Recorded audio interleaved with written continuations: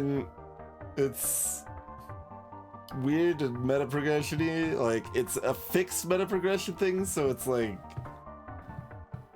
potentially fine, but also it seems kind of unnecessary. Like, the game's really easy. Like, it was, well, we only had 4 cinders, but. And what's oh yeah, that's only the beginning though. Okay. Like this one's like shining because like that one like is very good. You can get that for only 2 points. Nothing else is shining, right? Just that one.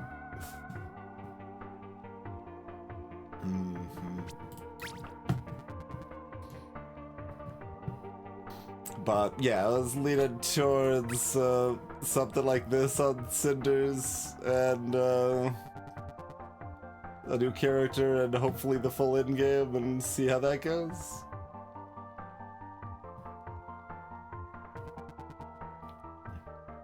So that's the default plan.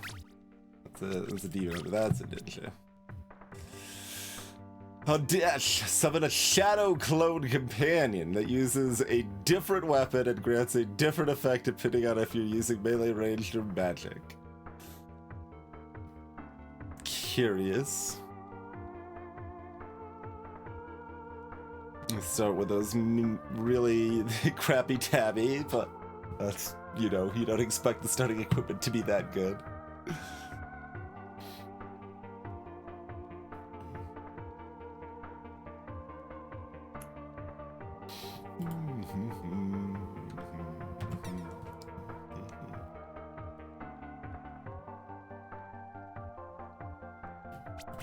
No, that's Doppelganger. No, yeah, I thought that was not the sign. Okay, it was the Esper.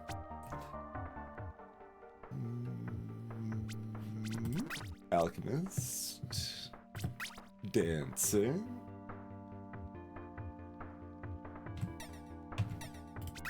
Druid. Mystic. Cleric. Wanderer, Sorcerer, Pyromancer,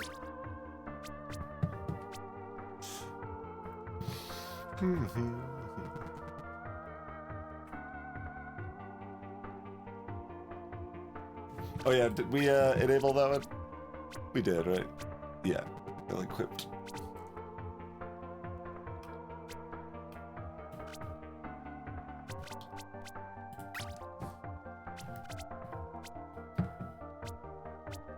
Did I miss anyone else that actually looks like a Scion? I mean that one, but I already know it's not that one, so...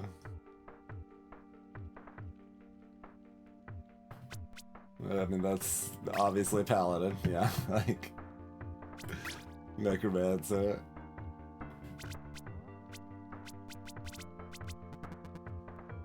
Oh, Esper, okay. It was Esper, fair enough. I'm like, it sounds a lot like the Esper.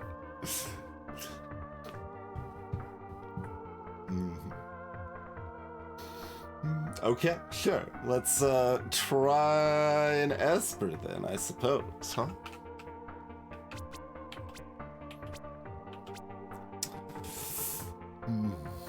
Abducted for their psychic talents, this child escaped using newfound powers to navigate a perilous journey, trying to find its way back to family. Trait selections sometimes contain psychic ability traits. And we start with into no strength and no dex, and only 1 HP but 1 shield. Which is... like, kind of worse, but has some synergy potential. It means my flask doesn't do anything until I buy another heart container, so that might be a priority. Seems like. Normal stuff otherwise. Like, most people have 5% crit, 200%, and like they're the slow normal. Like, there's the normal speed's either 7 or 7.5. Oh, there's 7.25 on the Samurai, apparently.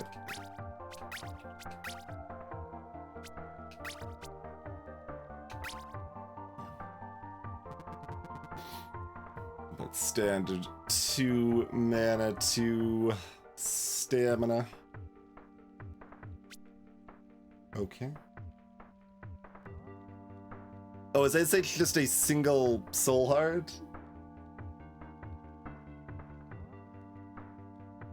I thought that was a shield that regenerated every floor.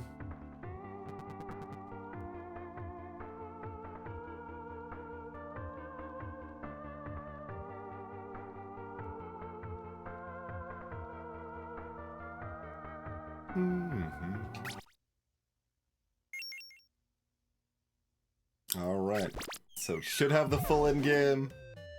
We've got Cinder 11.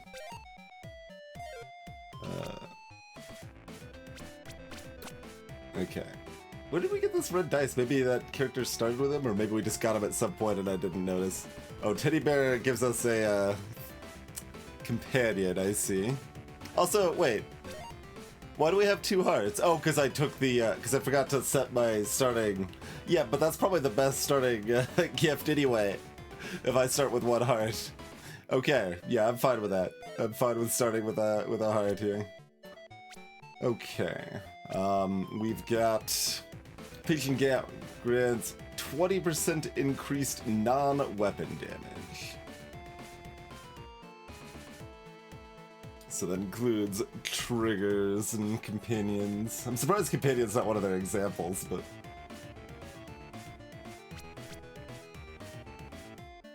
Oh, but this takes a, takes my accessory slot.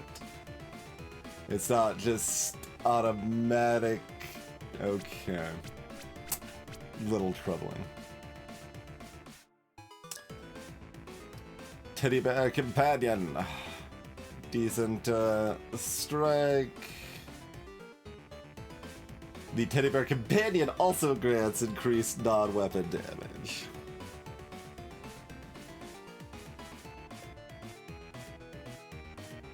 Interesting. Okay.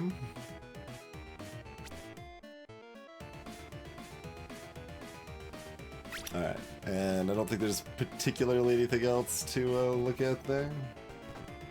And we could punch.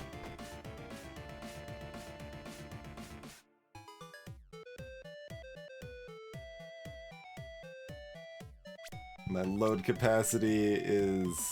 Okay, it starts at 50.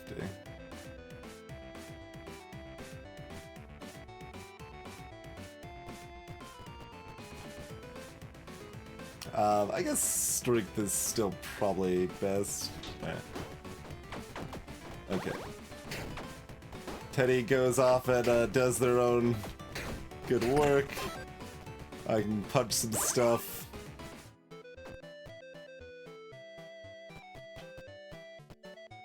Like, companions scale with XP, but, like, I don't think we want Dex.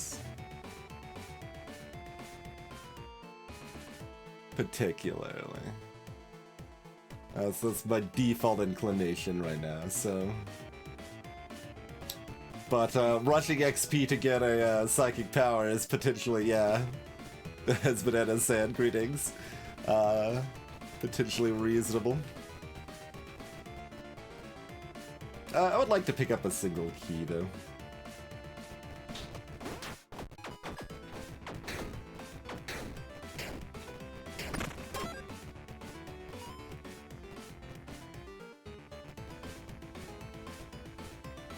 Okay.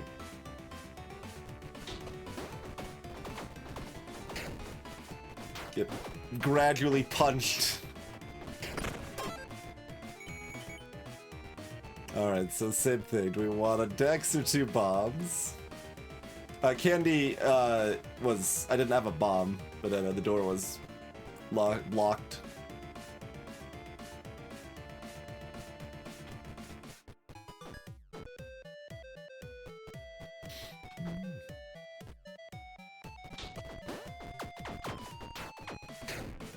Oh yeah, I do still have dashes. I could have been in a spot to forget about that.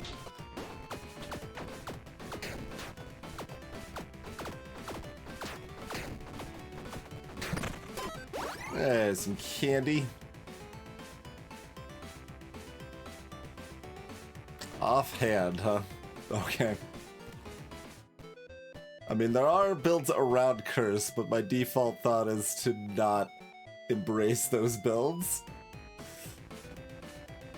So I won't.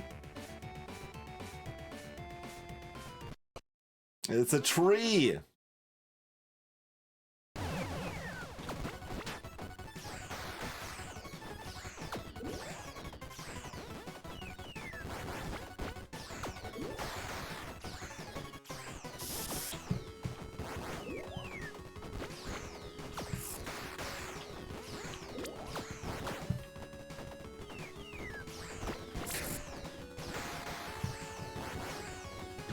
Okay. Bears get there eventually. After just being like OP the entire last run. That was a much longer boss fight. I mean, that's only the first phase to the easier phase that I was used to there. Hello, Peter. True Wrath of the Forest. Oh, blast, that actually still got me. Moved dead just a little too much.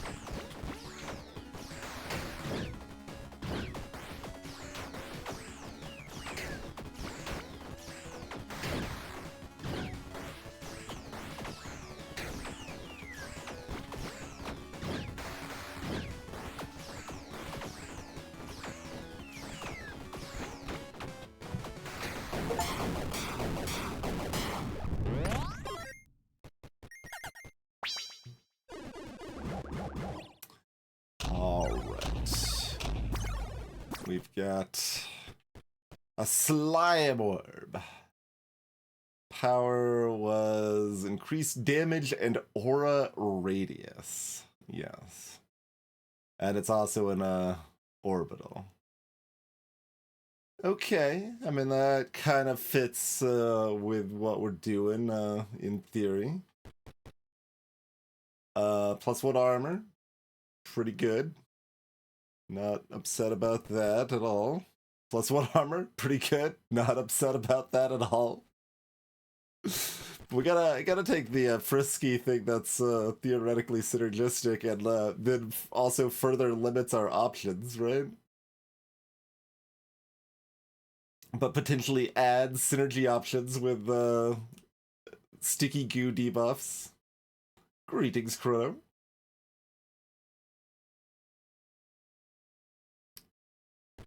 But yeah, I mean, just like getting armor kind of seems like it's better, but it's okay. We're gonna take this. We got an orb.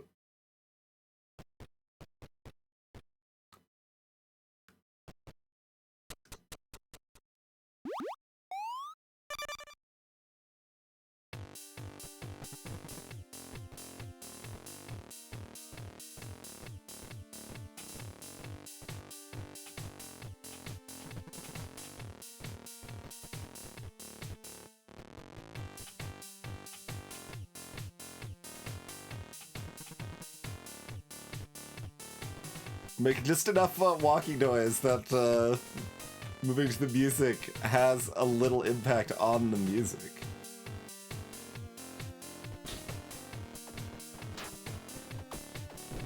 Alright, I should still be punching. Whoa. Those things apparently violent.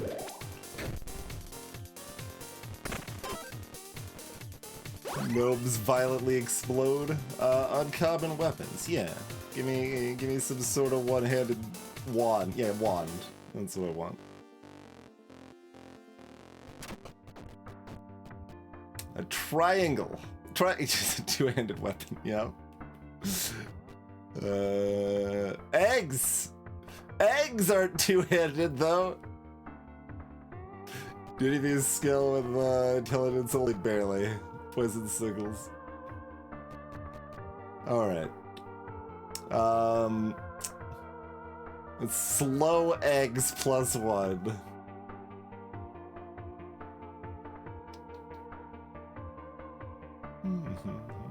How much is my punch? Can I not see how much damage my punch does? Let's see. There it is, okay. So, punch has an E, dex, and strength scaling, apparently. Okay. So it's 55 to 100 is its base. At a 2 attack per second, yep.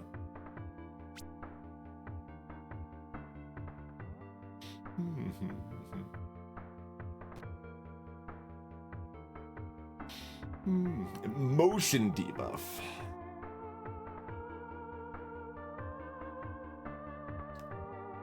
That's what taunt does, apparently? Okay, that's not what I expected taunt to do, but sure. Anyway, obviously we're taking eggs, even if we don't have any dexterity. It's the only one-handed weapon here, and they're eggs. So...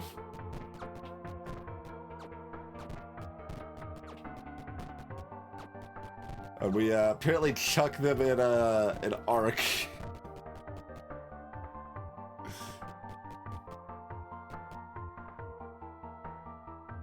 Greetings, Clef the Mouse.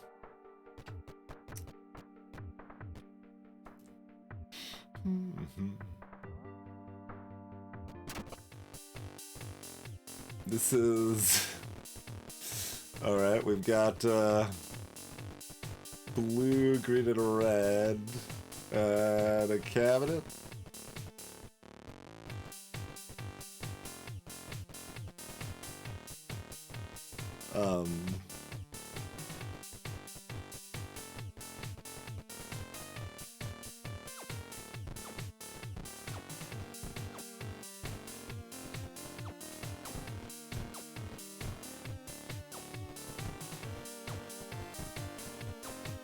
I guess I need to bomb something?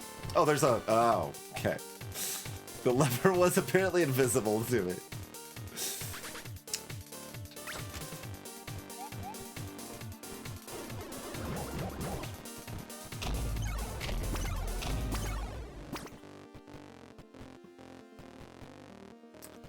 Dwarven Cluck Eye Bow. Dwarven Arcane Torment Tome. Dwarven Poison Throwing Knives. I assume I want this without looking at them yet, but... Cluck is a secondary attack that does a ludicrous amount of damage. Dwarven is +1 to all scalings. That's a 20% chance to cluck on attack.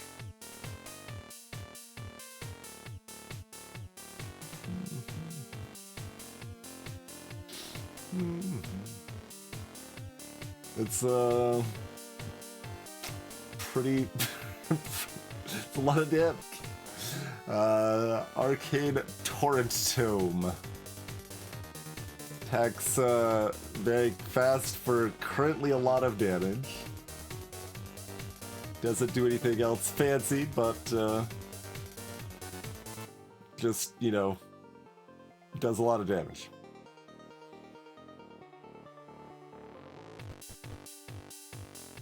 Yeah, unfortunately it's not a set bonus to have eggs in the cluck bow.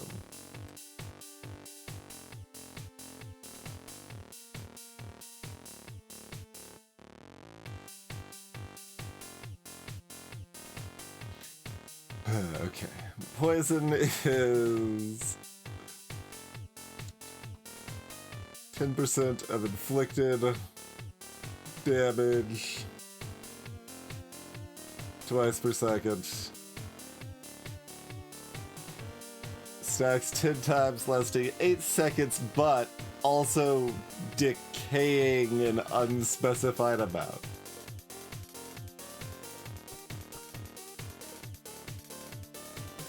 So, like, this is way better, except maybe we run out of mana so fast that it's not as good, but...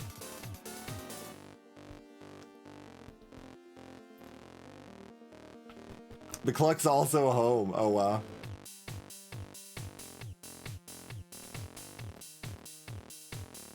It's weird that it doesn't mention that.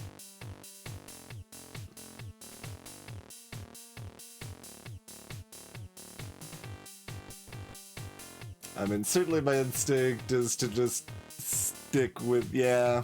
The cat's excited about the Cluckeye bow, but I think I will stick with what we're going for here. The sad thing is that we, like, literally don't even get to use the egg before we've replaced it with a better weapon.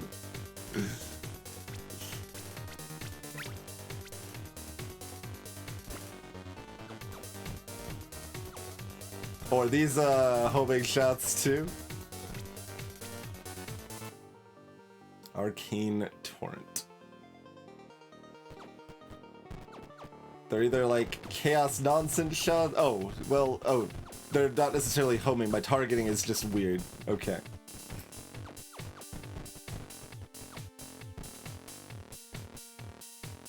Guess we're getting another key. Hey, Hypersphere.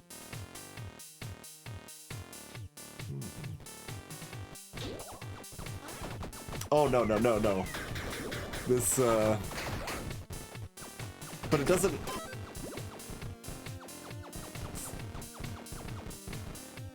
It doesn't I mean...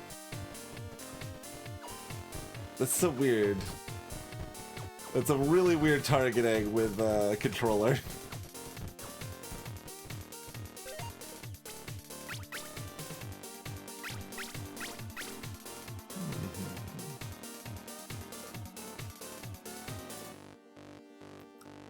Apparently when we were demonstrating this, it went up to 76%. We were looking at that earlier. But I don't think there's a further adjustment for this type of weapon, no.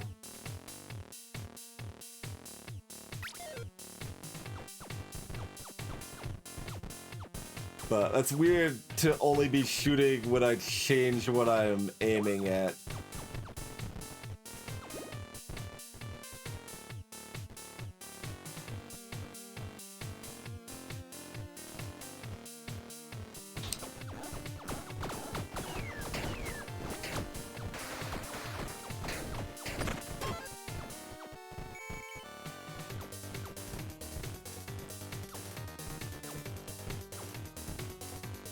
Upgrading weapons cute, but I mean honestly this aiming seems miserable enough with a controller that I want to replace this weapon as soon as possible.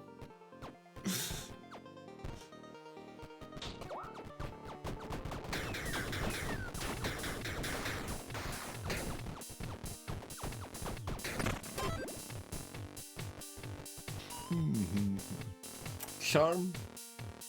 Ranged weapon. So that's specifically a weapon class that's going to scale with Dex. Yeah, give me a charm.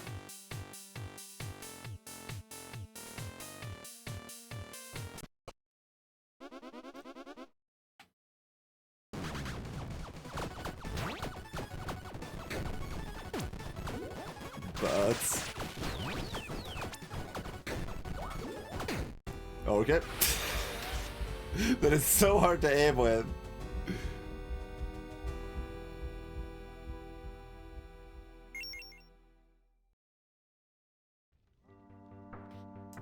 Do not like that aiming style at all.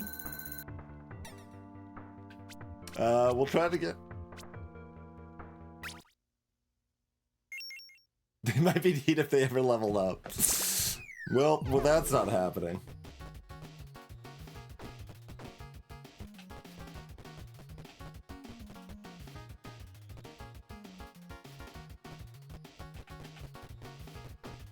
Yeah, no, Nova Drift I couldn't play. There was no way to make the controls, like, comfortable for me.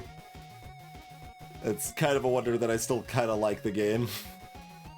Because, like, the rest of the game's really good, but movement in the game is, like, I hate it so much.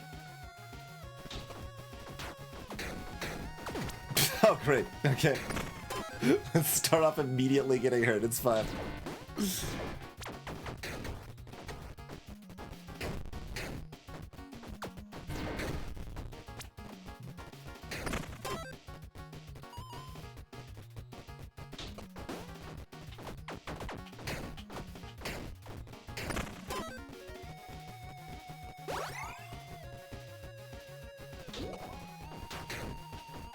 Oh god. Troubling.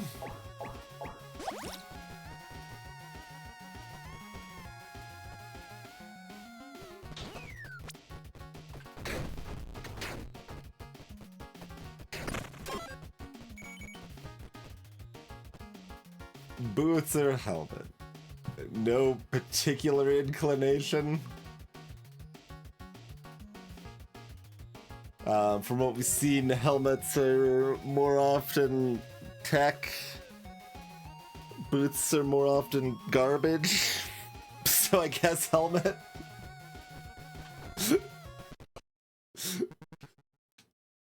Nothing can stop me. I'm the Minotaur.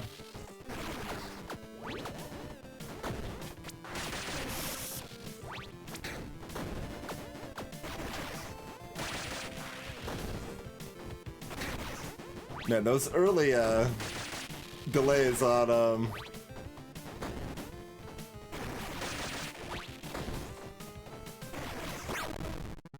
the stamina recharge is a lot.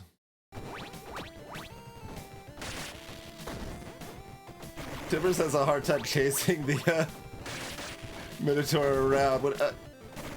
What did it even shoot at me?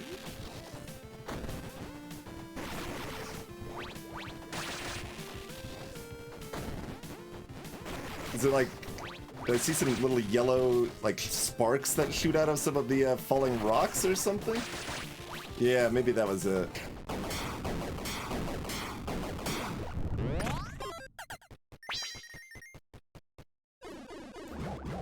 Greetings, Shinigami.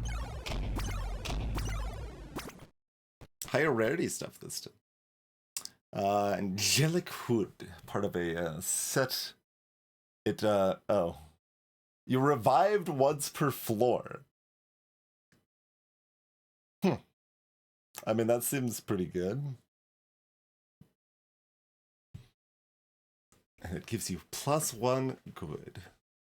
Although the set bonus would replace my ring, which would be really sad.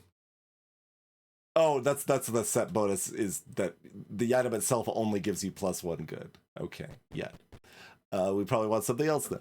On dash, kick the nearest enemy, dealing buttloads of damage. Interesting. Greed's Touch. 10% reduced attack speed. And the set bonus is increased damage per gold you have. I see. Wait. Also, okay, it's also a gauntlet with a punchy bonus. Okay. It's +4 to unarmed dexterity scaling, and a lot to unarmed damage.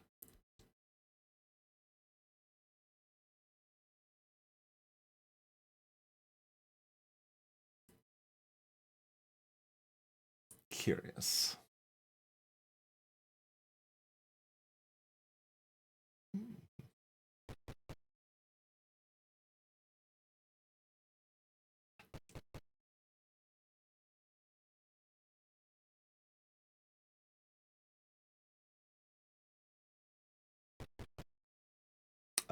I guess I'm just taking the boots.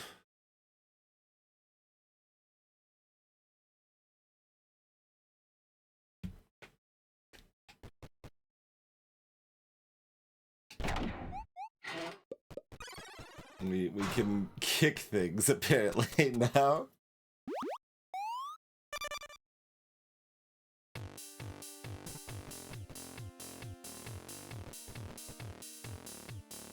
Yeah.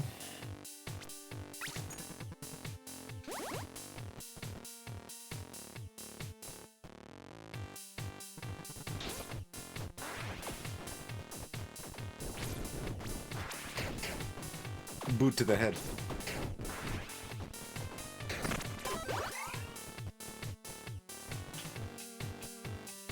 Okay, we didn't take Punchy. Let's find a weapon.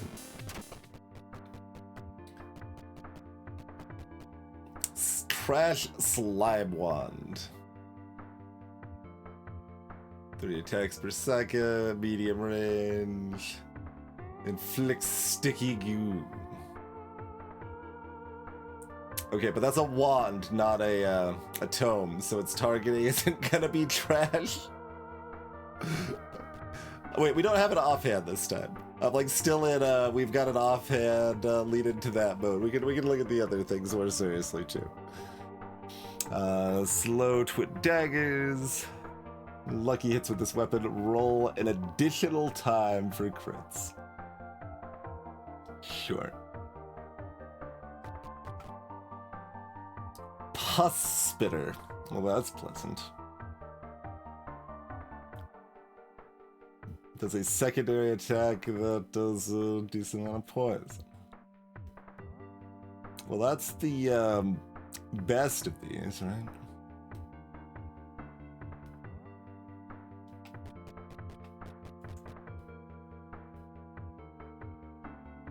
Oh, that mana drain's actually quite high.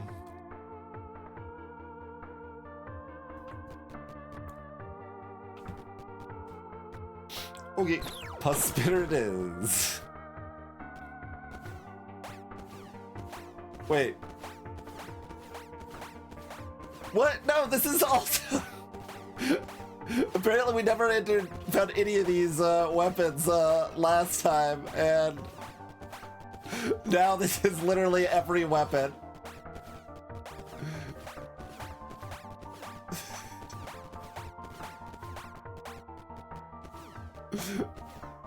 That's Jake. So miserable. Let's work towards our level up.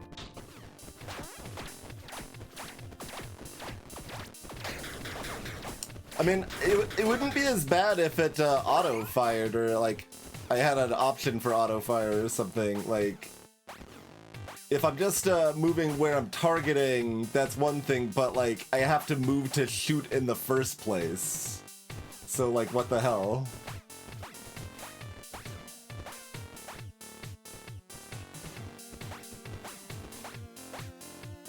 Like, I don't think there's any other options for that. Let's like look in the gameplay set here. This is so. Why is the option menu so jank? Okay.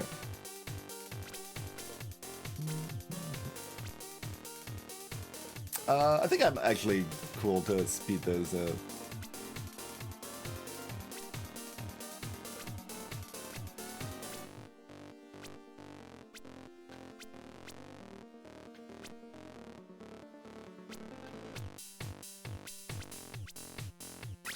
Nope, nothing else. Okay.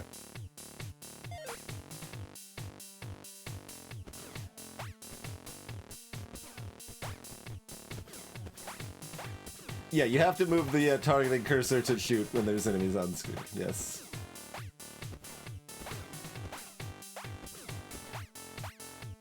You think there's a separate attack button? There is. Oh! Yeah, no, you're right. It's just you can also... Okay, no. I'm being dumb. There is, in fact, a separate attack button. Like, it's still awkward, but, like, that's significantly less awkward. And I assume that's actually how I was firing... Well, I don't actually know how I was firing last time. I was probably firing by holding down the attack button last time.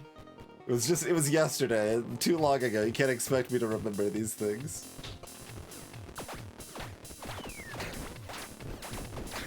But yes, that is far less bad, thank you.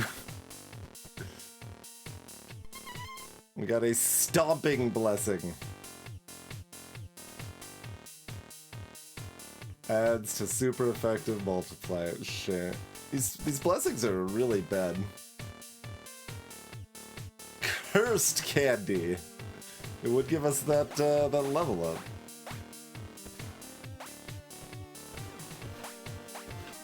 But like, that's also another thing. There's no way to know what the hell is vulnerable to my damage times. It's not like you're doing it with any intentionality. So like, damage vulnerability in that context seems completely terrible and pointless.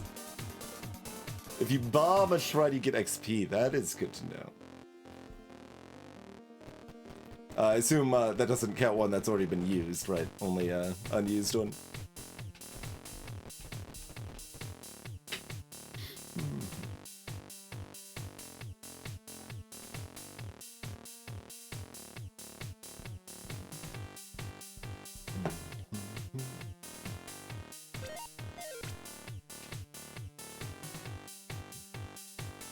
I mean, getting the level up is good, but I'll believe in myself.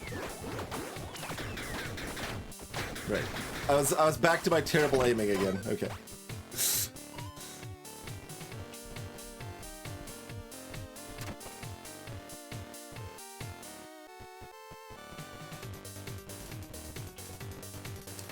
We can interact with the ore or the dynamite.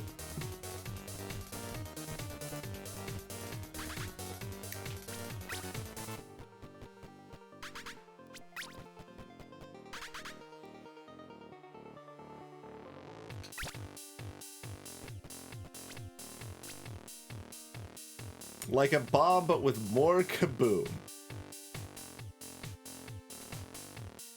Huh.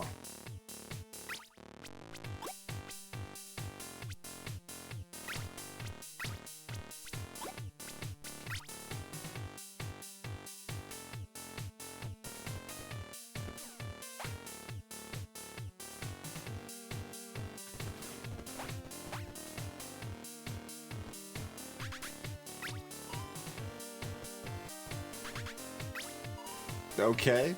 That's just 6 bombs and 3 dynamite. Fair enough.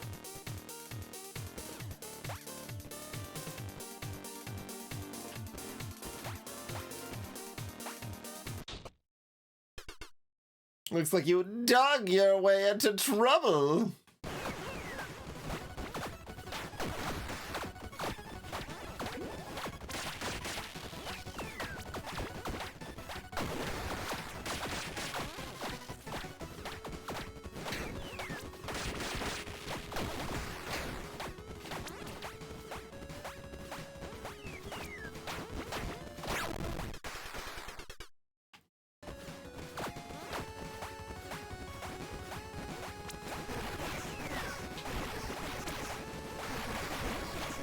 Oh, they stopped chasing me. Oh, but that still hit them for a lot of damage.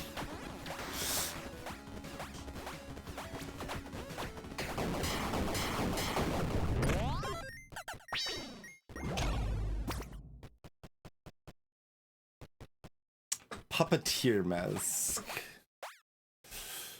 Grants increased stats granted by companions. Tibbers doesn't give us any stats, right? Well, it does give us a stat. The stat is increased non-weapon damage. So it gives another 5, or I guess 6.25% non-weapon damage. The set bonus if we get the gloves. Percent modifiers to companion damage also affect you. But that's probably only things that are directly companion, right? Like that doesn't work with, quote, non-weapon damage, I assume? 2 extra seconds of invincibility after taking damage, so 4 seconds instead of 2. Armor of Thorns that is very, very heavy. Grants a spiky ball orbital, and it has an armor. Cute. But super heavy.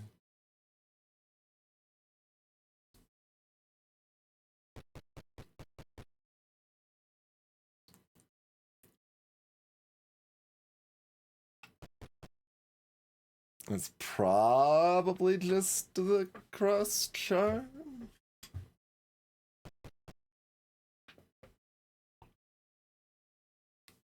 I mean, it's got potential. It's just It doesn't do anything right now. And we don't have any synergy with it, really. I mean, it increases my bear damage a tiny amount, yes.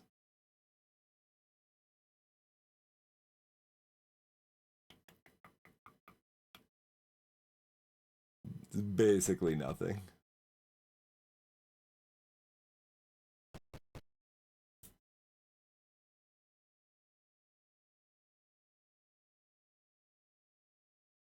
We end up leaning on companions enough, the set bonus will do something. But the set bonus doesn't do anything right now.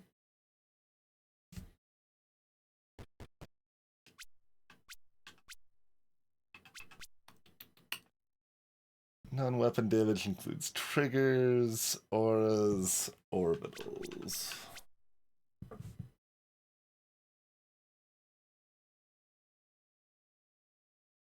So no, doesn't affect the poison. That's a secondary attack.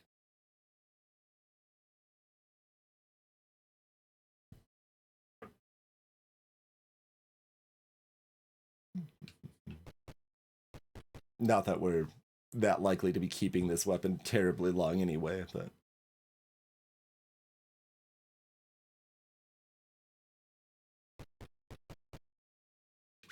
Oh, do you think the dot would be?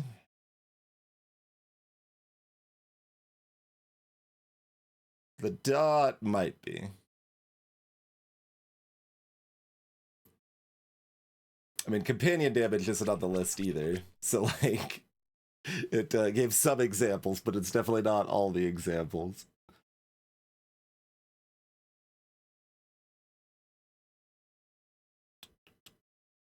Yeah, it should affect dots, I assume.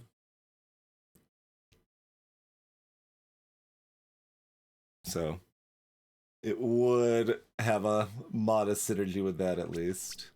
Oh, what about wrapped boots though? Is that a weapon? It's weapon-like damage. That's a trigger. It's a trigger. Yeah, so it affects that too, I guess. Yeah, so it does actually affect the boot to the head.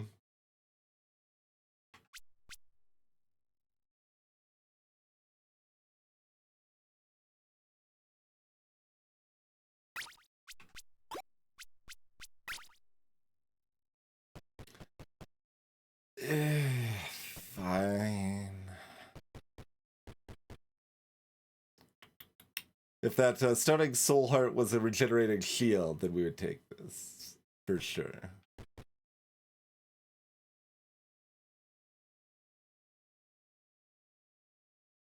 Is punching not weapon damage?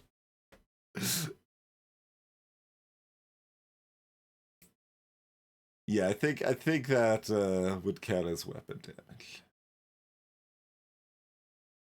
Alright. Evil shopper, good shop. Oh, yeah, so for extended in-game stuff, do this moving the cursor around is really annoying. Do I need to have an extreme of morality or integrity to access extended in-game stuff? Or is there some extended in-game without any of that still? I mean, I don't see a lot of reason not to check out one of these shops regardless, but just good information to know.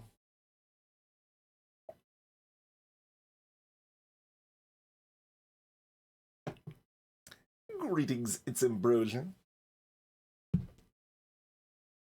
There's some, but less. If you're not sufficiently good, evil, lawful. Wait, chaotic doesn't count? Or did you just not list anything?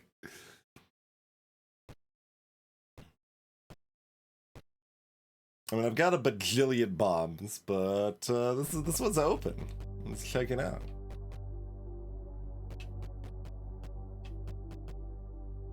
3 strength. Pretty decent. Can't afford this. 30% increase. Oh, to the yeah, the armor part of the enemies. Mechanic does not have an in-game path. Okay.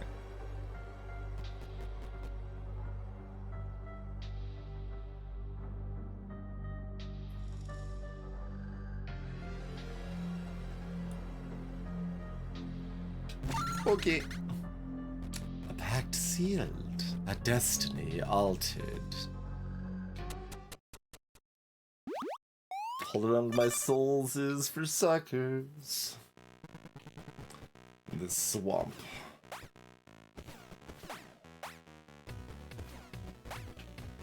We need that level up, so let's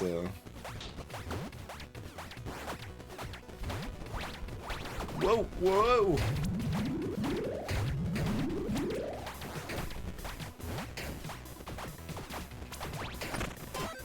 Swamp's getting intense here. Psionic blasts. During combat, every 2 seconds, trigger 3 psionic blasts. So that's a trigger that scales with turns. On a random enemy, so we don't even have to target every 2 seconds. This is pretty good. Damage rolls twice and takes the lower value, but you can have an extra companion. Grants 3 kitchen knife orbitals. Alright, give me some psionic blasts.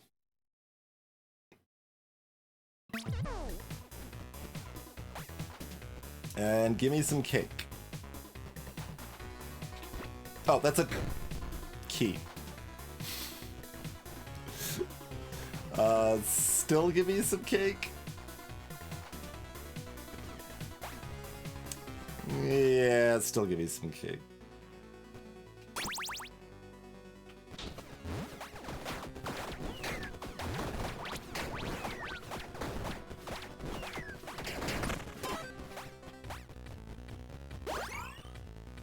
I don't respect the shrine. I'm gonna get my key back.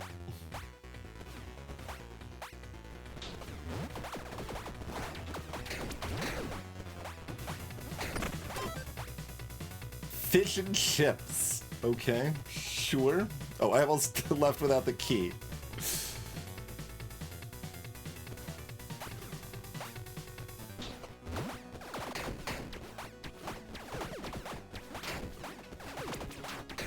Boot to the head. Magic weapon. Probably down. I mean, I've gotten at least somewhat used to aiming with this, but I would still kind of rather not. Just not. There's not a lot we can buy at the tavern. And I don't need like a heal, so.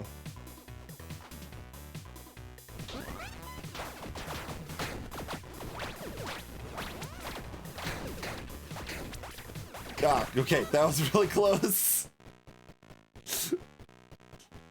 Oh, that constant key to open. Alright, well, fair enough. Fiend Commander Codex. That sounds like exactly what we're looking for, just on the name. And the scaling is strength and magic. S tier, huh? Very far. Inflicts companion sign. Grants 4 imp companions. Companion sign makes them take 50% extra damage from companions. And it drains quite a bit of mana.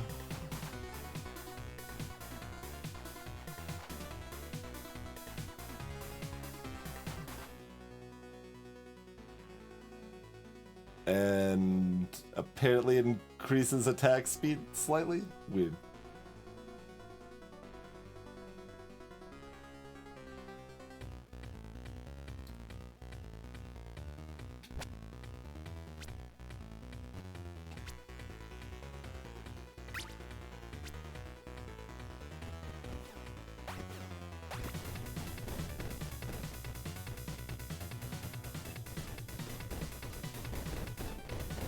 We're like chucking bats.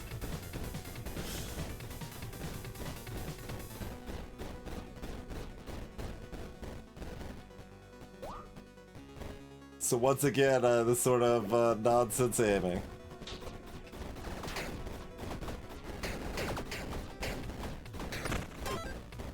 But we got a bunch of imps that I don't know if I can check how good the imps are, but we have them. Greetings, Chatterboxy.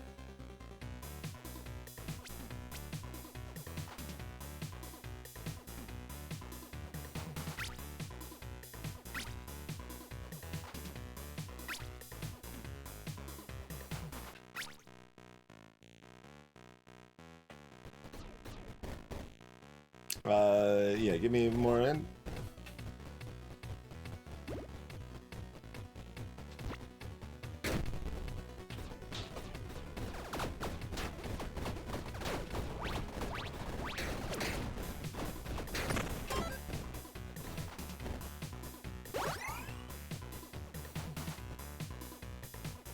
Set, I mean, we might find our other piece, I guess, of our thing that isn't that impressive, but might do something good later.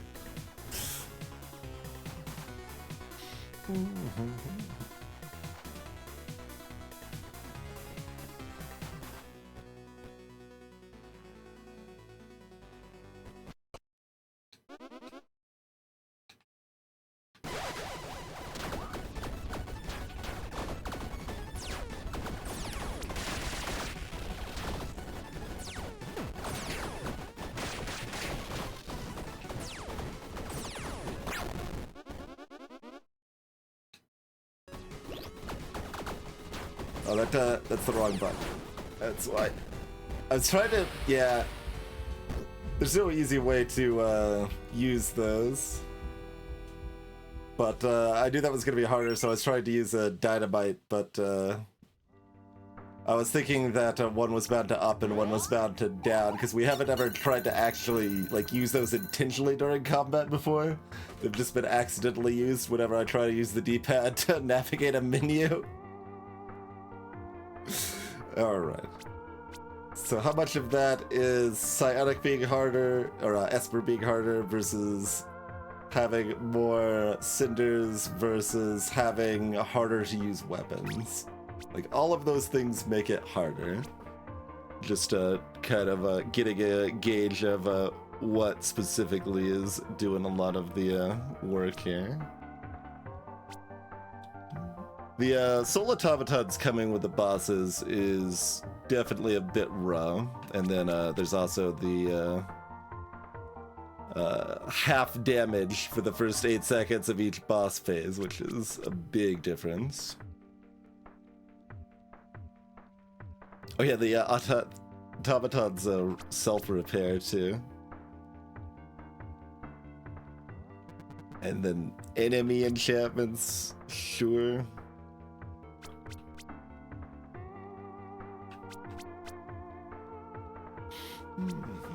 That's most of it, but yeah, I think the weapon is actually a big, big part of that being harder.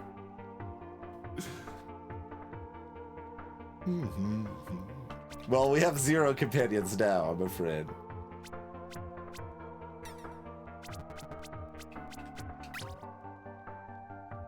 Alright, do we want to try Ninja?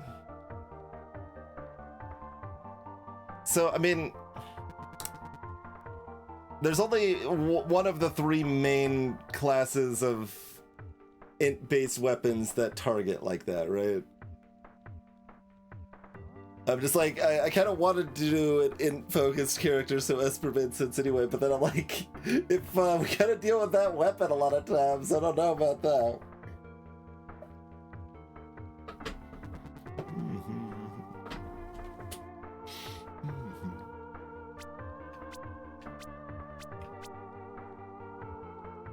So, could do Ninja.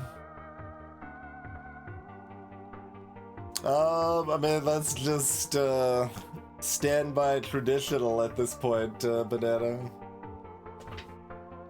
Like,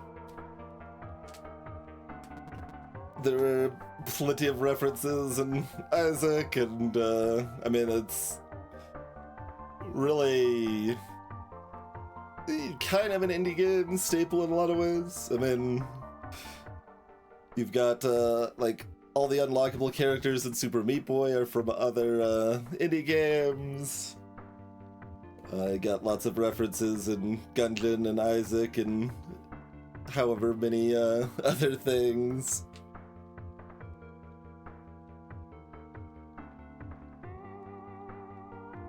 Which is the Coin Crypt Hermit equal?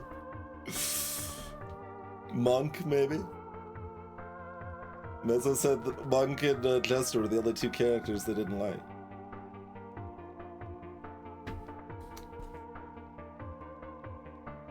Deprived? Is there a deprived?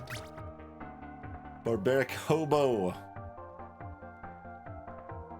Counter more cursed room rewards, but cursed room rewards always upgrade to the higher tier if possible. Starts with a Plague Shielded Club, yep.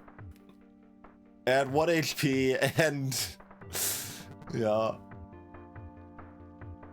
Starting with 1 HP is also pretty rude.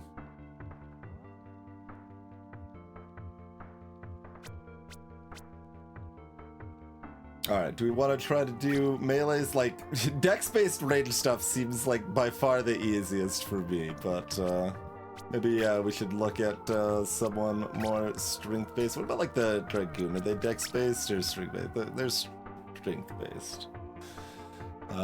Your hits from weapons always count as being at far range and at close range at the same time. If it matters, I guess. They have the awkward thing with a starting set bonus, I guess. So you can't as easily replace either piece of it, probably, huh?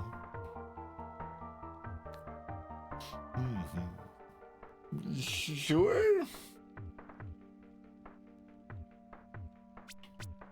Sure. Let's Dragoon it. I don't remember seeing much that cares about being near far for effects, but no.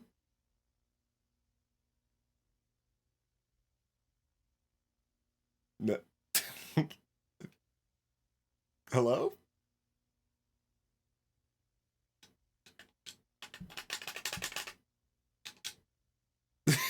Sinja refused to load. Greetings, Kitty Catastrophe.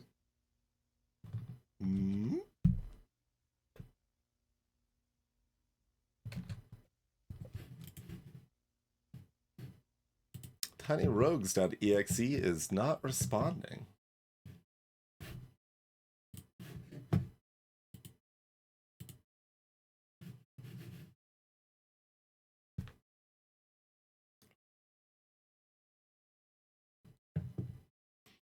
You think so, Pars? I mean, like, it seems like the game's reasonably set up to not need them, to me.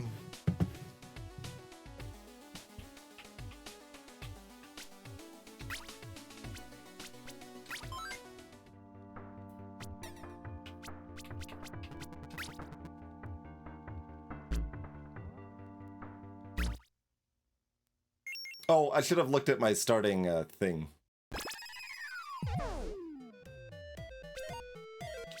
Because now that we do start with 2 hearts, I maybe want a different starting perk. Yeah, whatever, this is fine.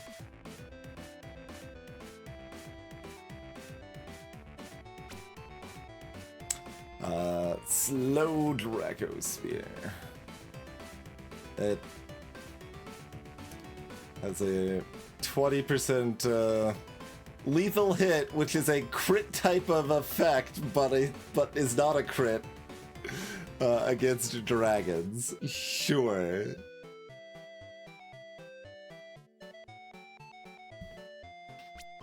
Wyvern Helmet. All enemies are considered dragons. Ha. Cute. Okay, so that's a set bonus we don't necessarily care that much about losing. Although that one gives extra damage to dragons itself. And that one gives a suppression. So that's extra boss health.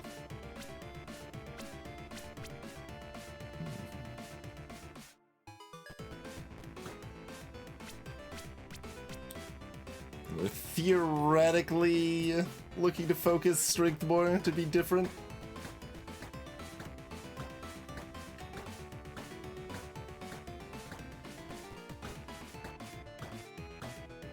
Set bonus bad attacks out of me, exactly. Set bonus Carlinalius is rolling in his grave.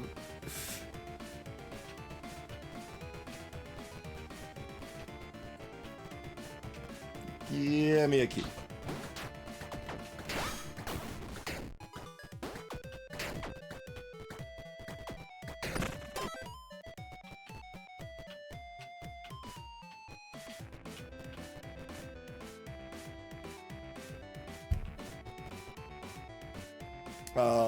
I don't actually have that good of an idea what's in a wooden chest, so give me the wooden chest. It's a key. Alright then. Give me the beef. Greetings, Cathartic. Thank you for 9-3. Frickin' monks.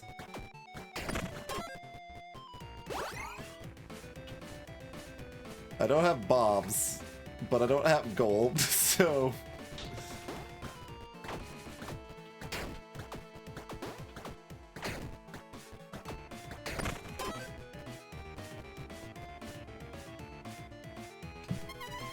Fortune blessing.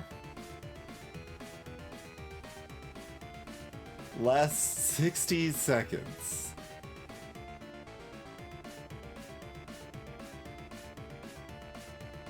Weird.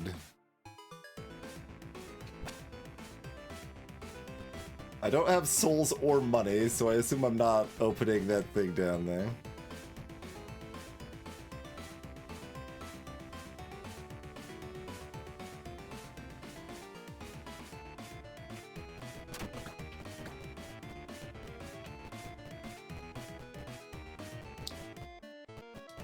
Mushrooms hanging outside a little log house. Happy green. Oh, I probably want the red one, right?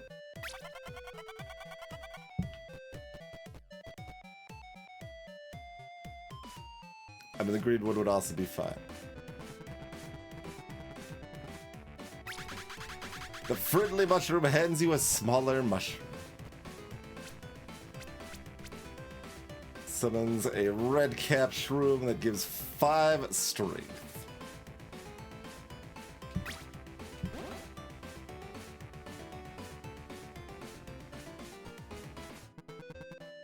I have high hopes.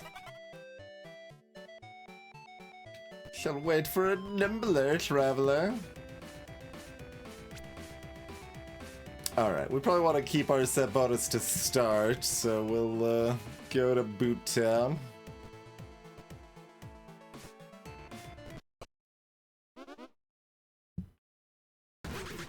Oh god.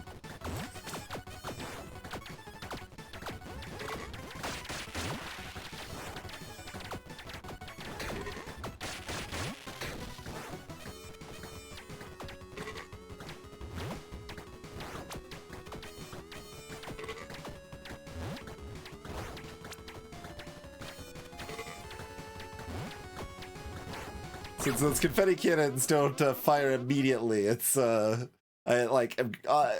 you're used to things like that firing immediately or working differently than they do, so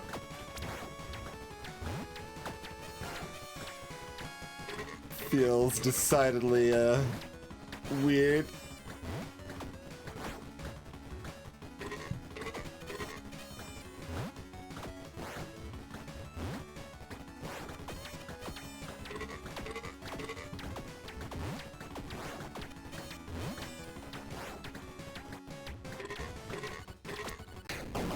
Okay. I mean, we had the suppression too, and we didn't even need it.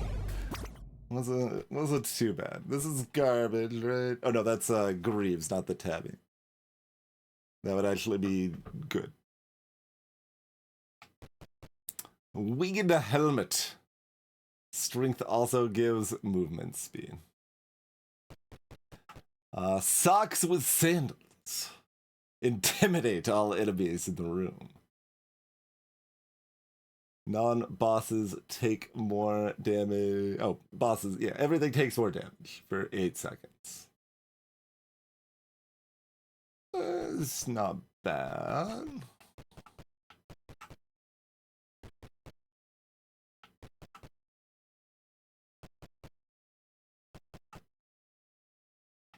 Greetings, Stasis Zombie.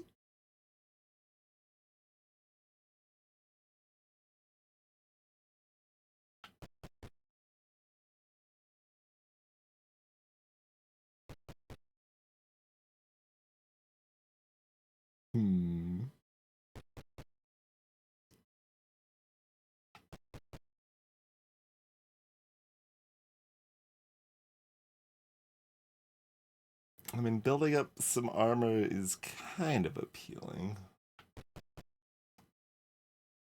I mean, based on our last two runs, we shouldn't be looking too much at long term. But I'm just thinking out in terms of like, well, this will sell for more because we probably want to place all of it, either one by like mid game or so anyway.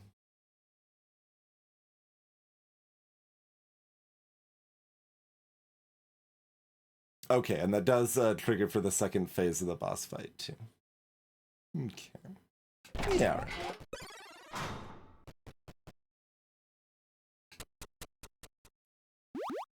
Gotta take the one that's more stylish.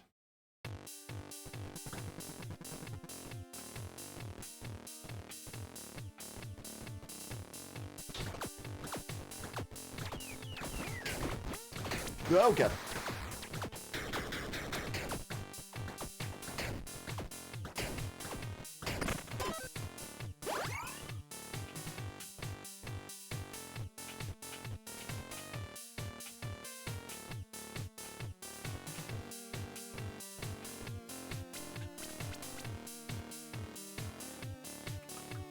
So, you know, 20% more damage.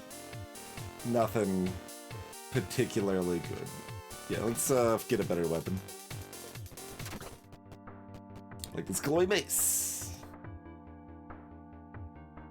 I mean, that is better, but... Runic sword.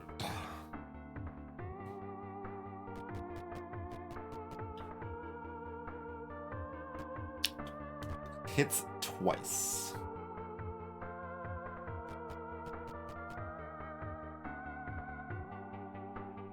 Yeah, there we go. That's the button. I saw that button available.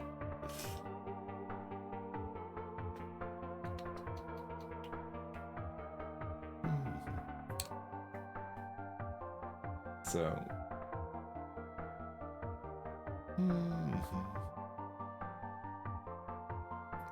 Double axe is about the same, but only uses one hand.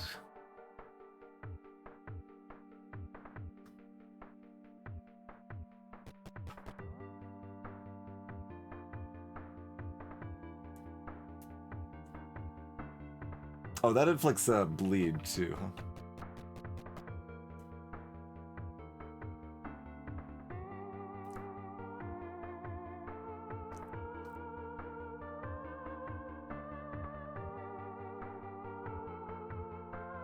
And bleeds quite a bit, actually.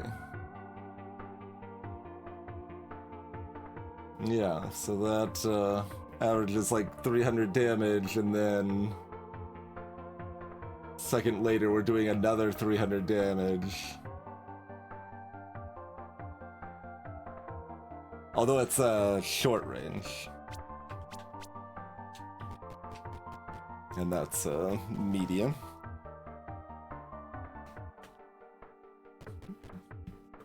So if I can hit things, this does a lot more damage.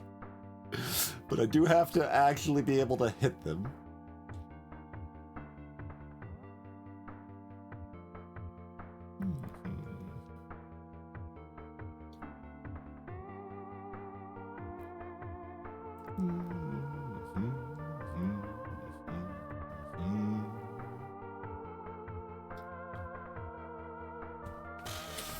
That's a lot of damage. We'll give it a try.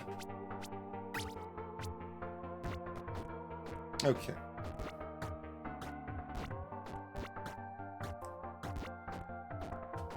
Okay, that's doable.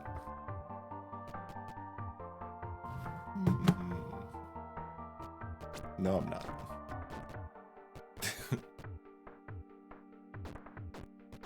It's like 75%, 80% as long or something.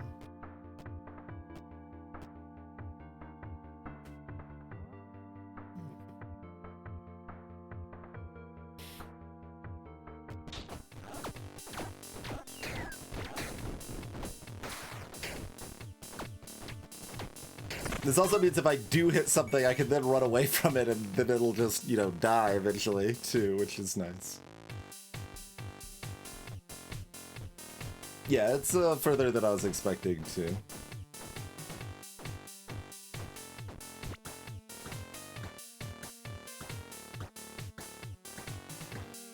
So... yeah, about 75%.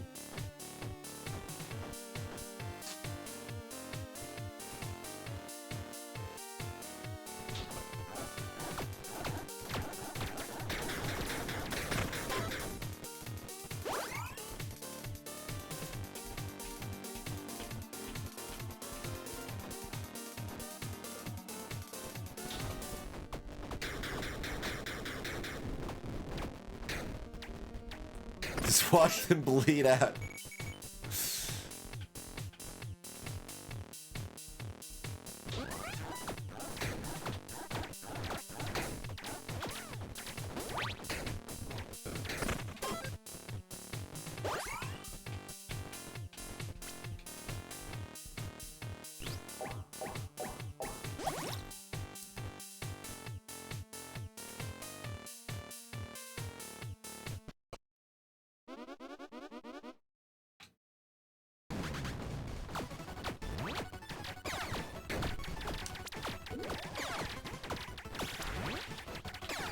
Oh god! So few dashes early on.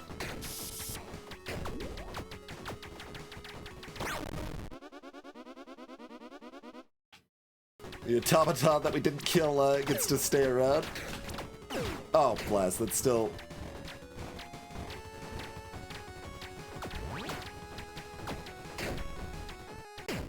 Oof. Actually got hit 4 times there? I only remember getting hit 3 times, but... rough. Alright, well, do we go with Masteries? Do we go with Dex build?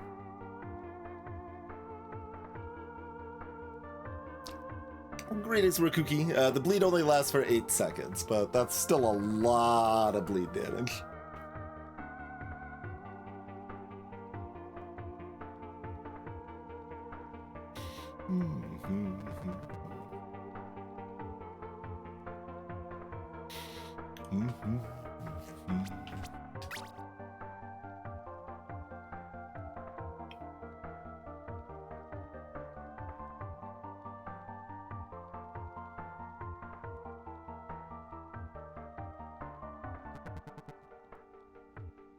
Oh yeah, but so...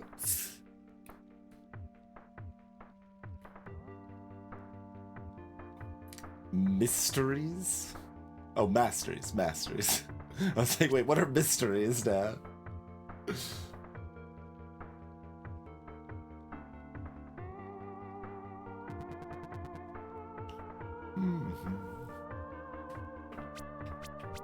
Alright, lots of chat wants us to do Masteries.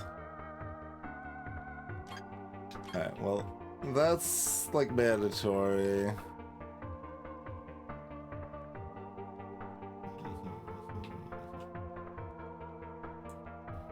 Event rooms with mini games in them are twice as common. Mini games are easier.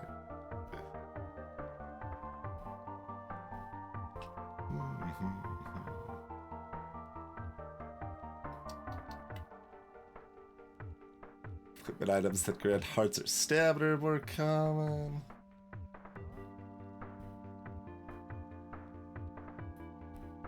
Weapons of the same weapon type that you started with are more common.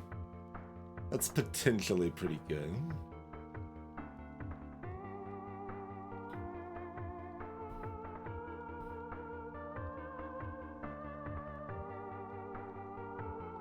Oh yeah, you can do either type or class. Interesting.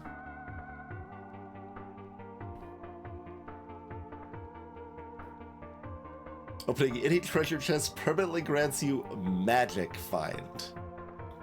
Is that like how often those little stars spawn, or? Legendary weapons always come pre-enchanted with a legendary enchantment. Epic weapons and equipment are more common.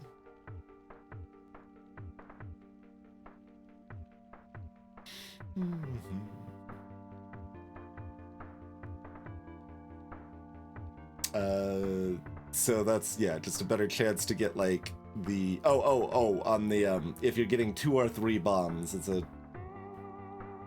extra chance to get 3 bombs.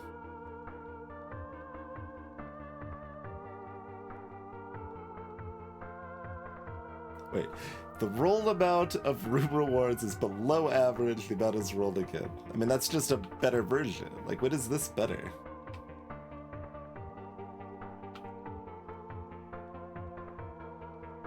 Like 3 to 4 dice.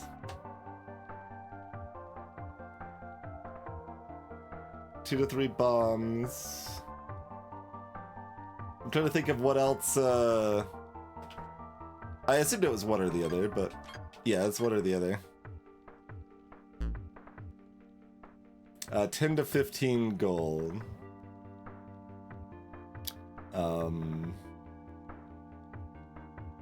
So if it is 10, 11, or 12 gold, we get another roll.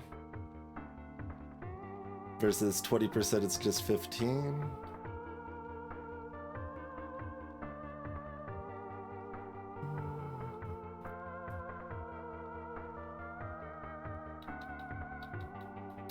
Trying to process that in my head. Do we open up the text document and math that out? Like, it's better in the other cases. It's at least really close in the goal. I don't think I've ever seen a key reward be other than exactly 1, but we haven't played a lot, so I guess it could vary. Greetings, JT.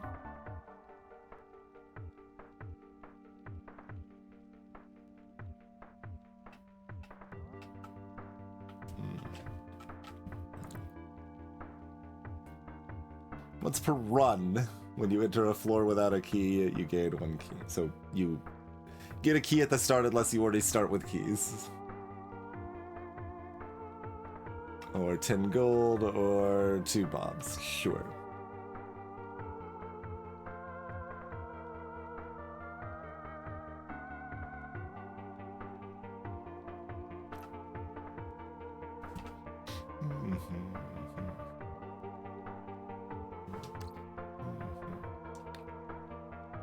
Start with a soul heart. Oh, there's a bunch of non-split things. It's a little easier to see.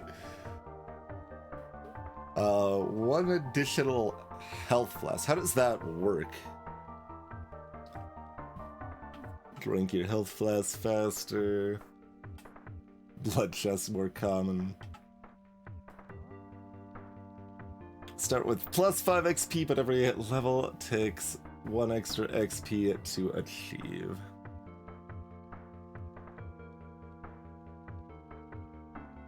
I mean, that seems pretty good.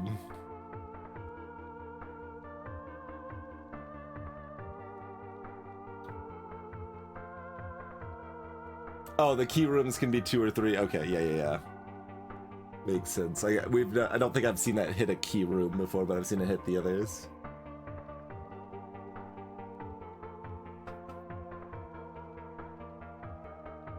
Rooms are never smaller than their base size.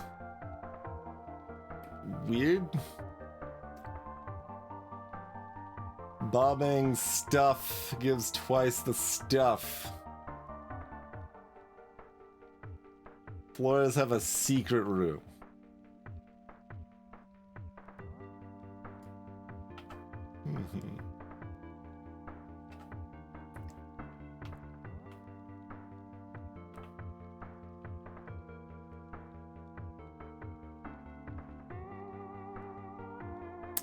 Gain 1 movement speed.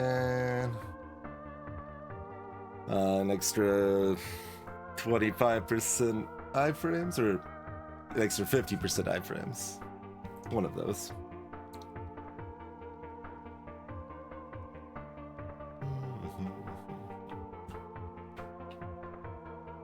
Yeah, it's unclear how what extra health flask works. Is that a temporary health flask, or is it whenever you get a refill, it refills both health flasks?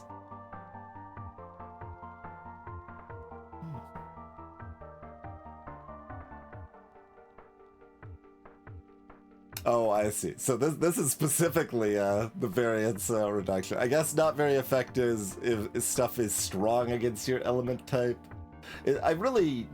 I'm not a big fan of like elemental weaknesses in general, and I think they're especially bad when there's nothing you can do about them. You just have them or you don't. So it's kind of seems a little jank that they even exist in the game, but.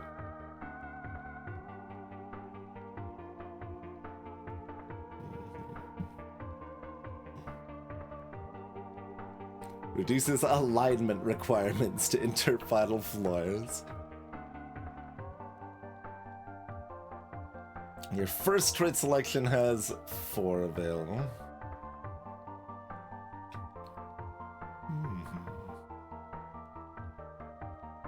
Gain a trait reroll on your last trait selection.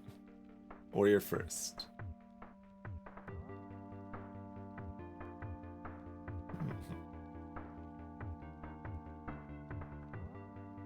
Mm-hmm. 30% chance that food rewards are of the type of your highest attribute. That's pretty good.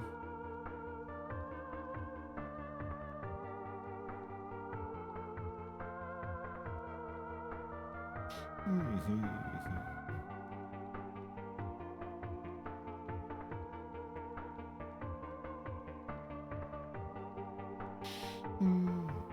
Types of traits offered in trait selections are more influenced by the types of traits you already have.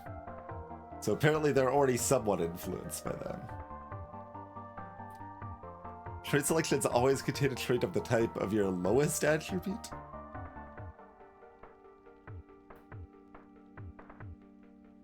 I'm trying to think of why that would be a good thing.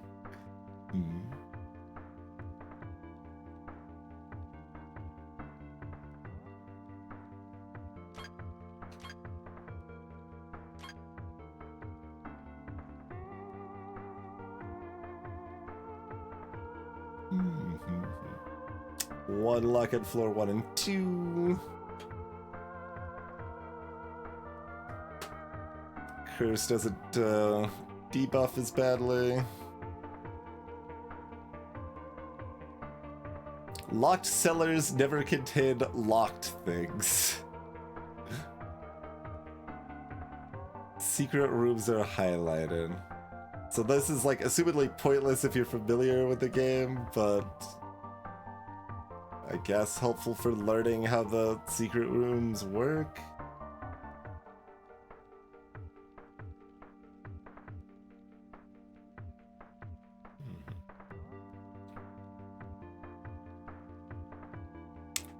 That would have been nice on, well, if we had an extended endgame, it would have been nice on our run yesterday.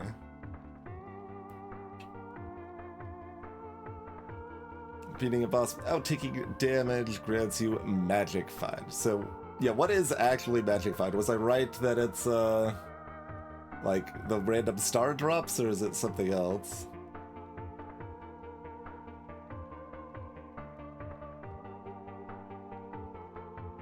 magic find.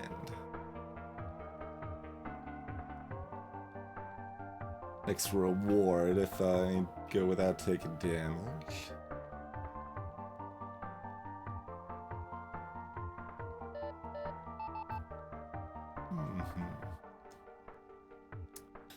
Boss rewards that guarantee a weapon or equipment now guarantee 2 items. Curious.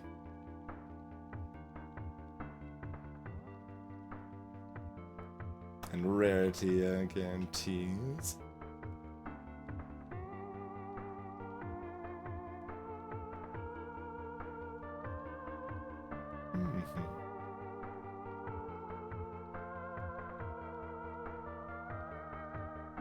Magic find upgrades a loot drop. Curious.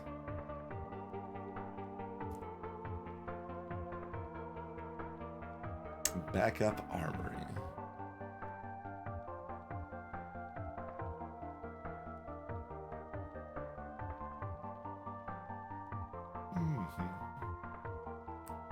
Armories are negative, never negative. 10% chance per run to encounter a royal armory. 15% instead of 10%, or 5.5% instead of 5%.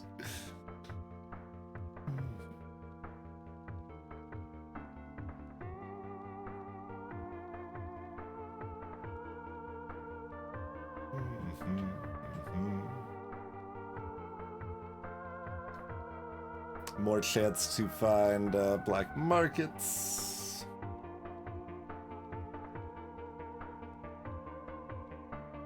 Guarantees at the black market. Fish items. Deep sea contraband.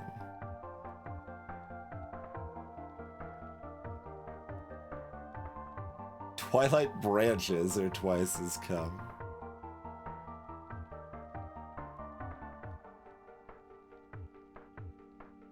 You always encounter the Enchantress while having a weapon that could use one. Huh. Let's see, we looked at this stuff first, right?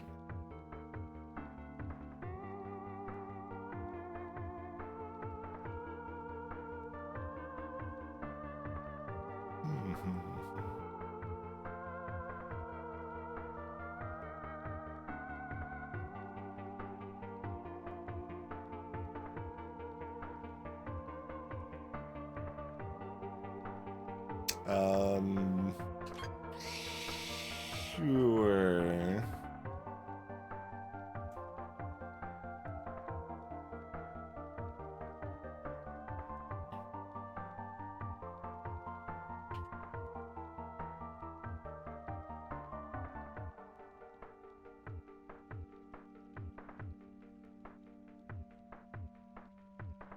I don't know what I want, because that's instead of appearing randomly, so it actually seems like it makes it less common but predictable.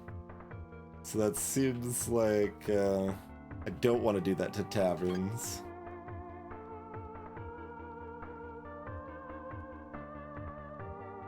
Okay, the nurse is just gone if you go down this route, huh? No matter what.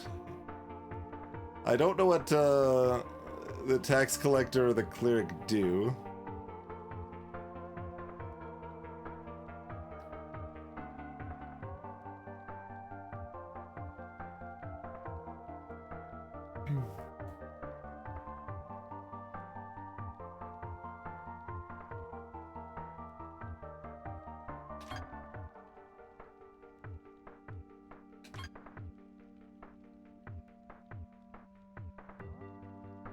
Green blossoms last 10 room instead of 1, sure.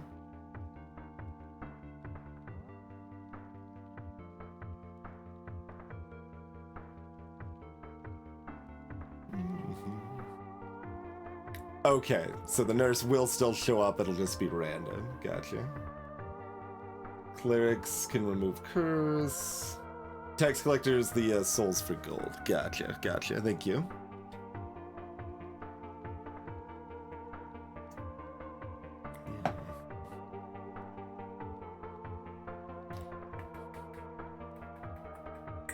And Santa's gift boxes, random loot.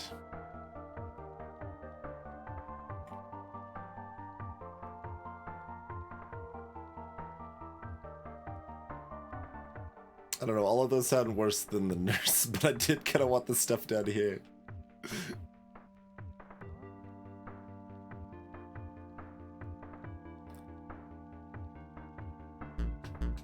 Just skip it. Or assign the point, but don't assign it to anything.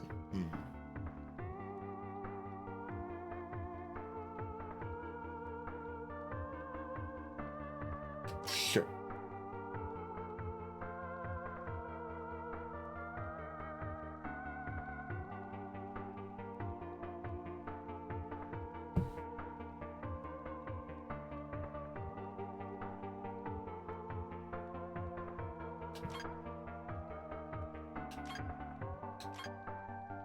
Sure.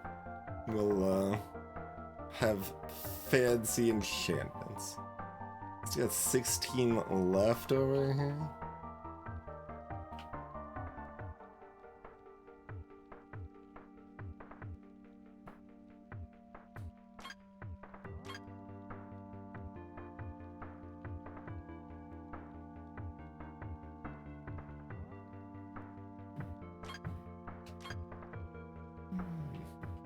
Fine, highlight the stupid secret rooms.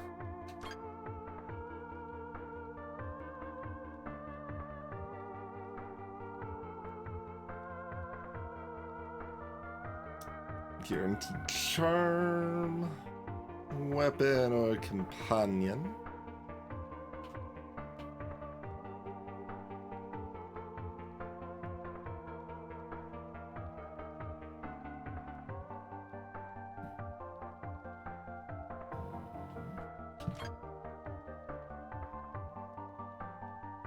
Just cheaper shops.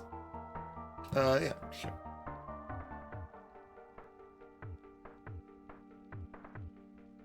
Gold prices are increased and soul prices are decreased, or vice versa. Demand and supply, yes. So one always contains a shop.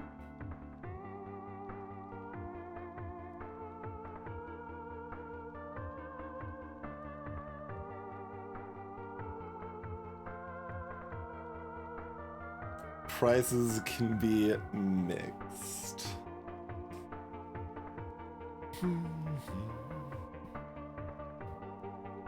Equipment and weapon chests sometimes have an extra item.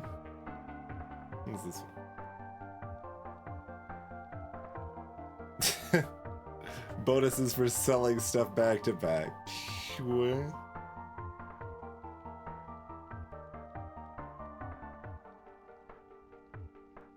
Blacksmith can upgrade to level 4 instead of 3 for range stuff.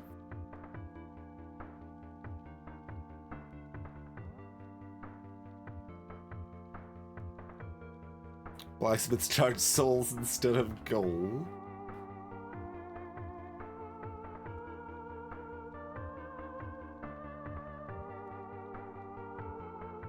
Five more points.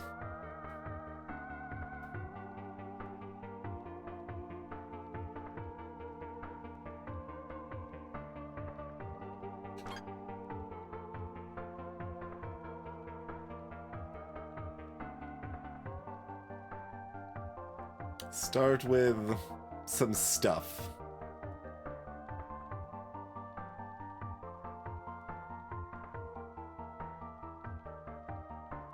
Sure.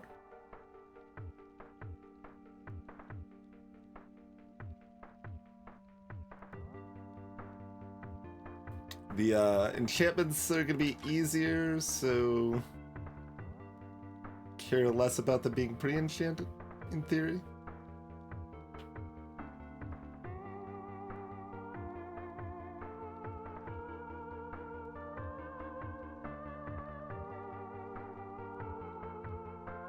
Are we looking at being a bar?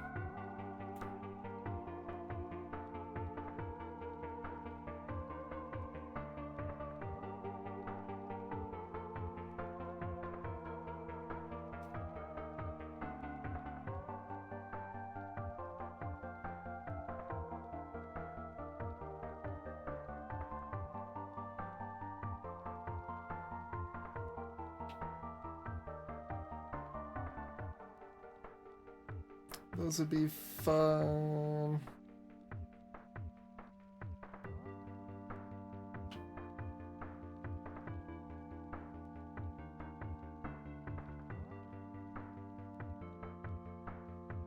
Butterfly effect is fine.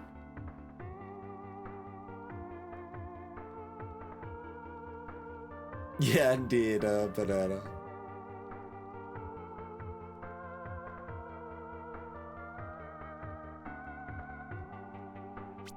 So if we wanted to be... No, bring up their stats again. Okay, I gotta select someone different and then select the bard again. Start with a lute, so that's gonna be a ranged instrument, I guess.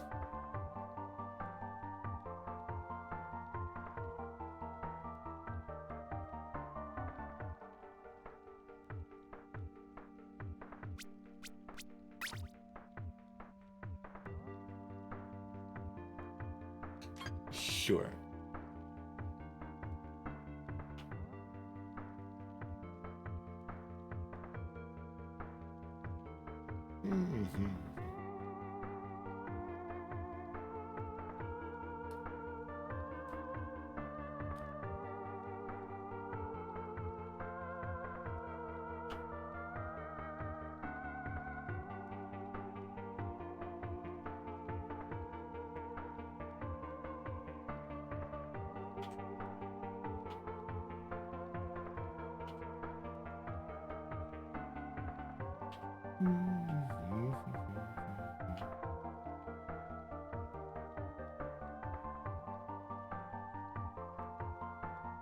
Oh yeah, I guess if I've got this, do we have guaranteed secret routes?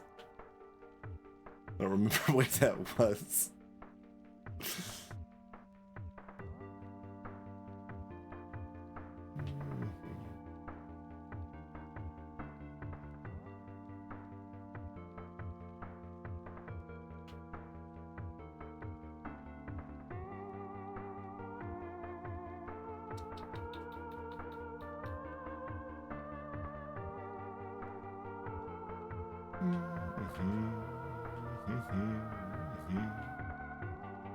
I need a control F.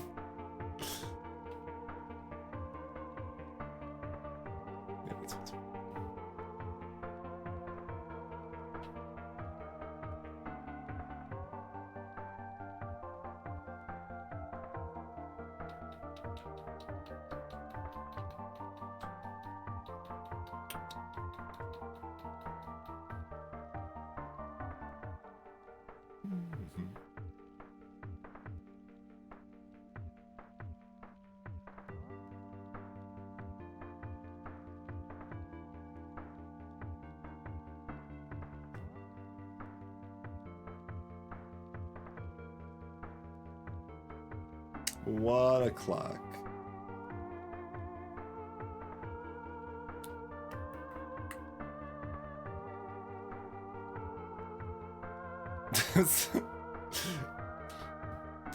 Well, it depends on the type of weapon I have. If I guess if I've got a long-range weapon, that's probably an upside.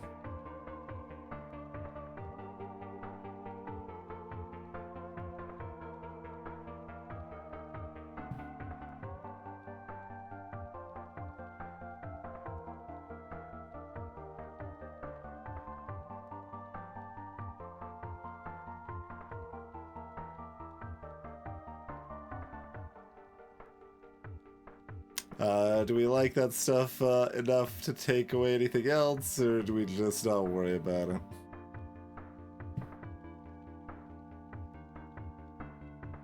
Those are allowed to go.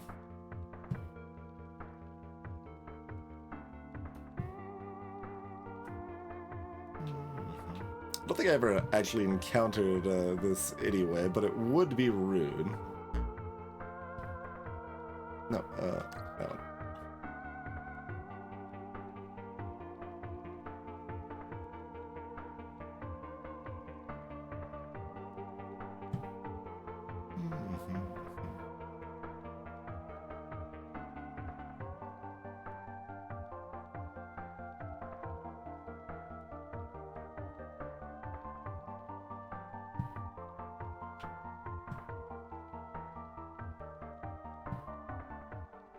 Don't necessarily need to start with a key, but...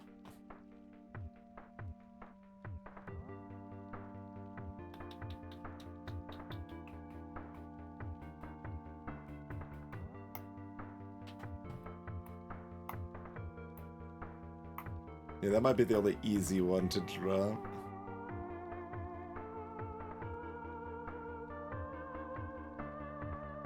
And that would still only get me here, not the mimic stuff, but... Because it seems like if I'm already going here, I kind of want this whole set.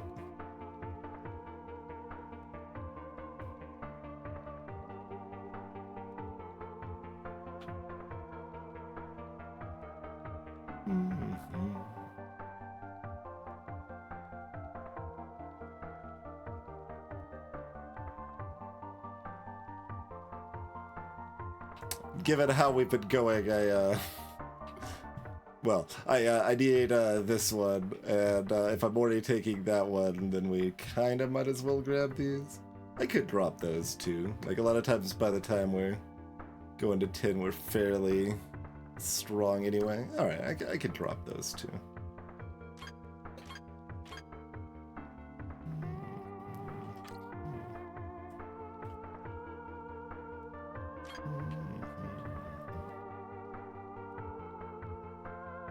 I don't know what the mimic hint is. I did see people commenting on it yesterday.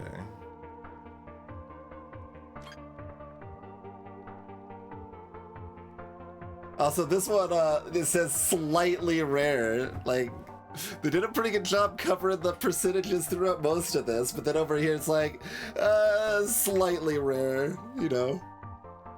Yeah. 20% rare or 5% rare, nobody knows really, but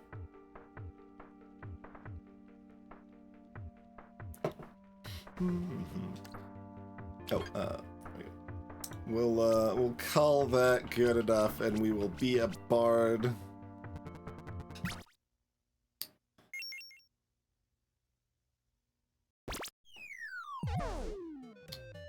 But we're only allowed to be a bard when we return from this break.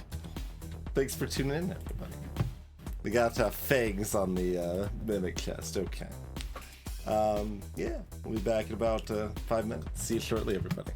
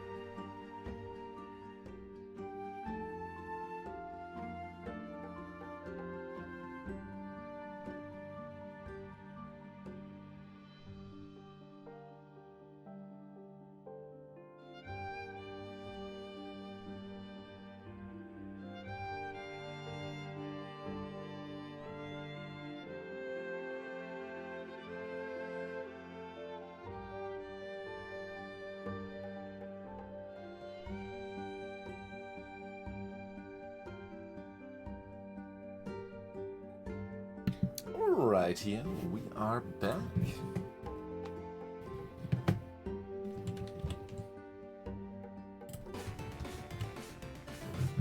As the music gets to be jarringly different there. Alright. So we've got a trash Phalute dealing sound damage.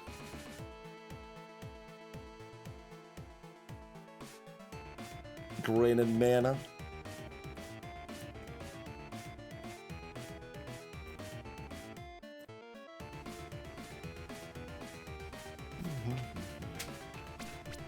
Songbook. Use this book to choose a song to play. Currently we have the Song of Delight that gives us glee when we hurt things with our music. So we move faster. That's okay. We need a better song. Better song. Troubadour Garb grants 15 gold upon entering a tavern. Cool. Gotta remember I have that. Cheaper shop prices. Alright. Oh, I forgot to look at that, but that's okay.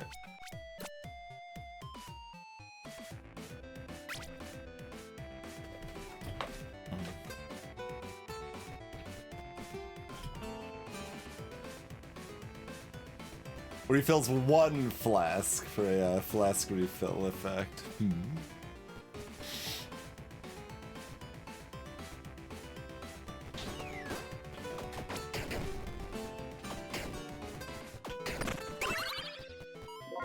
Were we bombed to start?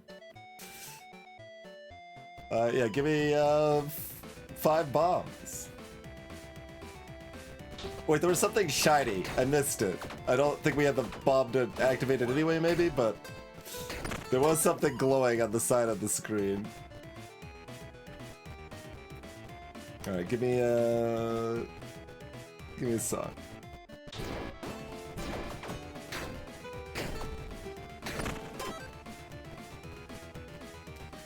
It's the Song of Fortune.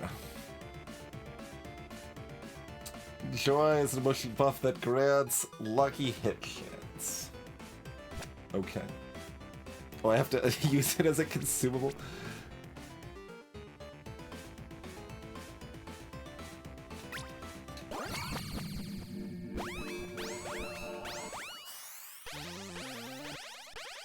Like, there's probably some reason stuff like that's a consumable, but it just seems really weird that so much of that stuff's consumable. Okay. After not attacking for 2.5 seconds, mark the healthiest enemy.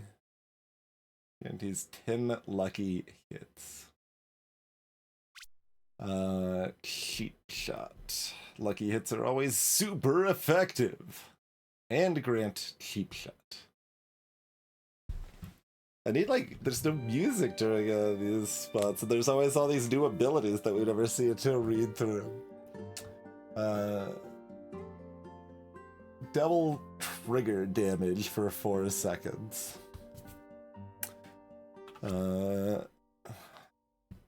Movement speed % modifiers also affect attack speed.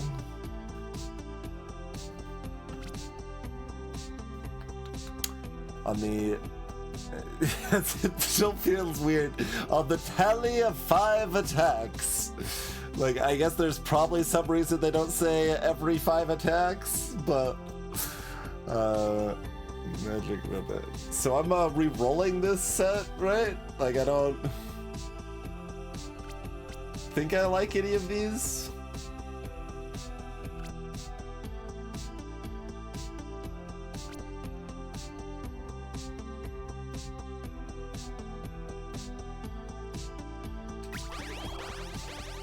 Chat has been talking up swagger.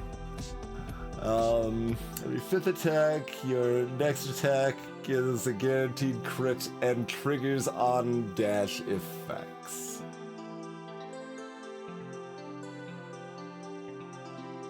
So I guess on-dash effects can get really strong?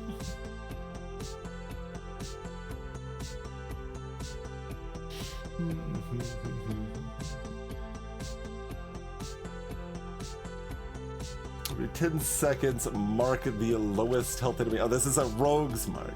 That guarantees 10 critical hit. Lightning Conductor. On non-triggered, so on standard lucky hits, trigger a chain lightning. Mana Forge Bolt. On draining an accumulated amount of 1 mana, trigger a volley of magical bolts.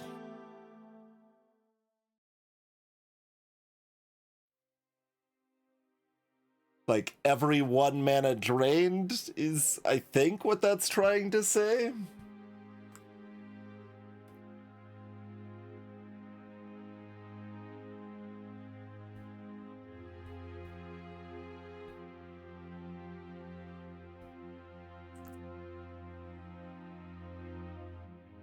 An accumulated amount of 1 mana. That sure is a phrase.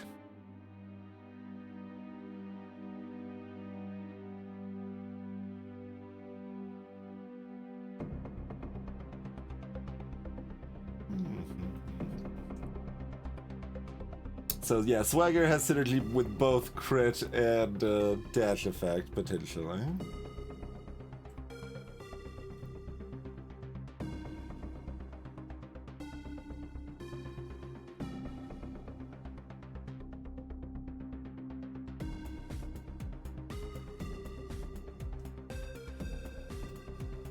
So do we take Swagger and try to figure out why chat likes it so much, or just take Mana Forge Bolts, because they seem like the best thing right now?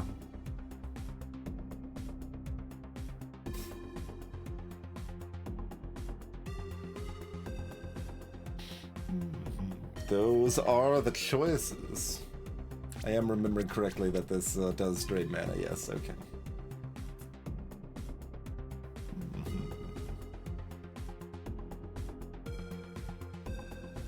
A volley of an undetermined number of magical bolts, I must say. Oh, did I switch my song, by the way? No. Oh, I can't use it here. Alright, fine. I'll use it afterwards.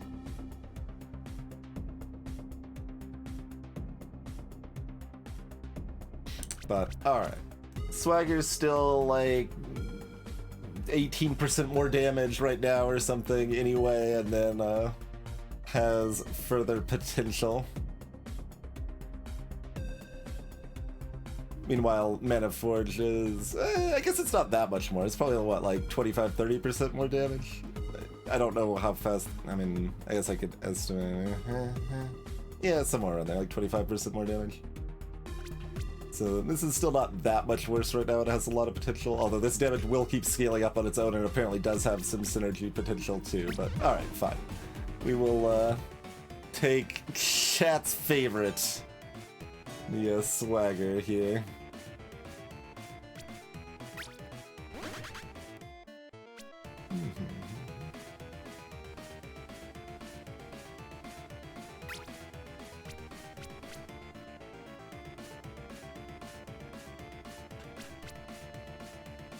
When does it actually trigger?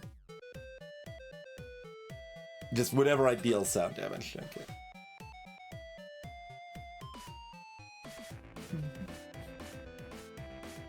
Okay. Okay, we get money on taverns, not on entering shops. Nor on taking a sip of a drink, but I'm gonna do that regardless.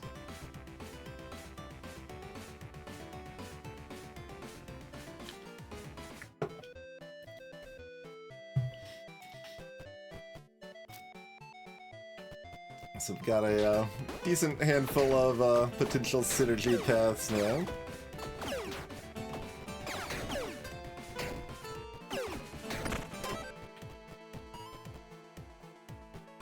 Okay, so this is money. Give me the money.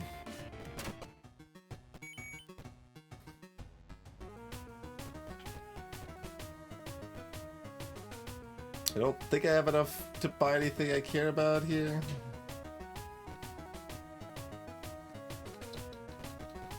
Starting to recognize this stuff. Although the potion can apparently be different sometimes. It's still, like, that is so jarring that it changes. I mean, I think defaulting to no is actually good, but then others don't default to no, and it's, yeah, it's really messy.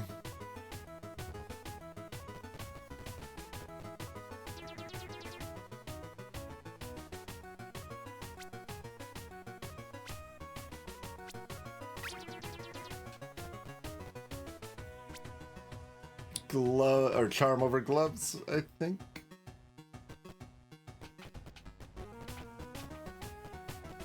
I mean, maybe gloves gives us crit synergy to start building off of. Charms are often more generic, but they're pretty good most of the time, and like we just always want more charms. I already forgot, like we might have a guaranteed charm anyway. That's fine.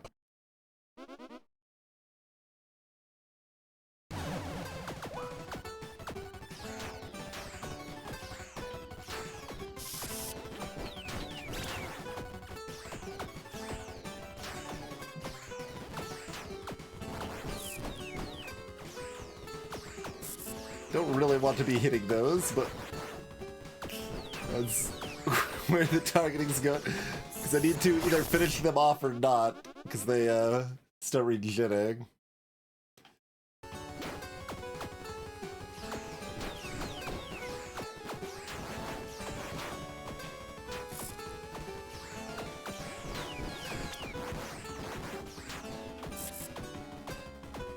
Alright, we're gonna ignore the Guardians then.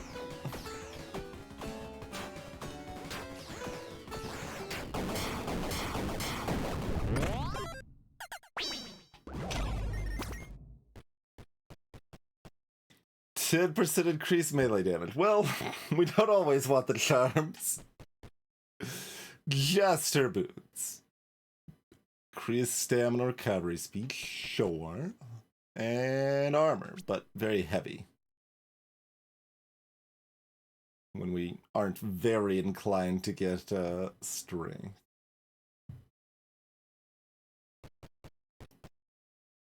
Armor is good.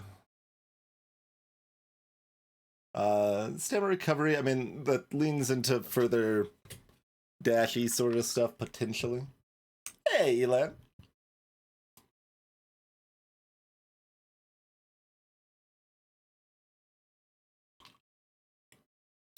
I thought I needed to buy something from the cleric to get a good, rather than just talk to them. Goodness and lawfulness is very transactional in this game.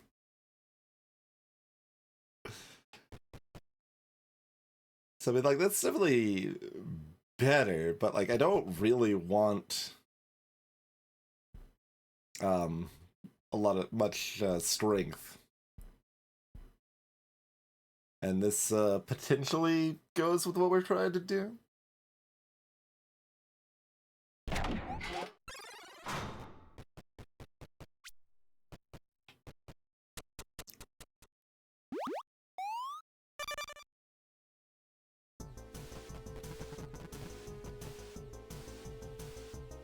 One key.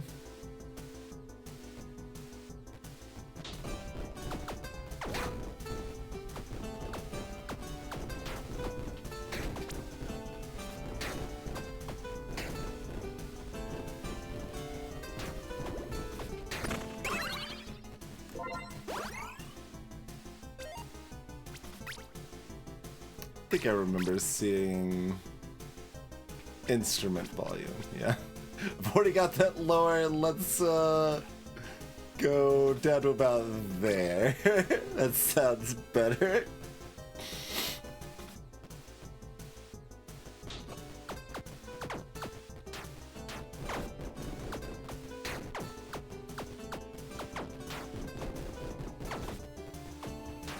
I was trying to finish off the skeleton, but no dice.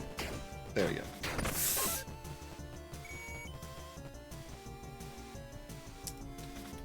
Yeah, I mean, this is about what we want a real weapon, so hook me up. These are not instruments. Even with increased instrument chance, how dare you?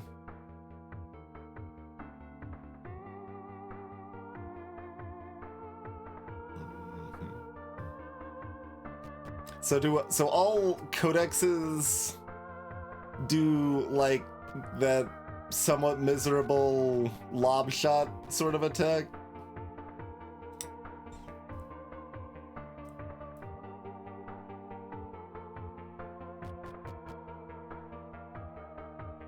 Karambits. Unkill gains swiftness. Not that big of a fan of all this stuff that wants to give us variable movement speed.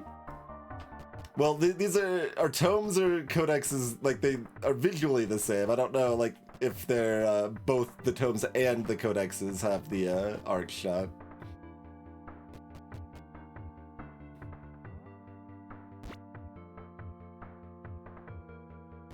What was that noise? I was trying to do the compare, and it's not. Oh, that's the weapon swap. It's this one for the compare. Okay.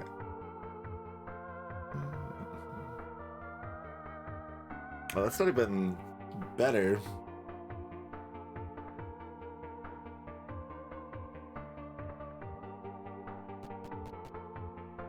Like,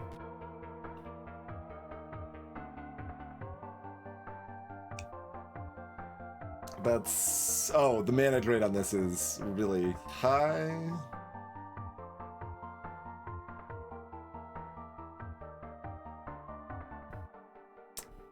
I mean, okay, so our songbook isn't actually, like, our song doesn't matter that much, so, like, certainly in a short-term sort of situation, switching off of an instrument is fine. But the aiming on this will be miserable.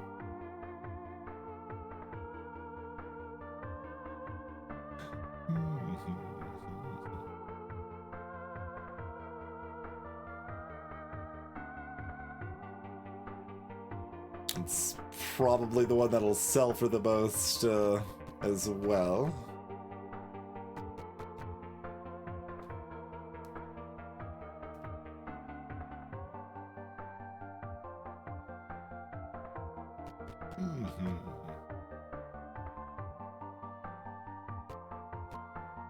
But yeah, the songs are not that impressive, so I'm not that concerned.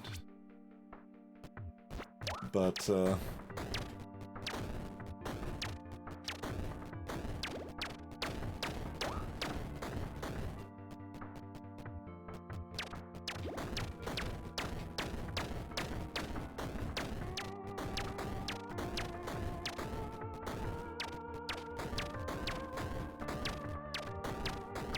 what's the damage penalty if you're out of mana?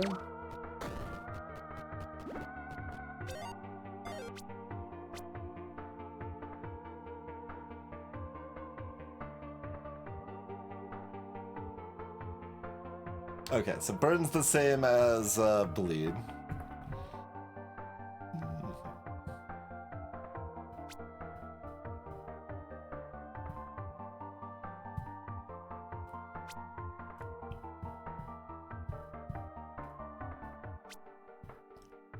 Yeah, I mean, that's quite a bit better. Assuming the mana penalty isn't that big. I think it was 20%? Is that what people said earlier? If you're out of mana, you do 20% less, and if you're above, you do, well, right now, 22% or 11% more.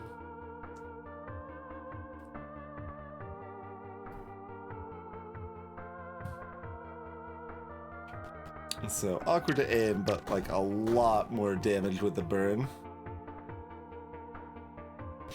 Let's hope we find another instrument soon and get back on that trek. Maybe immediately in this shop, I suppose, is an option. We got 6 bombs already. All right, what are you selling?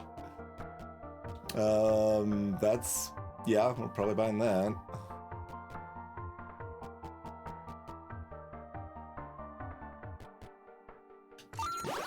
Certainly picking that up. Certainly getting some cake. We'll grab a key.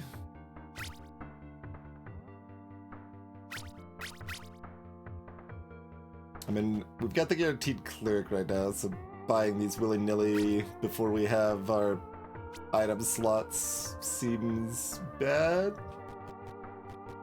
So let's not worry about that stuff, but the key and strength were a pretty solid deal.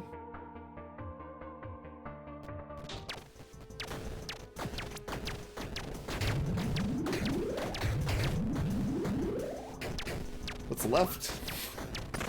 Apparently, they eventually died. They eventually burned up, probably, right? Oh, okay, so this is apparently a thing. I guess, am I supposed to bomb this? Is that how that works? And how would I know this if it wasn't marked?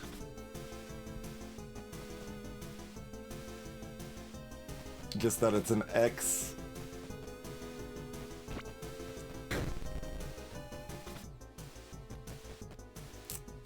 Gaia armor.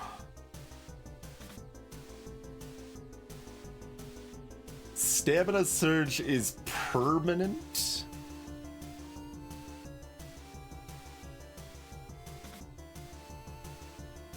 Can I go back and buy that green blossom?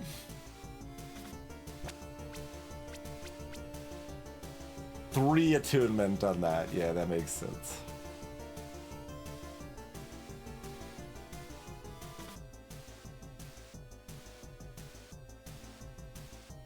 Are there, I mean, I guess we'll see over the course of this run other types of secret rooms, but yeah, that seems pretty fantastic.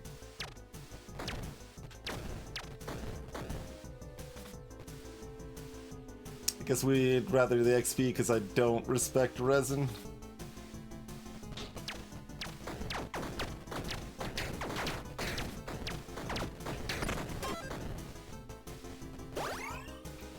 Accessory. That's that slot, right?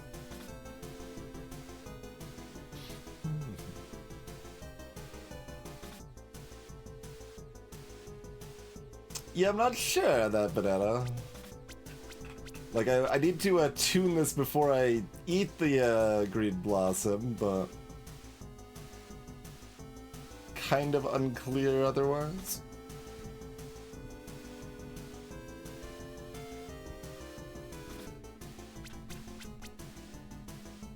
Okay, instruments are magic, or at least some of them are. So magic guaranteed weapon is fine. I'm probably okay with replacing this later, but we probably don't want it replaced until we're rocking the Gaia garb.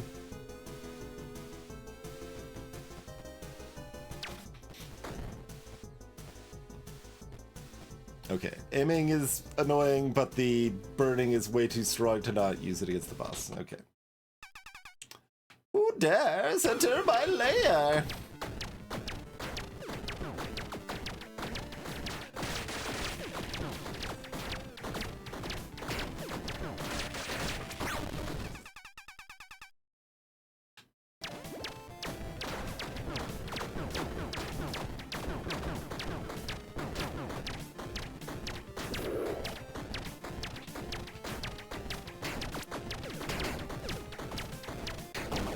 Burn up, please, because I can't see where I'm aiming.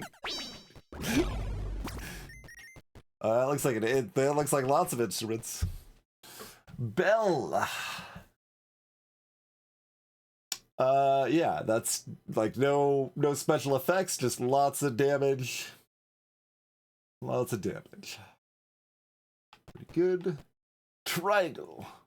No special effects, just slightly less damage. Right?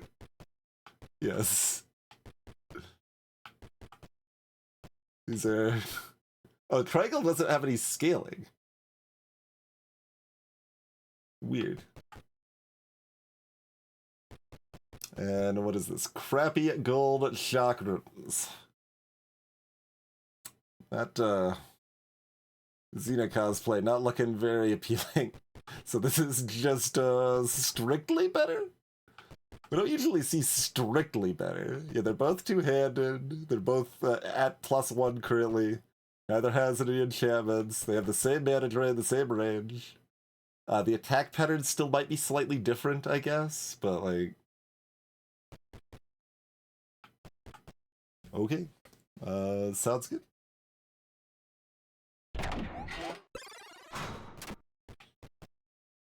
Evil.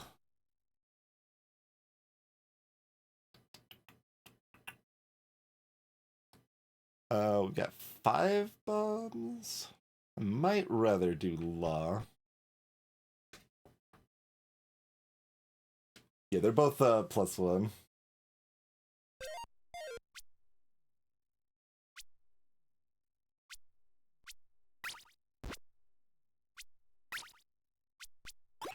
I mean, I don't think I need that. I mean, like, theoretically, I could lob some fire and then switch. Oh, this does this.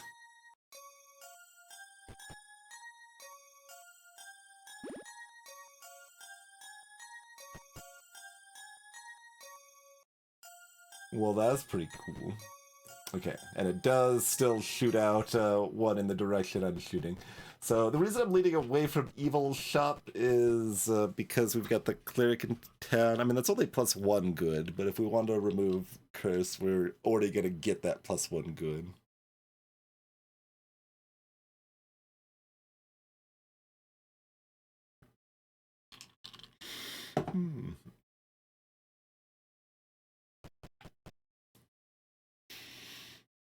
So I don't know if the contents of the shops differs or if it's just kind of arbitrary.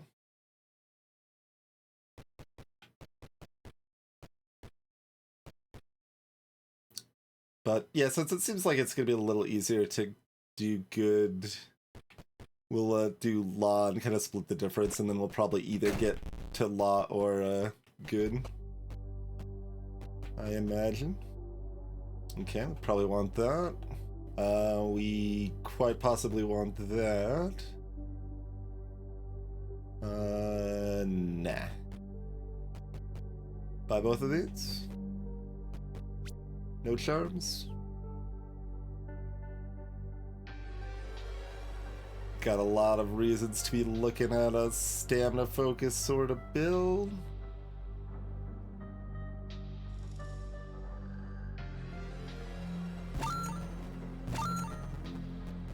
Okay.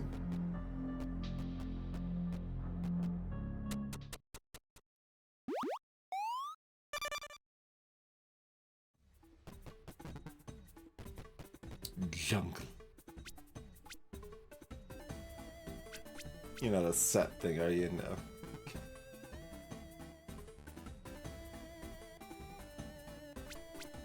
So, I mean, I'd kind of like to pick up one more tavern bonus on this, probably. And then swap it off, approximately. And use that tavern money to buy a green blossom.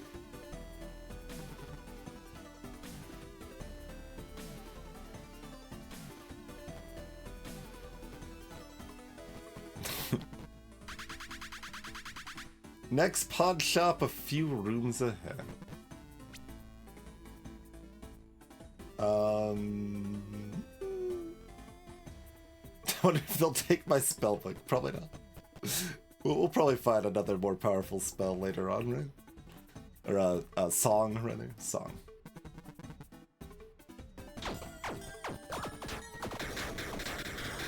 It's also a lot easier to proc when we can proc from all angles now.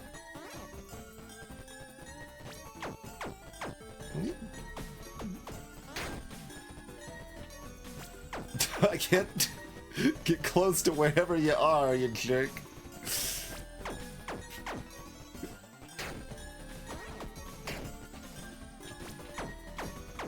Oh, there are two of them? Okay.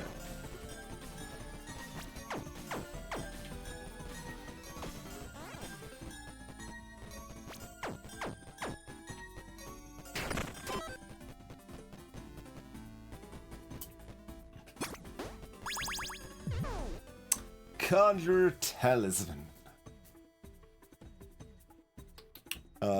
Yeah, so... don't do nothing. Okay, so you... In addition to this, I get 3 red dice? That's how that works, I think.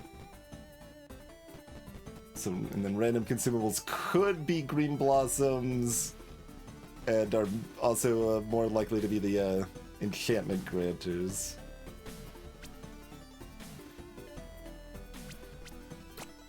Yes, the bell is two-handed.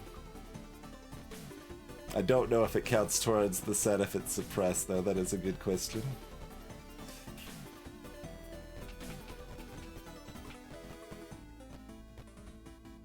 So, usually 7 dice, well, yeah. Usually 7 dice and 3 of them are red. It's pretty good. Yeah, alright.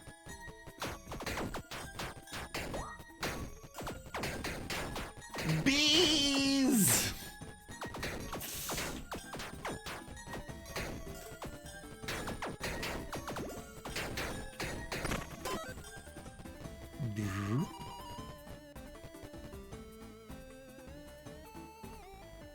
I mean, this weapon's fairly good. Like, am I rolling this? It seems like a roll to me. Oh, that's the backup armory. Is that gonna stay fixed if I try to roll it away? That's gonna have only 2 weapons in it? I don't know, I think I believe in the bell. We're still floor 3. It would give me another thing I could sell at the pawn shop, I guess. So, you know, it's like $7 or something. Pretty lackluster.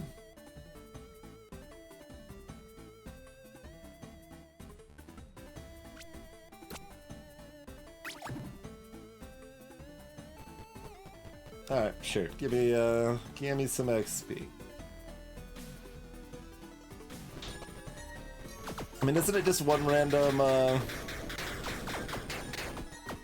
drop if you... Well, I guess it might not be just one, but I was thinking it was only going to be one random drop.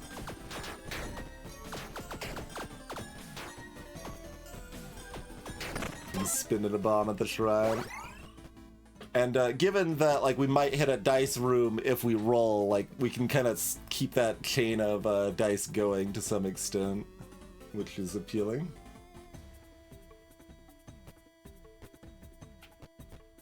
$23. Might be green blossoms. It's just enough money that I think this is fine when I've only got 1 key. I can also roll. Rolling is fine here.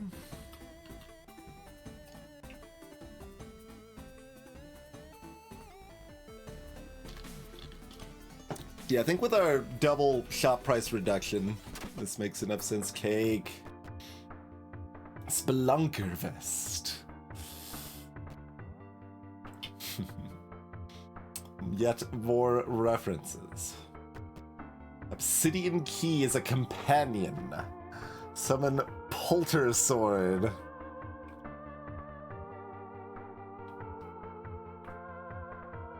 Increased attack speed with swords. Probably just buy the cake and move on. Maybe I buy the bombs. But I have exactly enough money for the obsidian key if I just want to throw out some companions. Pretty mediocre. Oh, this is for Spelunky. Do you think the Obsidian Key's a reference to? It certainly could be.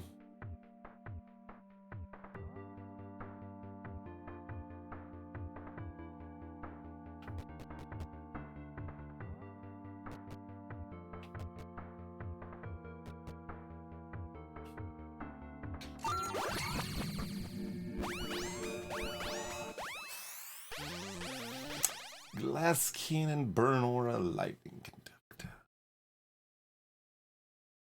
I didn't even pay attention to the other dice we got. We apparently got some of these. Your equip load capacity is halved. That doesn't fit with my Gaia armor plans. 100% crushing hit chance. So that's like 50% more damage approximately. Transient Aura. Yeah, that's a decent sized burn aura.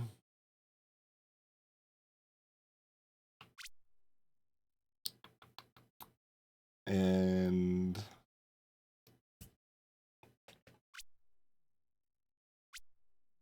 what did we care about lucky things? Is it just the song? Yeah, we just joy is our only lucky synergy right now. And we are fairly happy to switch out that song, but let's see what we're at here. It doesn't even, it's a 0% lucky hit chance base.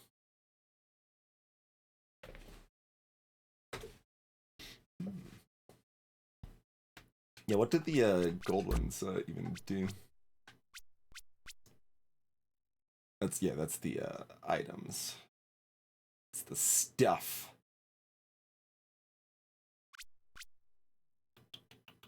I think this is a roll, right? Like, Burn Aura is fine, but we can probably find something we like more. Like, we want an on-dash effect.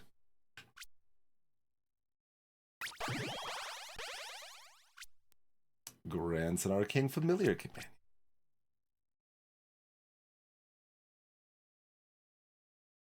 Minus 25% mana drain threshold.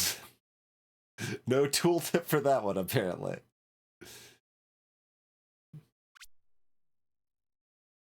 Ruthless hits. Have more top damage.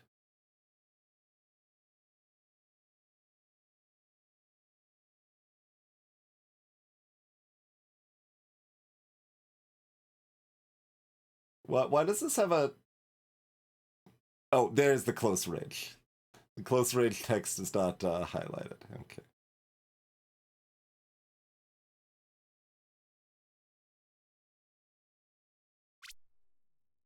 Oh, okay. This is things that proc on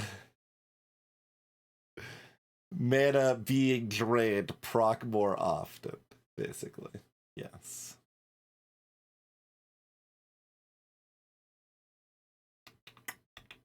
And this one doesn't take a familiar or a companion slot, I guess.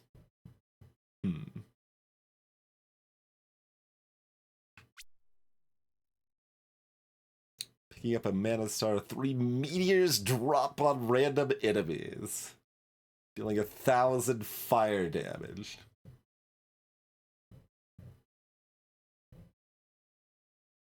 I think I've picked up 1 star during a fight so far.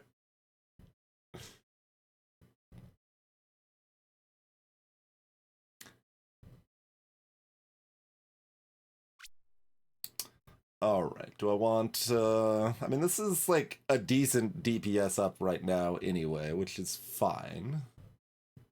It gives a... an additional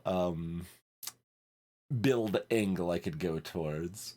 Could potentially try to re-roll this trait later, and it's just like, it's good enough for now. And then if I don't find mana drain stuff to go with it, I can re-roll it later. Otherwise, I could just use the reroll right now and try to find something even better. But I think this is fine.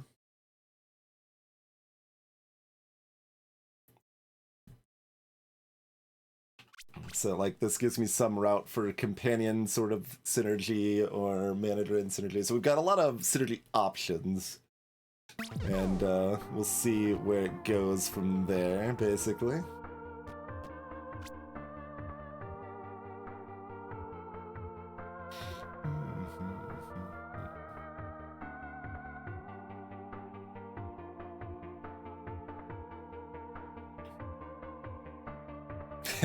It kind of makes me want to take this, because then we'd have three companions, but it's not very good.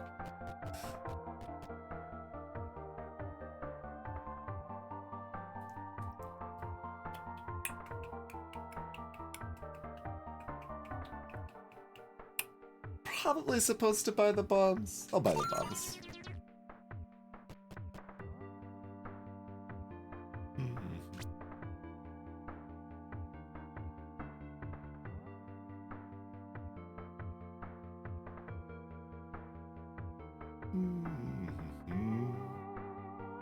Keep looking for songs that aren't bad. We won't see another pawn shop for a long time, but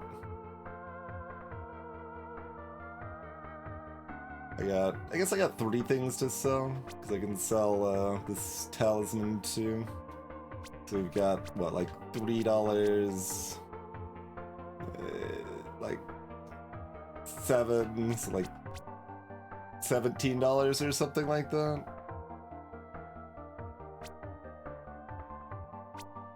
And I could even still keep this, because again, it's like, it's best to lob fire on something and then switch to this weapon, but that's...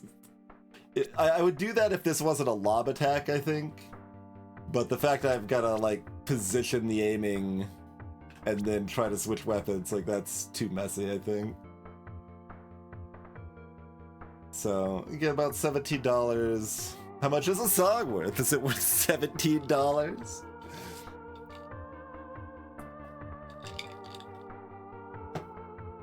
Having money now means I, you know, have money to actually buy, for example, green blossoms. Alright. At, like, this tavern we're going into, for example.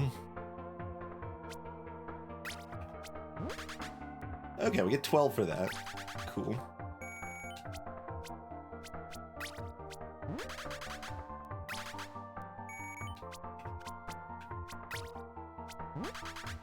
Oh, that one we only got 1 for, though, so still wasn't too far off.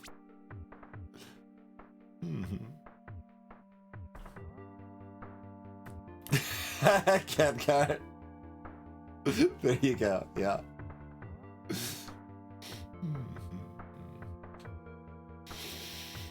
Okay. I mean, I don't want to use my last key, but we gotta go to the tavern. Like, that's loads of money.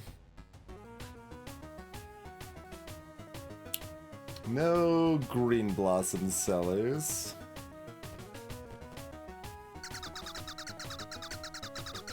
So, wait, that costs 45, I guess because it's portable?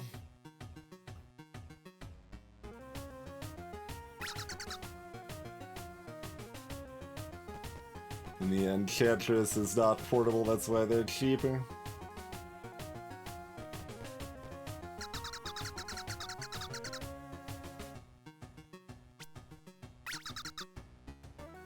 You appear to lack faith. Yeah, so as I thought, you do have to actually buy the thing.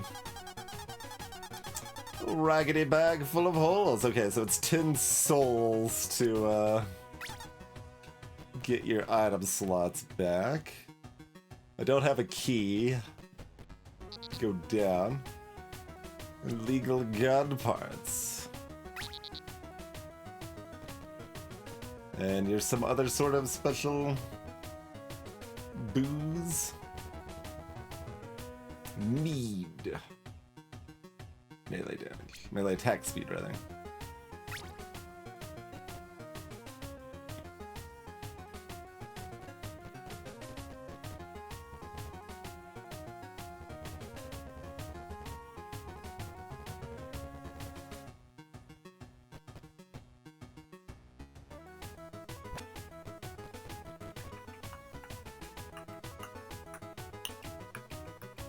It's a Oh, the Fairy Branch is a specific enchantment?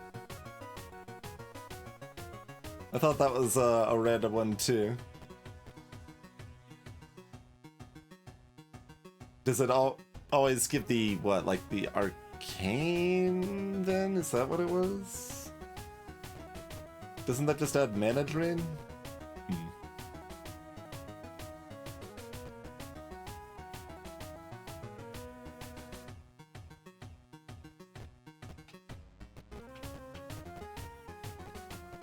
So I'm kind of pondering like how aggressively I want to try to like build up a stash of green blossoms.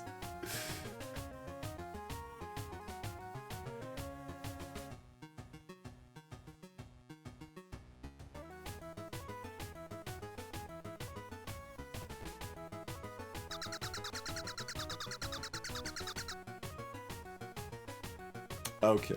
So Fairytale Branch is a known thing, and this one is arcane, but like it'll give different things depending on the branch. Okay.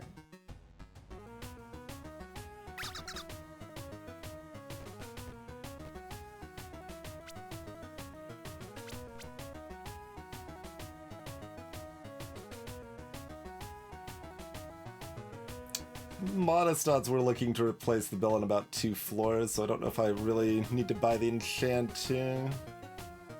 Twilight Branch is the random one. Okay, I thought those were the same thing.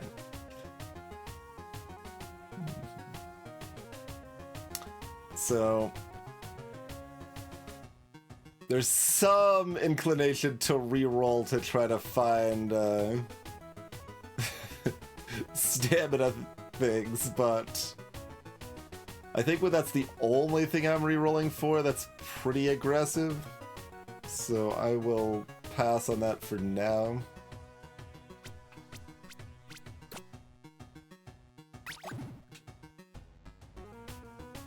Alright, do we want 14 gold or do we want an XP?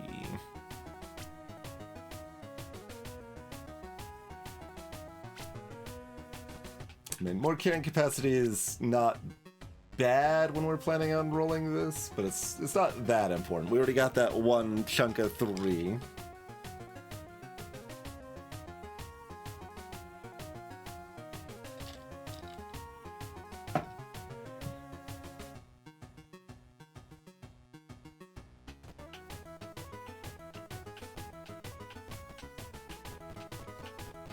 But if we've already got a lot of gold.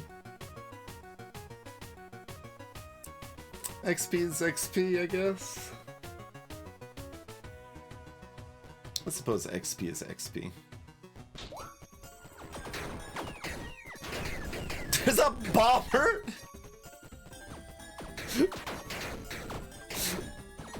Not an attack I was expecting to see. Okay, so that's a bombable too, and it is also an X. I guess it's like always kind of an X.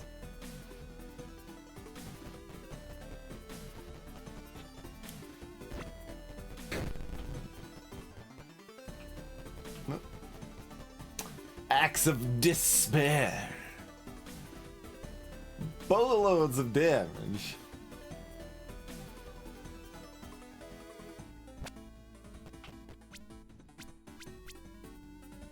Not enough boatloads.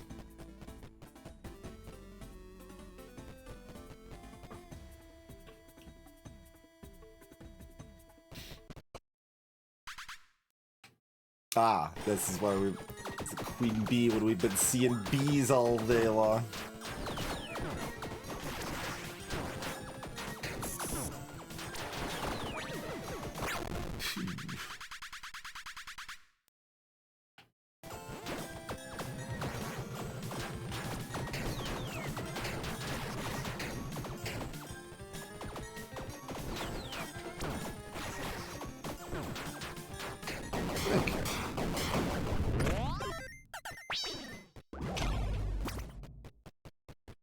We've got a power belt.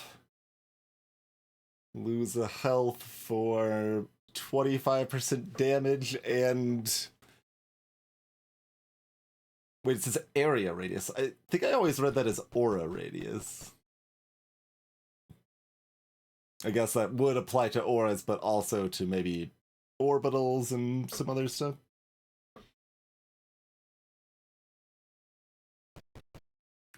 Galewind steps. Movement speed with a set bonus of tailwind.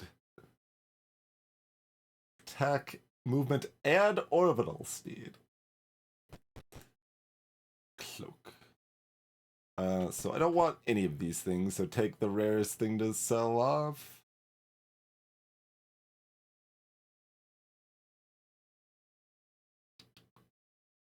Like, yeah, I don't even care that much about Tailwind if we did want that. There's a small chance I would end up wanting this, I guess.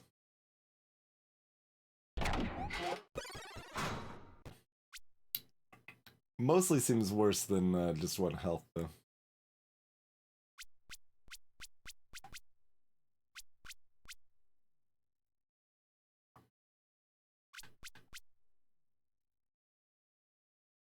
I don't know how that handles if the heart is damaged and I remove it. Because, like, there is still the attunement, but... Apparently that boss was Oktoberfest enchanted. Of course it was.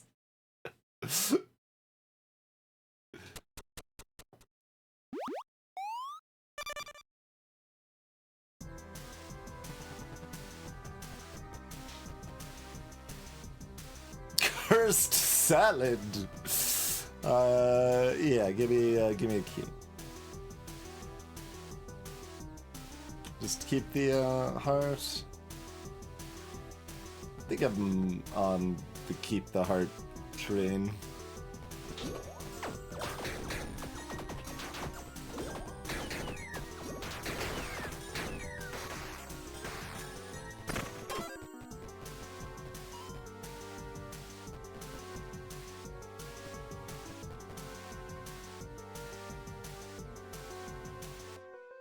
Greetings, Diablo Lar. Welcome to the stream.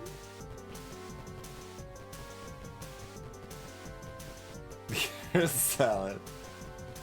It's just a half a head of iceberg lettuce plain, exactly. Yep.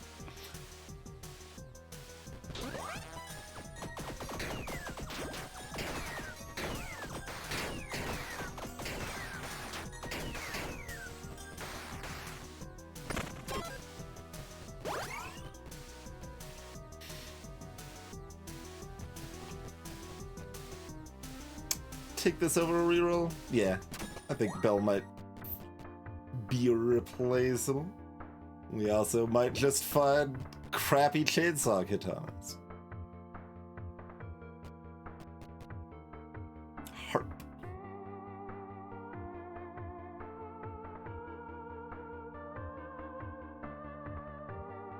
That is massively less damage.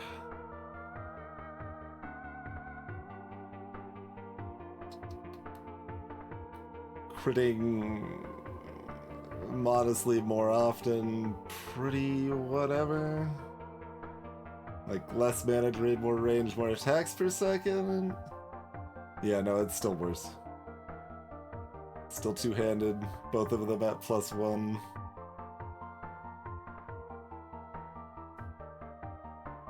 Like, it would be closer if I didn't end up getting that, like, 3 strength or whatever, probably. But yeah, like, strength's actually the same as Dex right now, so...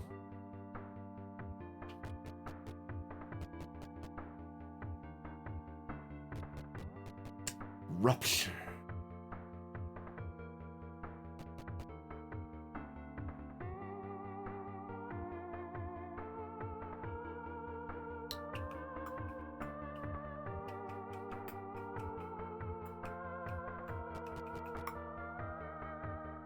Like, I'm never using any of them, and I guess this one probably sells for more because it's +2.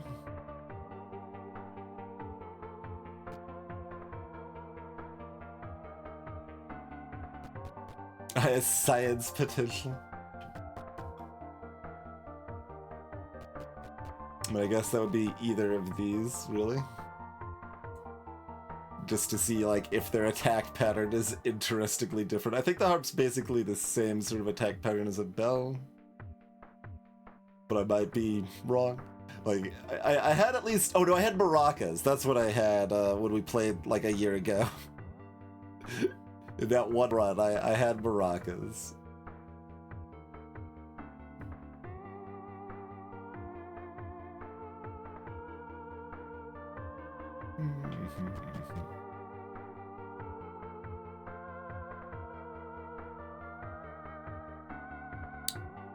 Mildly, I guess. I mean, there's no wind ailment, I guess. So the tornado wand inflicts kill.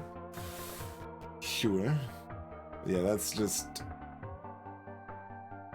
Even with the extra attacks per second, the lower mana drain, and the lucky hit, like, that's still just way less damage.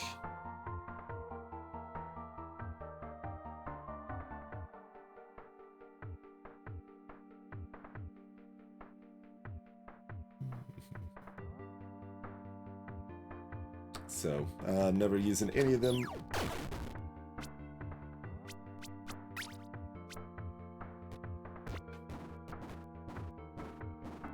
Okay, the tornadoes actually do go in about a straight line. I was wondering if they would, like, wobble all over the place, and they mostly don't.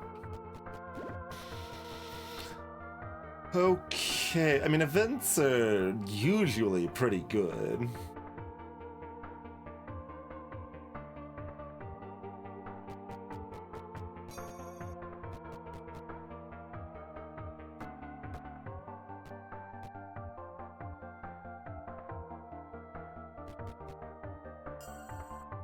Well, I mean, Bell's not 5 times. You're not getting full value out of those 5 hits at all.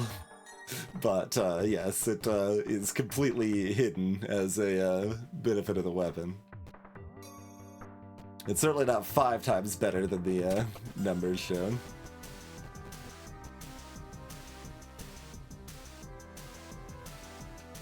Pray to the statue of the goddess of sin. Yeah, all right. You feel the goddess of sin watching over you. Gain a 50% reduced chance of curse taking effect. Okay. Cool. Reroll?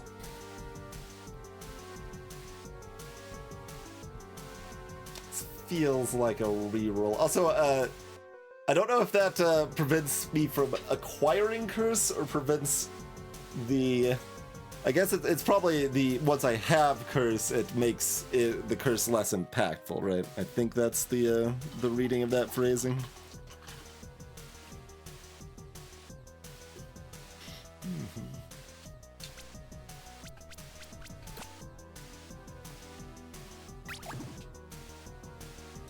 Locked chests.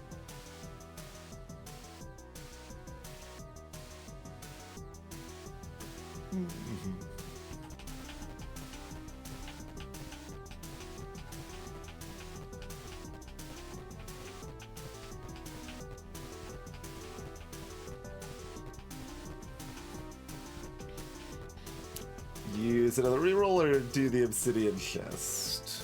I guess I'll take the obsidian chest.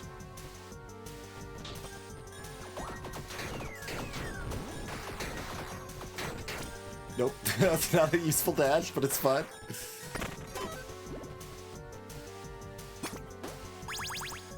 Flux hat. Okay, finally we get a piece of equipment that actually tells us what mana flux is. Flux is a mana star buff that grants 25% more attack speed and 25% more... Oh, no, 25% mana drain refund.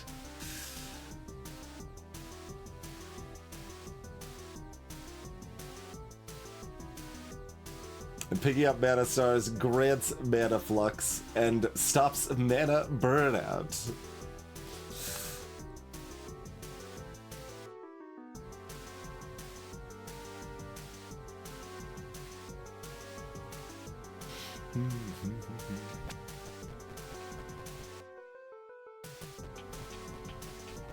Probably just want to get my key back. Like 10% more damage on the bell's fine.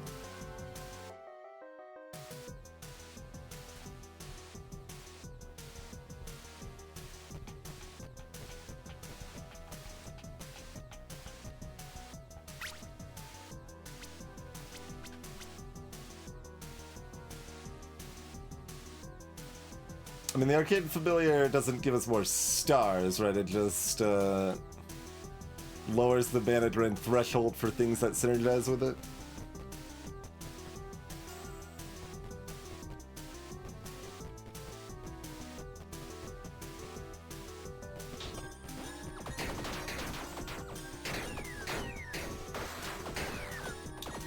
But yeah, keep in mind the range of these is not like infinite either. So even though, and their homing is, you know, gradual rather than instant. Cake is delicious. You must eat it.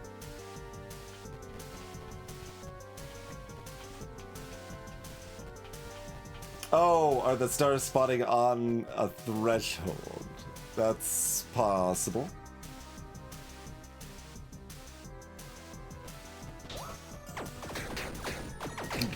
Ghosts! Dead ghosts!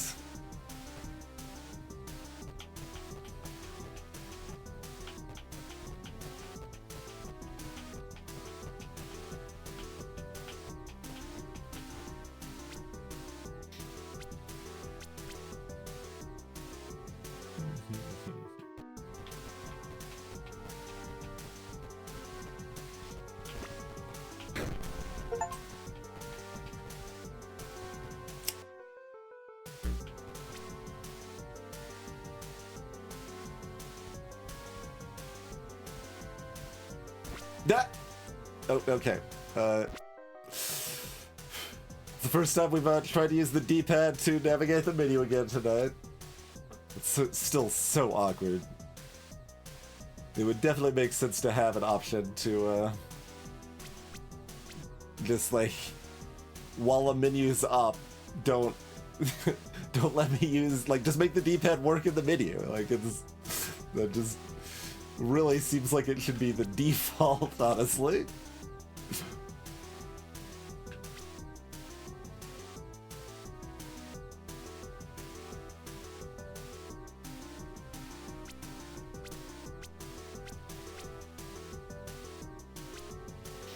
I mean, we're gonna probably have to be dropping stuff anyway. Because there's not gonna be a pawn shop on floor 5.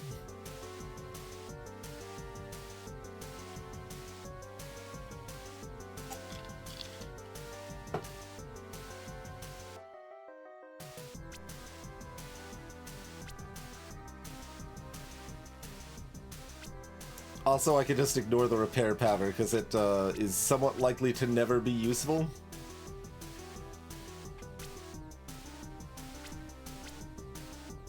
Yeah, honestly, just ignore the repair powder because I just don't care.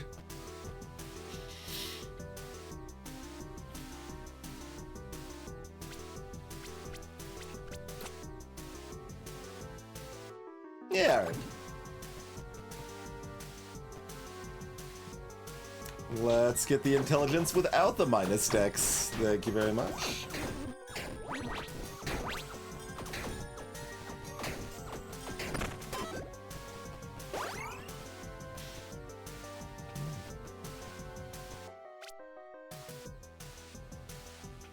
Alright, no need to use anything beforehand.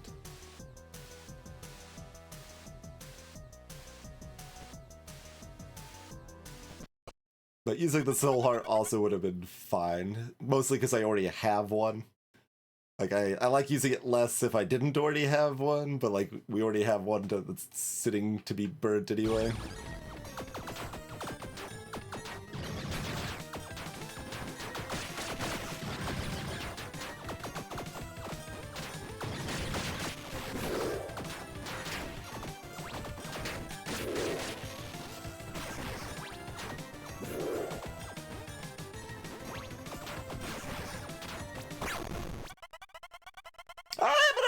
the creature of the night! Yeah!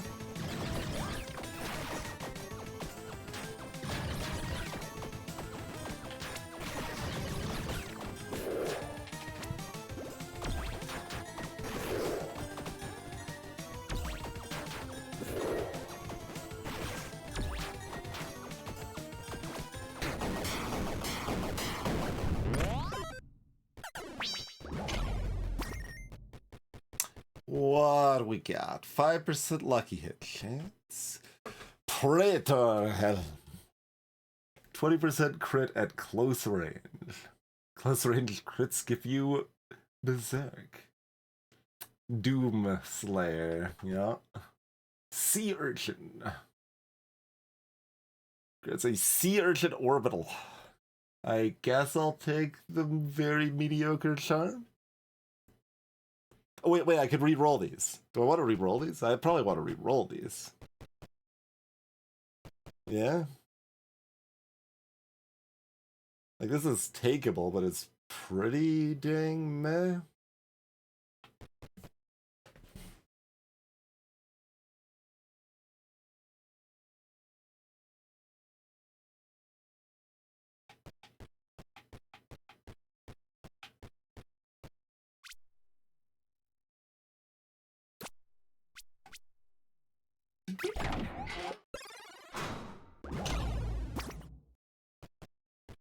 Seems like it probably does. That one's even worse.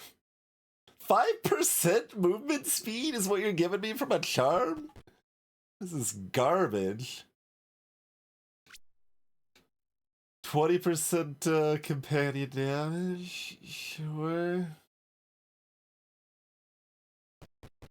Or, well, your equip load is at half or below.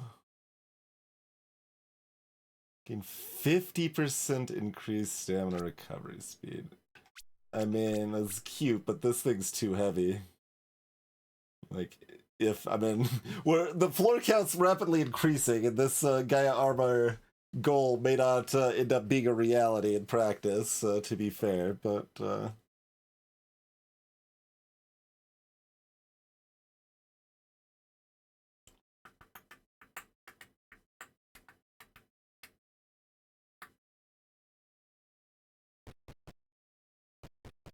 I guess I'll take the wind charm. Or do maybe I take the puppeteer gloves? I mean, they do more. They just take a more meaningful slot, I guess.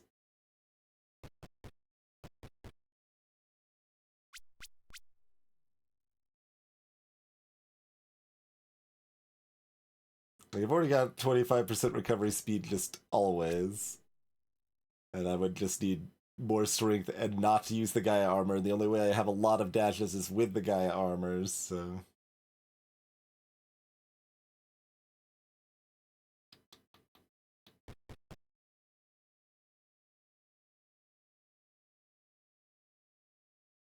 Companions are a little awkward too, because I've already got this songbook taking up an item slot.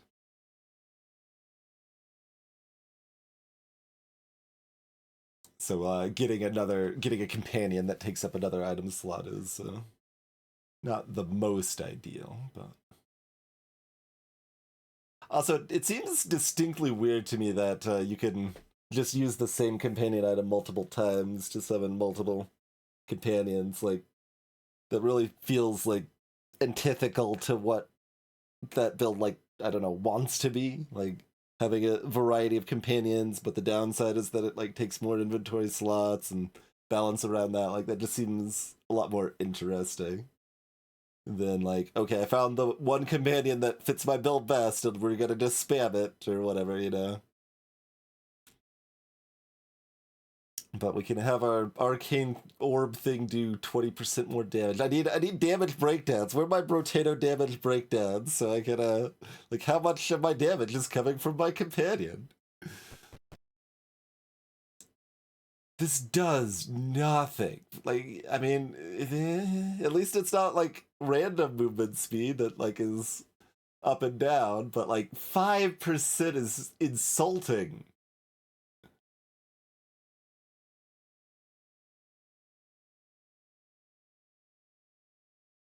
It's I know there's some synergy stuff that like, oh, this will scale with your movement speed too.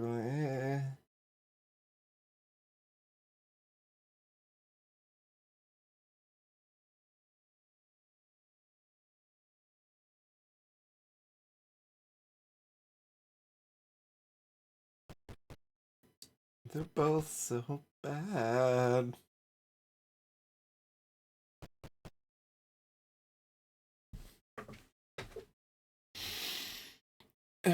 Whatever. Give me the stupid gloves. Hello, Zerglin.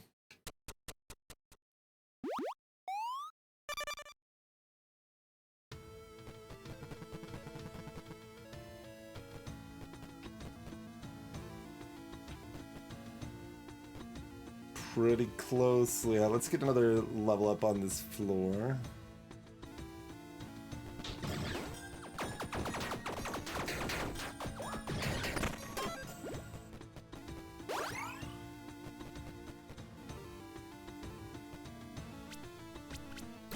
Out of reds. Okay.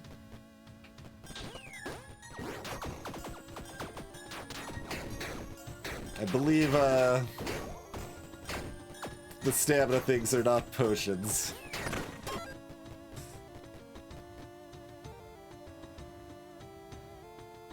Manager and refund.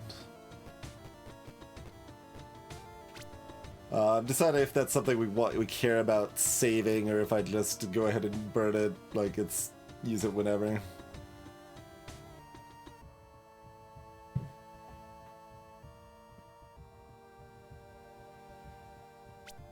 I don't know, if mana made more sense, I might care. Oh yes, Mimico. It is true, but counterpoint is cake.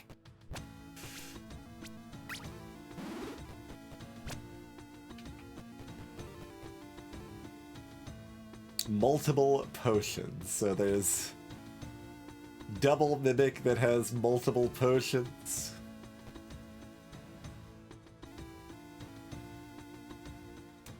Like, we're about to level up, maybe we could hit that perk that makes potions permanent, but I don't have, like, slots. I'd have to drop all my pawn shop stuff. Or just be really strong for, like, one middling floor. I think I just want the cake.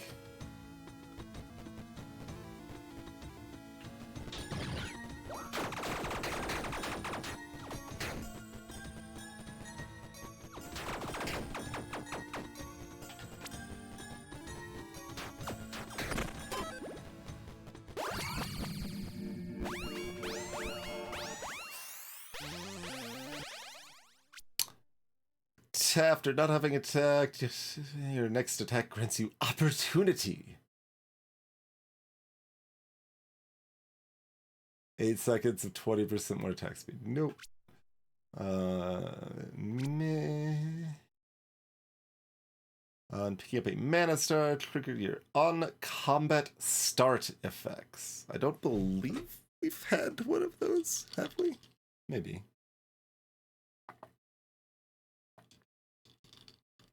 Spawns more mana stars. Well, I guess that's a reroll.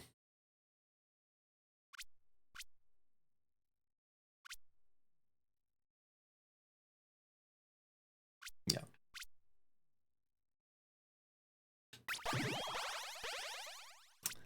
On draining an accumulated amount of 0.75 mana, trigger unpredictable sparks. Pretty good. Each point of mana additionally grants more top-end damage, so about half that, like 13% more damage in practice.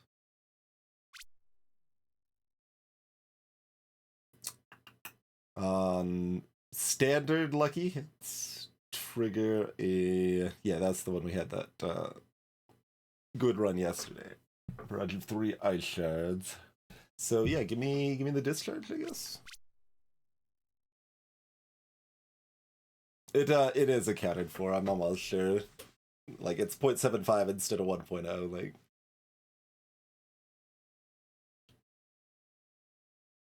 that just seems really unlikely to not be accounted for already there. And lightning always inflicts shock, which increases the damage they take. Sure. Okie dokie. Not my favorite, but not bad.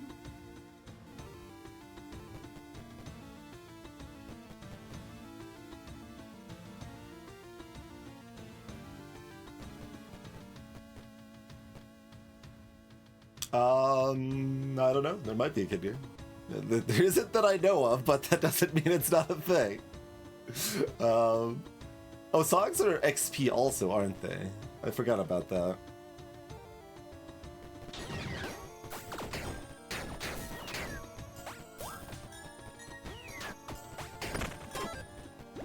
Arcade. Empathy. 100% increased stats granted by companions. Interesting. Okay.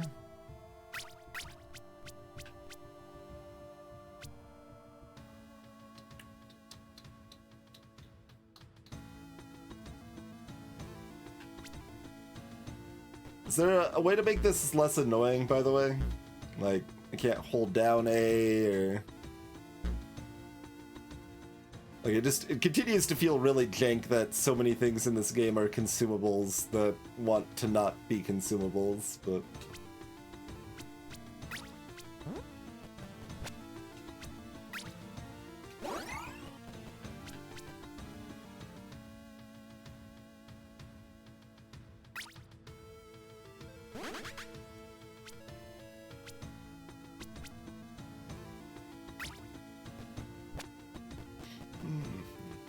I got $42. I guess we can go to an arcade.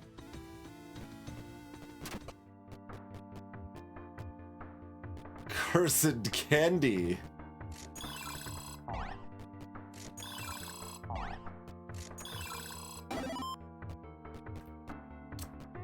That appears to be a green blossom. We repeat, we have found a green blossom. Alright, we're gonna go ahead and use this. I certainly could go ahead and use this.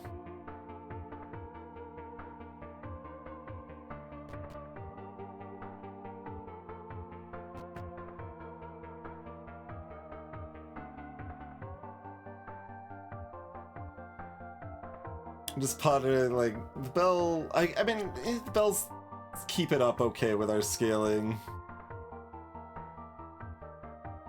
And it's still only 10%, like if it's kind of wasted and ends up not available on something else. Oh, there's a repair pattern underneath too.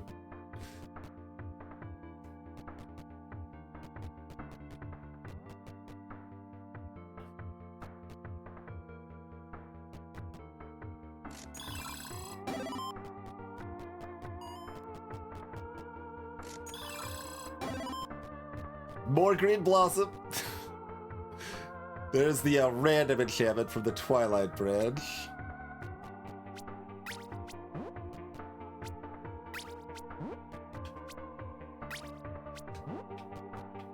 Okay, drop this stuff over here.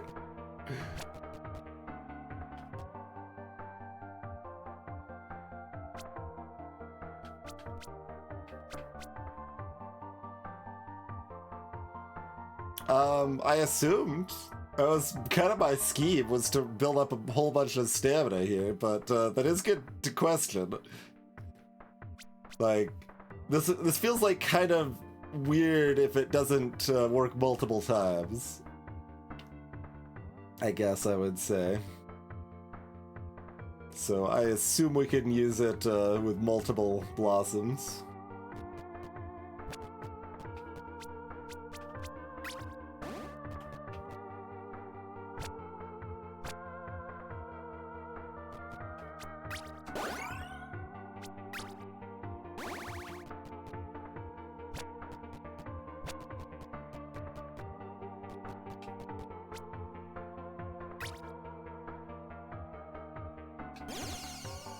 happy. It's a happy bell. 10% lucky hit chance, sure.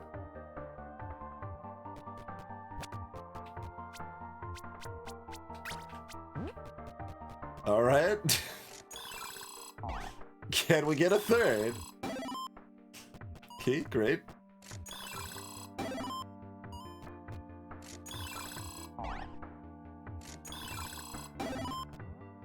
Unicorn spear.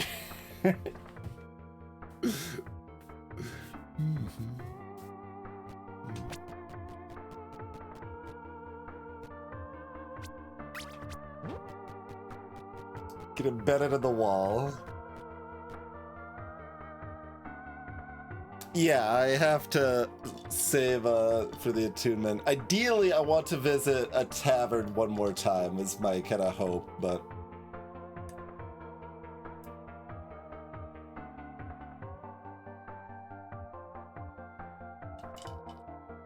Because I get about $15 for going in a tavern, and then I've got a chance to buy another green blossom in the tavern.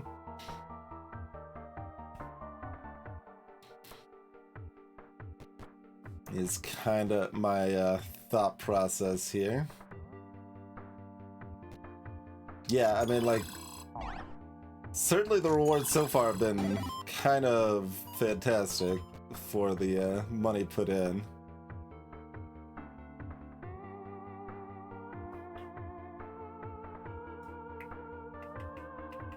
Like, I don't care that much about pawning stuff off.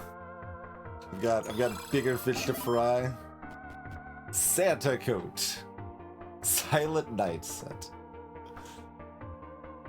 Gift boxes contain an additional booze.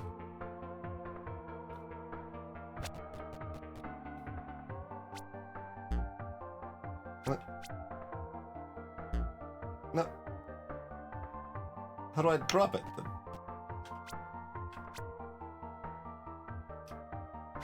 What? I mean, I don't want to equip it. How do I...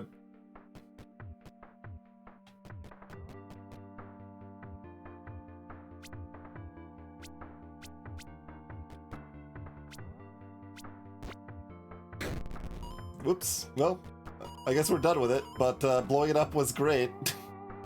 We definitely wanted to blow it up when we were done with it. But yeah, I'm trying to drop... What? Why wouldn't it let me drop it before?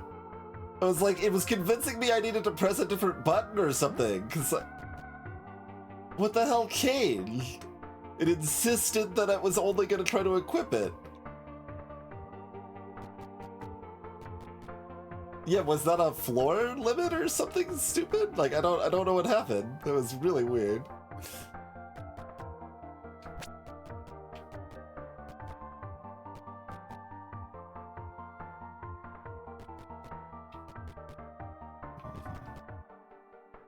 There's some chance we use the power belt. If we get enough dodges, then we are a lot less likely to take damage. We need the extra heart less.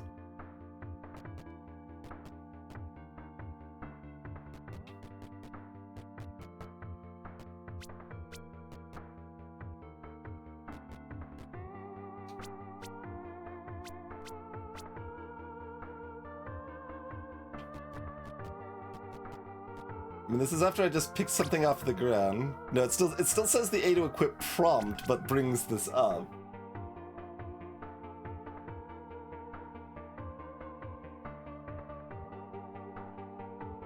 You think the unicorn's worth one? I mean, the Axe of Despair just has a ton of base damage. I don't know the rarity read, but like, I thought purple was better than yellow.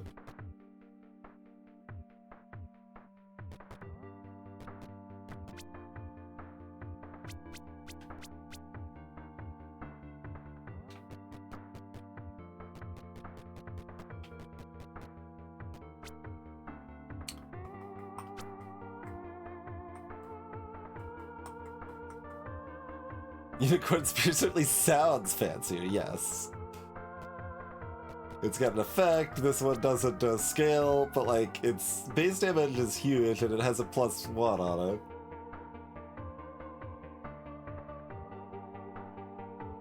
It came from an obsidian chest, I think.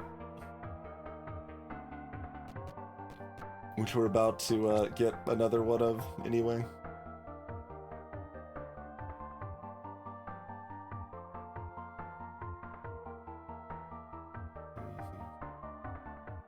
I need a tavern.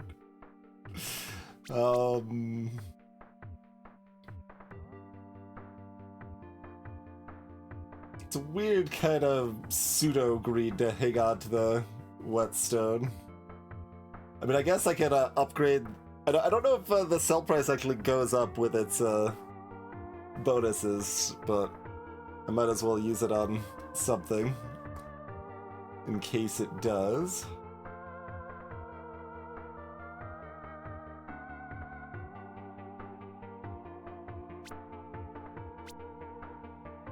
Okay, make sure that neither of our green blossoms are in these slots so we won't accidentally use them.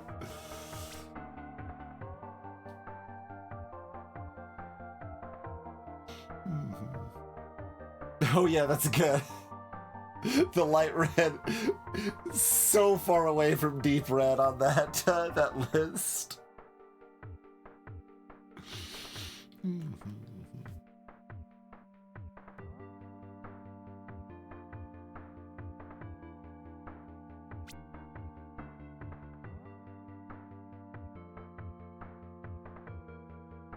But yeah, it's interesting because like this one doesn't have damage scaling, but its base damage is bananas and its attacks per second is good. Like, it's gonna be better than a lot of stuff a lot of the time. I'm just gonna throw this on to use the blacksmith thing on it, I guess. Because why not? And then there's some chance we end up actually using the power belt, so I think we abandon the rest of this, get an obsidian chest, and abandon something else. Because oh wait, I just got a bunch of dice. I got 3 red dice now, I can re-roll this. Maybe I'll oh, but the curse stays. So the re-roll's kinda sad.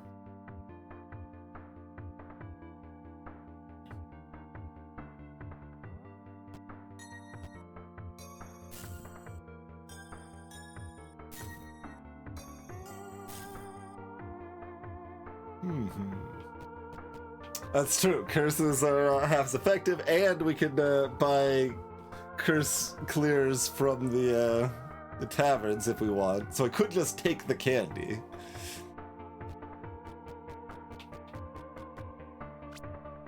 Got options. So that means I keep the keys in case we find trapdoors and stuff.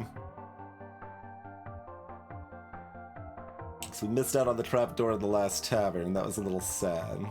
We couldn't buy ourselves a charm there. Possibly another green blossom.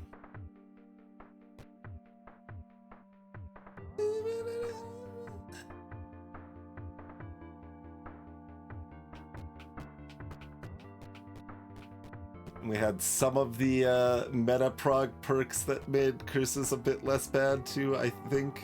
I don't remember. We at least considered taking 1 or 2 of those.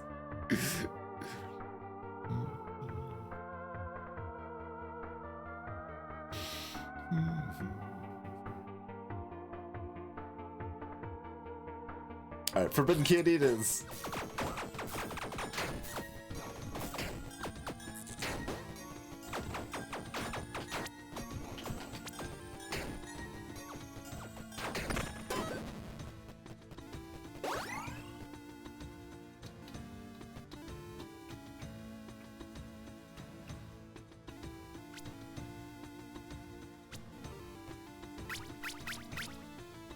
My actual stats at 5, 7, 16.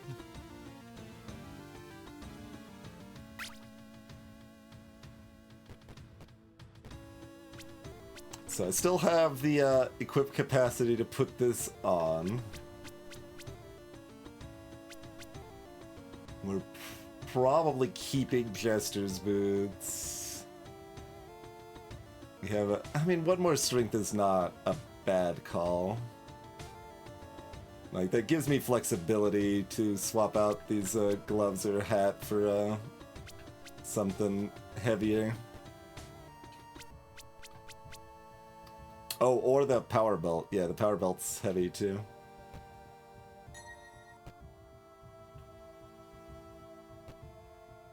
Alright, we'll take this, I guess.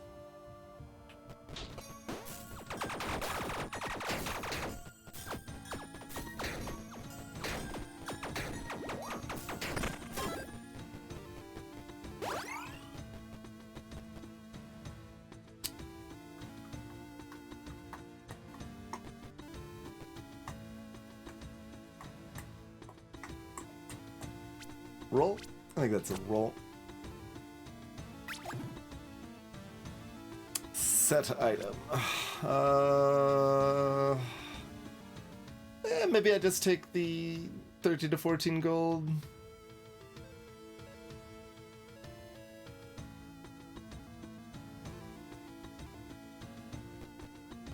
Make sure we have plenty of money to buy more blossoms in theory.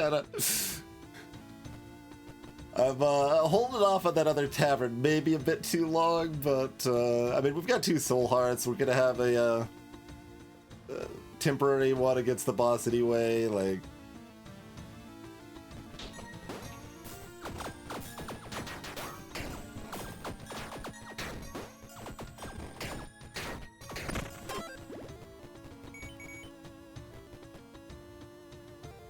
Oh. Just kind of trying to, like, keep that in my mind, so you gotta pay attention to these when you turn off the, perker. Maybe I just leave it on since, like, whatever. It's annoying. Defeating a boss without taking damage, you're granted an additional int pickup. Cute. No thanks.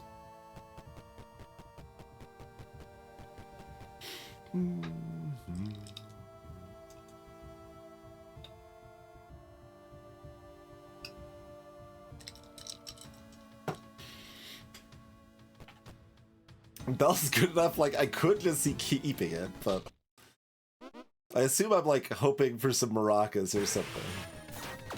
I don't actually know if maracas are, like, ridiculous and OP or anything, but I remember being very impressed by maracas.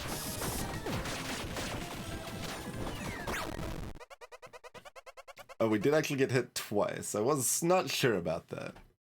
Apparently, if you hit the suppression hit, it doesn't visually register the damage, or I didn't notice.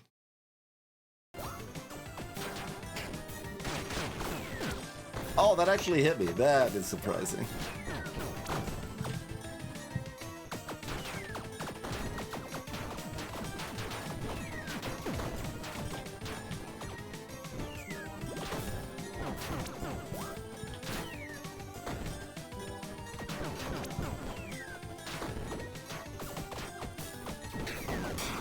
Very rude boss.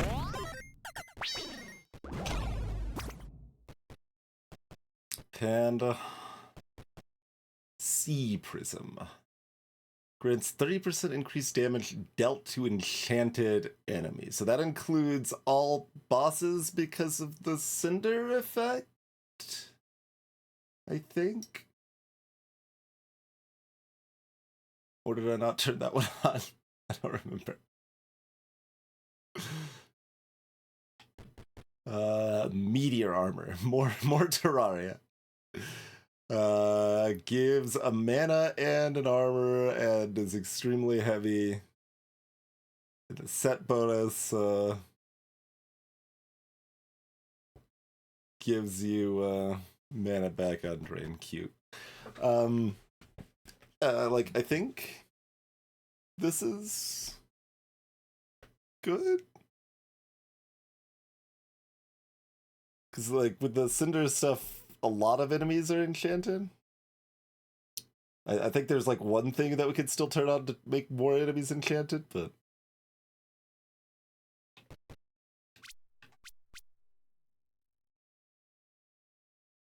It's just 20% companion damage.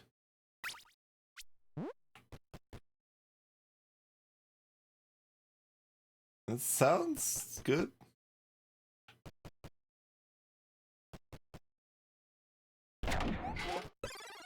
We got 3 doors over here.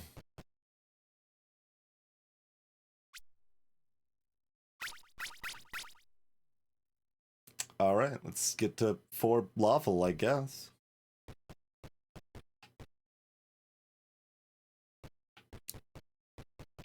The idea was to enter one more tavern first, Khadgar. That was the hope. But I might have to call it before that. Damage dealt to fiends. I guess that's an enemy type. Sure.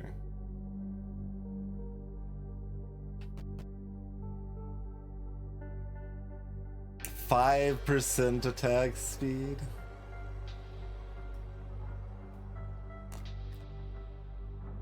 Not that I've seen Khadgar, but we do get $15 upon entering a tavern if I don't swap out my armor yet.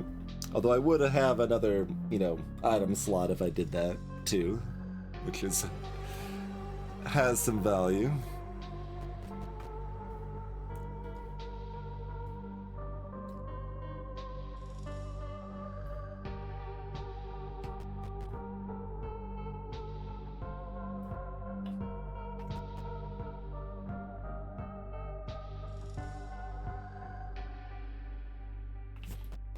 But yeah, that's the default armor, and I can't like swap it back and forth since it takes 3 floors before the Troubadour Garb is effective. Oh, and it might be more like 17 or 18 gold, because that one might be rolled twice too. Okay, so this stuff's wait, I can re-roll. I can re-roll it. Maybe we re-roll it then.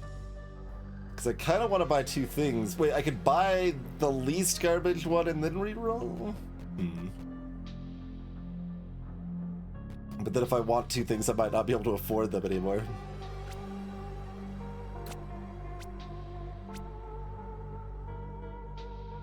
Alright. What do you got? So... 2 extra seconds of invincibility after taking damage. Down for that. Light bulb's a companion. Increased effect of shock, which we do have 1 perk prockin. Including, I mean, itself would proc as well, but... Electric eel. It's still not, like, good. It's kind of cute. 25% increased damage to dragons.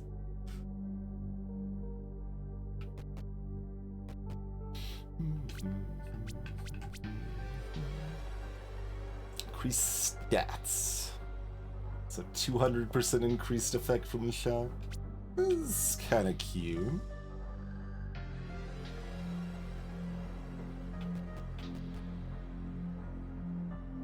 So I'm always buying that. I can even... Wait, I can... No, if I drop it, I don't keep the companion, right? I can't, like, just use it and then drop it.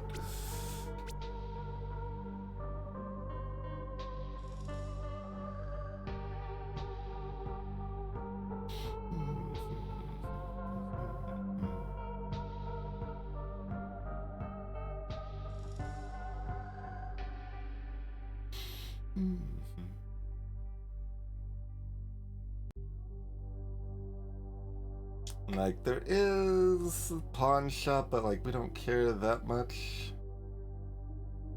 We can just lean into not pawning.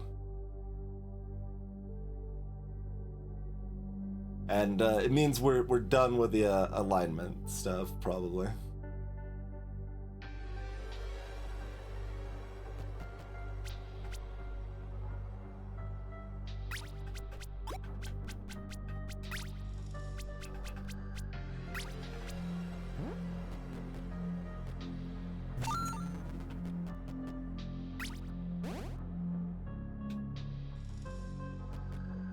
Alright, now we got another friend. And they're electrifying.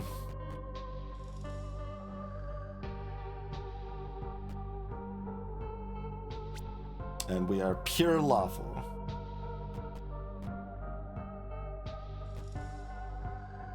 Okay.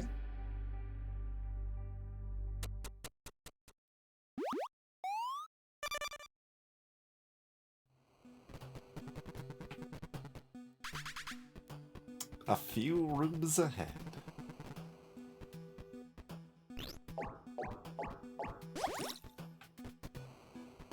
Yeah, probably down to refill a flask.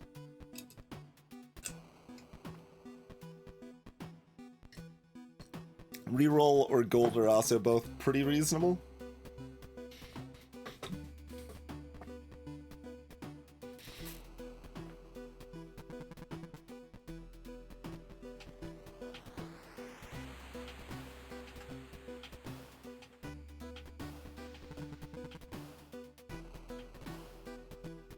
We took a lot of hits from that Sphinx, like I'm more paranoid about my overall health situation.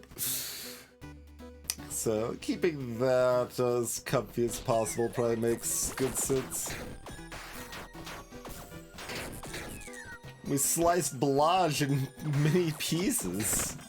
How brutal. Would I have noticed that? Yeah, maybe.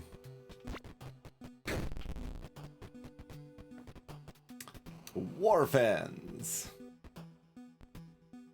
Reduce global tally threshold requirements by 1. Cute. Burger. Yeah, give me a burg.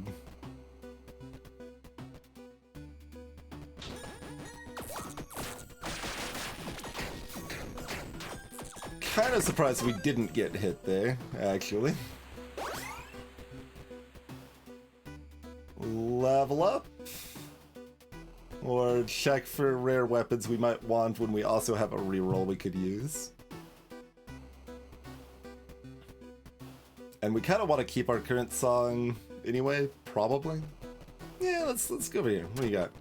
Maybe there's some other instruments at some point we're gonna care about. God-awful comet scroll.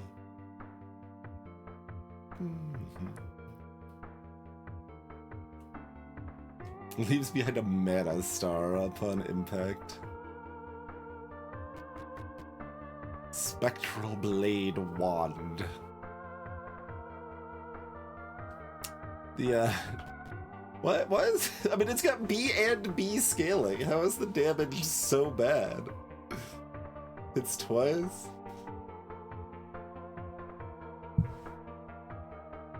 It's a +2, and... it's got better scaling than what I've got. It's so much less.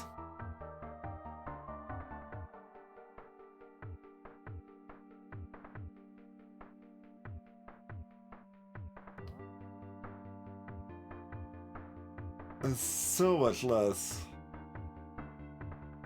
And it probably doesn't have, the, you know, 5-shot seeking situation either.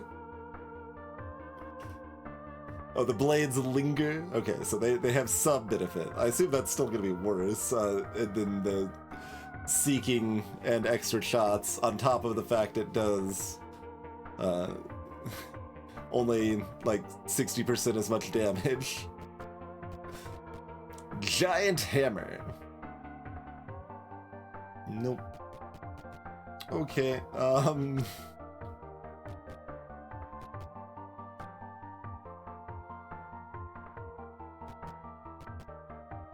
Alright, do blood chests always look like that, or is that, a mimic one? It doesn't look like it's got teeth. Like, it kind of looks like it's got horns, but... we've got 1 gold die. I don't know, I think the bell's just really good. We probably don't worry about it.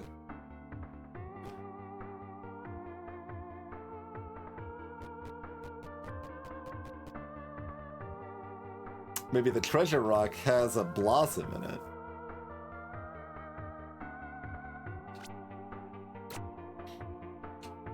I'm also somewhat tempted to roll aggressively for our chance at taverns, but I could treasure rock probably. I really need to figure out when I'm calling the tavern search.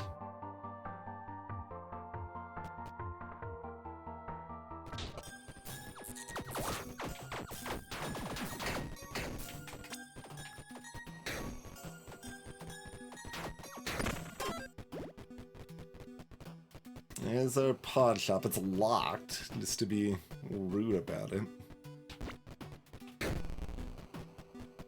Never mind.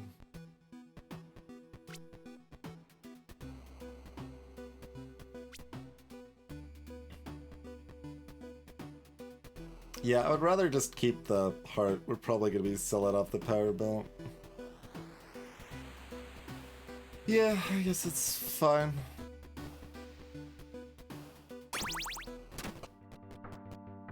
There's a tavern. Okay.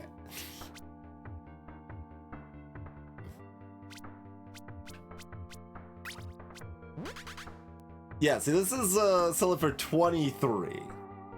I think the unicorn thing probably would have sold for like 12 to 15.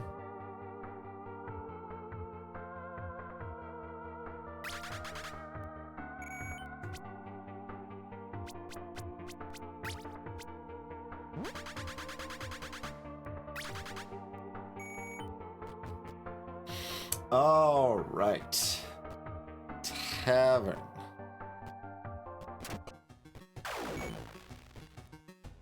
Oh, that was cursed, so we got less money out of it, I guess, but...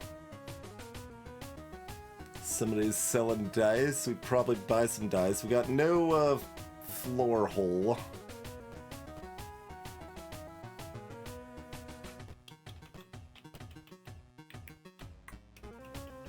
This is already Happy Bell.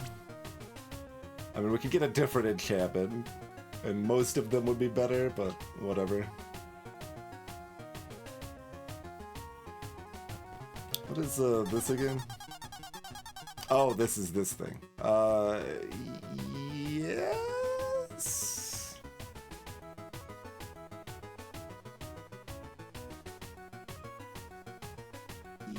Yes.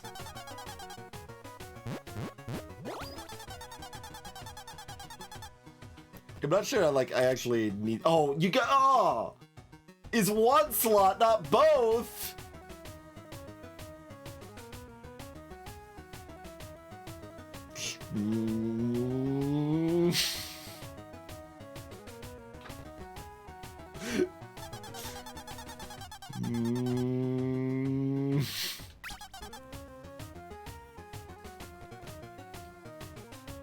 Very rude.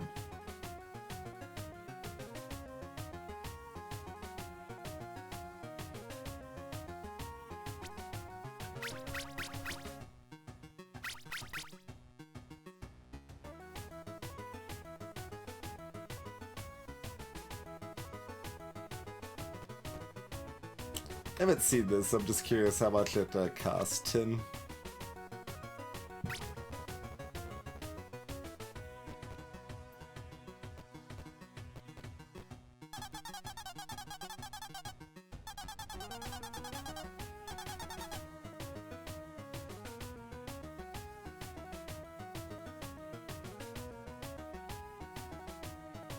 $20?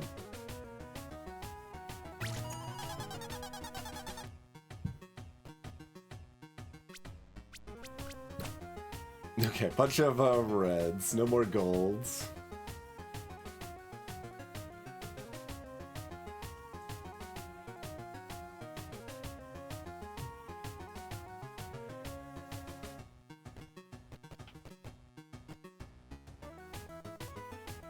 Alright, do one reroll to give us one more chance at a green blossom.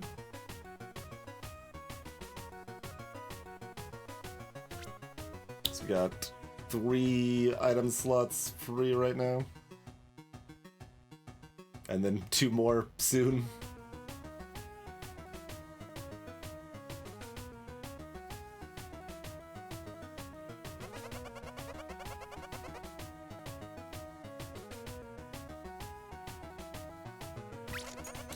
Like, it's possible I'm supposed to buy more dice, but I don't think so.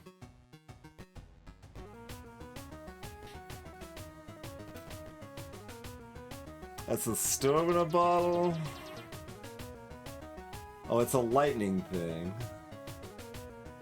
Oh yeah, but it only lasts 10 seconds.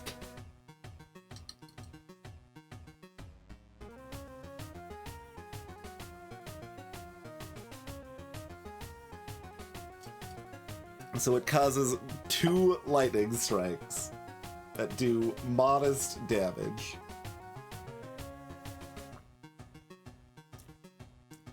That seems really bad for $30. Oh, 4 times per second. Okay. That makes way more sense. Still no, I think, but that makes way more sense. The electric eel.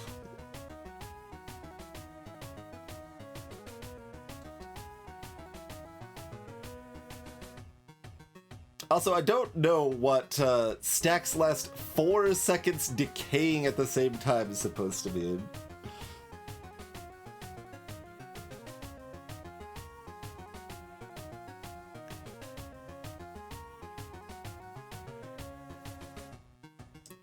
That's how, like, I don't know, 1/4 of the stacks work, and it's very unclear what that means.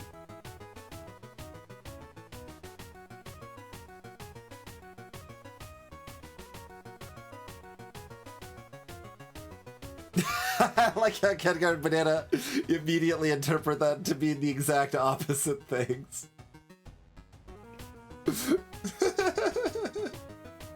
Perfect. Alright, clear as mud.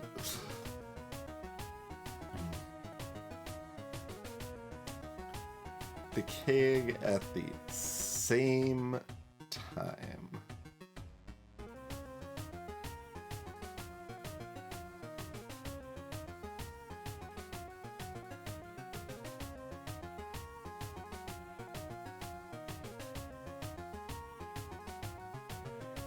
I think I would lean towards bananas, and they probably refresh the duration when you apply a new one then?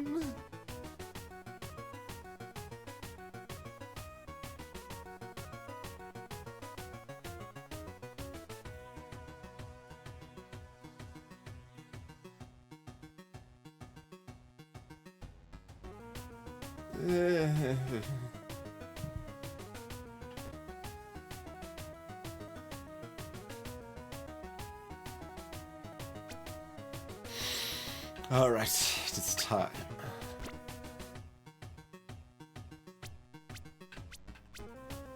I mean, I guess I don't need to drop this immediately, but it is ready to be dropped at any time.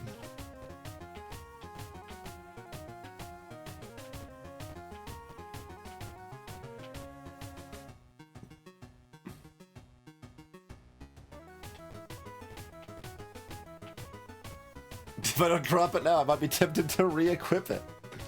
Look, I need to sell it for $2 in 3 floors, okay?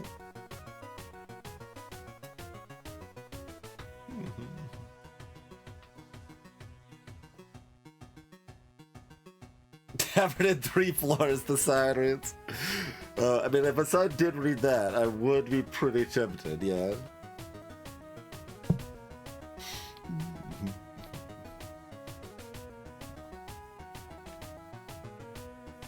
I don't really care about booze, do I?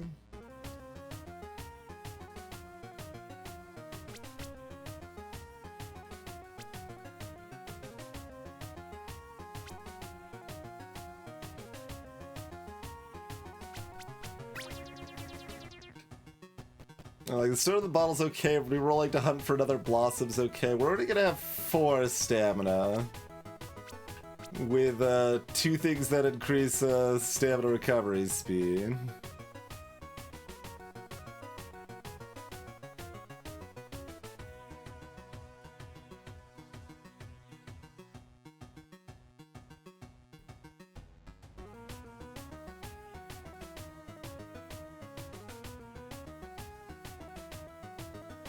I mean, we've got the frickin' thing for dash procs too. Like, this was all part of the plan. We just, we don't have any, we haven't been offered anything yet.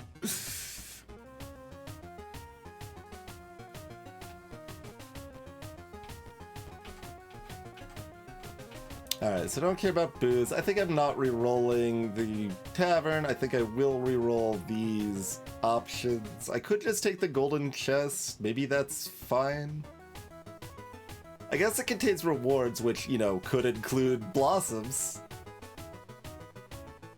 But rolling aggressively to find 1 more XP is potentially very good.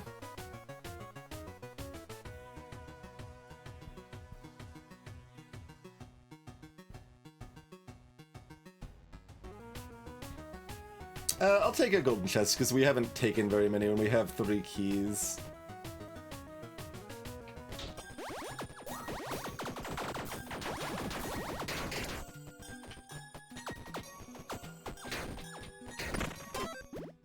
Alright, we are attuned.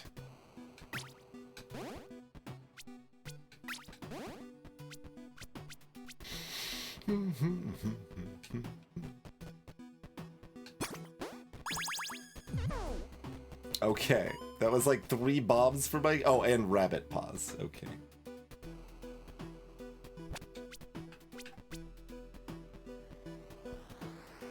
Yeah, I think that's worse. Okay, there's our level up. They don't stack? They don't stack. I mean, it's still a heart and a stamina, but it is sad that we spent that much effort dancing around it.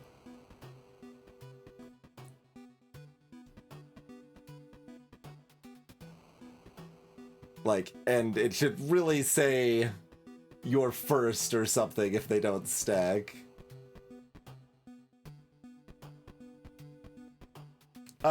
I mean, there's probably armors that give +1 stamina, but not also +1 heart at the same time, right? Like, the +1 heart's a big part of the strength of the armor, too.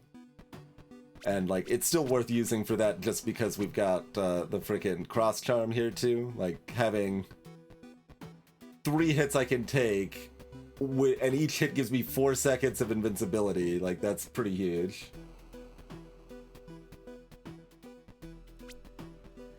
It says permanent buff on the stamina surge.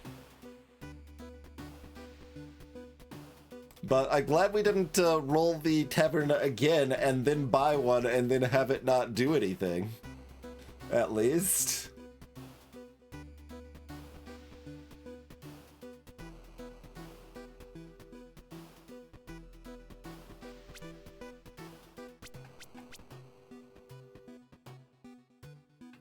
Man, so without leaving the room... 1 room. Yeah, so it doesn't say permanent anymore. It's only permanent while the armor is equipped.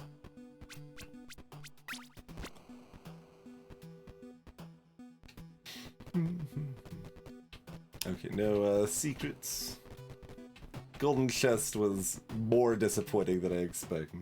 Although, then again, we didn't... It would have been almost more disappointing if the golden chest gave us a green blossom, I guess, right? In practice.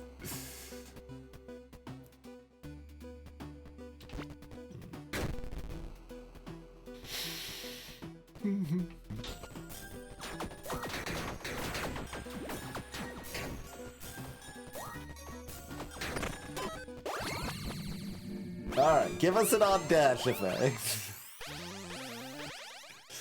Each point of mana additionally grants more top and damage. Wait, what? Oh, because my current mana is not. Like, when it says 0.23% currently, I'm like, what the hell? Yeah, okay. That confirms that I wasn't actually sure if it was based on your max mana or current. I thought it was current, but that confirms that. Each point of intelligence additionally grants 2.5% increased effect of buffs and aura radius. Insight grants 100% increased stats granted by mana to mana draining weapons, and 100% increased mana regeneration.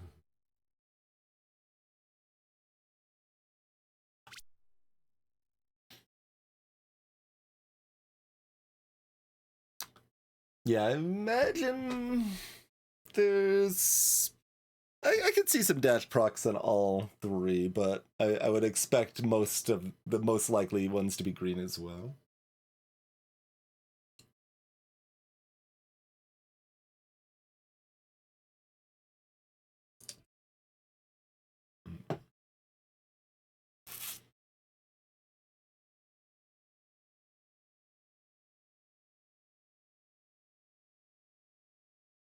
Oh yeah, that's an interesting thought. Like, if Stamina Surge counts as a buff that could be doubled when we get to 50%. That's an interesting thought.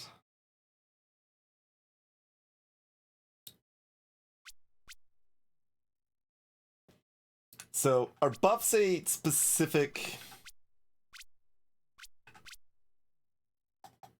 Yeah, the compare button doesn't do anything there, so I assume that doesn't give further info or whatever.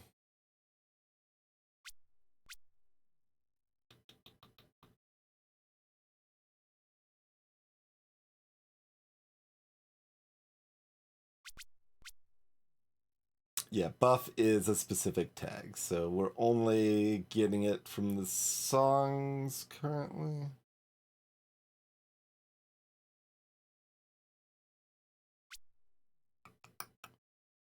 Like, it's certainly the best of these. I'm just deciding if, do we want that or do we want to, roll?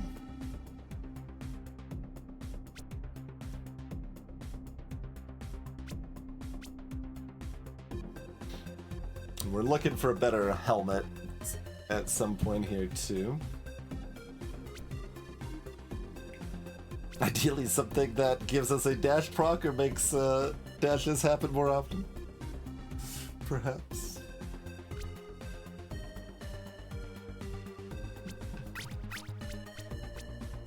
Yeah, that's a trigger.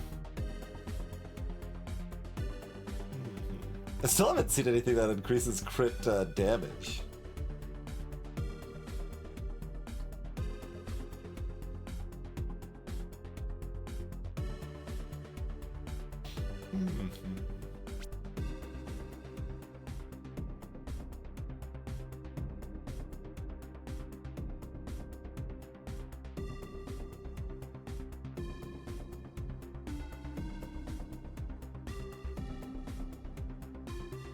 So I guess the shock effect scales with XP as well,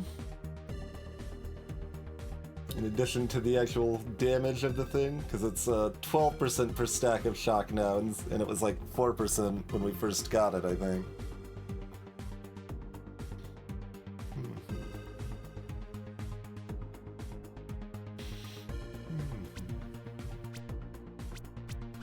We've got 3 obsidian dice. So, like, if... I do kind of want to see if this can give us an extra stamina. If that... Does that count as a buff? Well, it says permanent... Yeah, it says buff. It says buff. Oh, and the mana flux that we get sometimes is also a buff.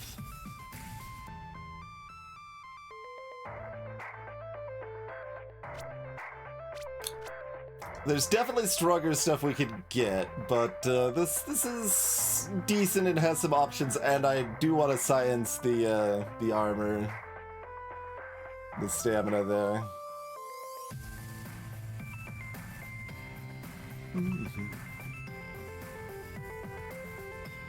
Alright. We'll give that a go then. I don't know, Kenga. We probably won't see if it works at 100%, but we should be able to get to 50% easily, so... There's no way for me to know how rounding works in this game. And it probably works differently for different things, to be realistic.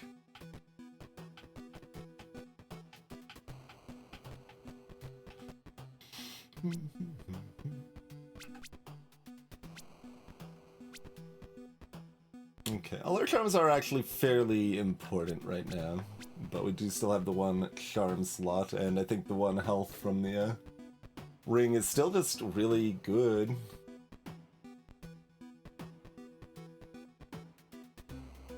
There you go, Katka, exactly. But yeah, we've got the obsidian dice, so if we want to change out of some of this stuff, like if I don't find any synergy with this, I could still sub that out for something else. But in the meantime, it's still, you know, a modest DPS up.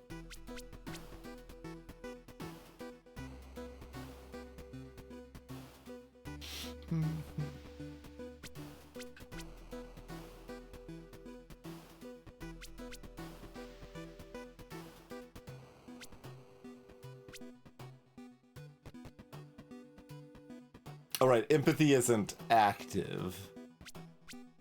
We need to hit something, and then this starts happening a lot faster, yes. Okay. It was break time a decent chunk ago, but we're kind of in the flow there and wanted to get that armor equipped and resolve that, I don't know, arc of the situation. Let me move this away too. But yeah, let's do the break thing and then proceed with more of this run when we return, and you know, see if see how much science we can do, and see how much winning we can do. Some of both, hopefully.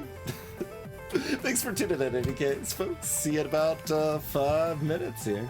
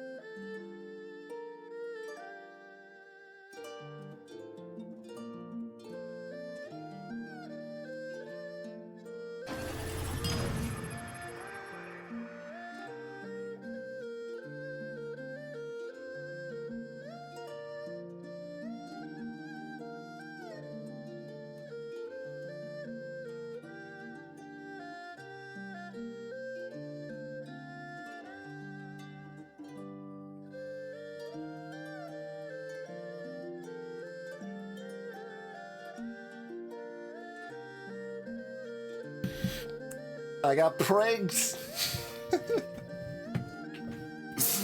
The classic break time raid. Thank you kindly, Shormy. Hope you had a lovely stream. Greetings, Comfy Basilisk. Welcome to the stream. Hey, Virals. Greetings, Yuka. Thank you for continuing to support the stream. Alrighty, we are back in any case. And why not, Banana? I think is a good good answer.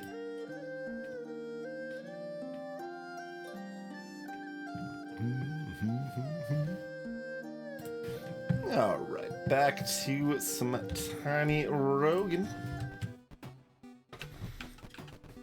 So this is, what, vaguely an Isaac-like, I guess, for those unfamiliar with it. I don't know, like, it's complicated. It's a bunch of different stuff that can all interact in weird ways that are not the most obvious necessarily. Yes, the rogue is in fact very tiny. We've got two little companion friends here. We're a musician. We shoot, we got a bell that we ring out death. And we're trying to build up some synergy on, like, you see those little electric bolts that spew off as I use mana. And we got this electric eel below us that makes those little electric bits more effective. And we're trying to find stuff that makes, like, synergizes with having lots of dashes, because we got an extra dash and things like that, and we'll see how that all works, but the, just ringing death upon my opponents is really the key, more than anything. We've got a special songbook with this character. We currently have a song that makes our companion effects stronger, so the lightning that happens gets to be extra strong. That's the bonus of the electric eel. And the lightning happens more often, ends up being the effect of our other familiar, basically. We've got a decent handful of, like, half synergies, basically. We're hoping to find some stronger hits, but it's working okay so far. And let's see how we fare against this boss here.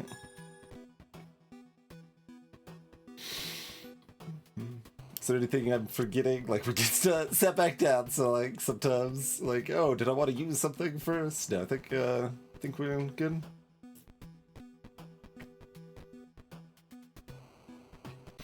Alright, we're fighting Poseidon, I guess.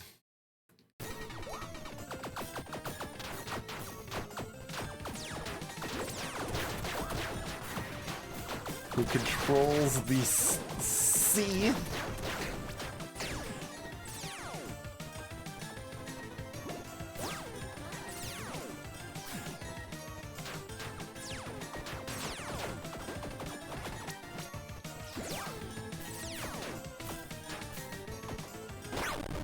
Alright, it's Fizz Wong.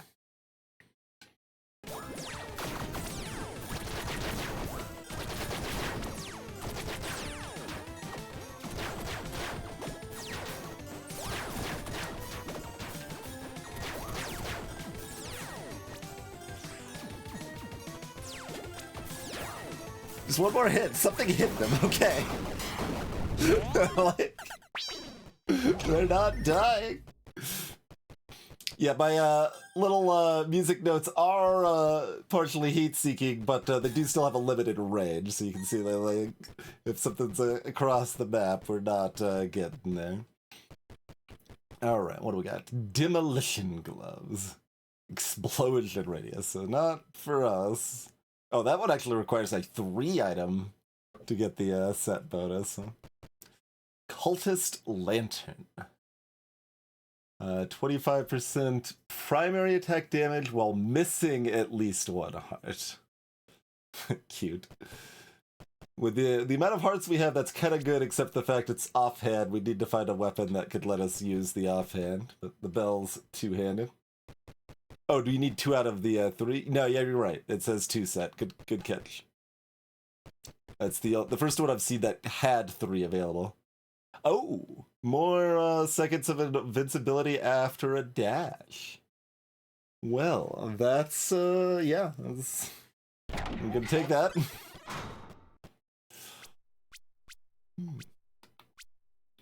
What was the other thing we had that was giving a bonus to that? Oh, the meta prog prick. That's what it was. Okay.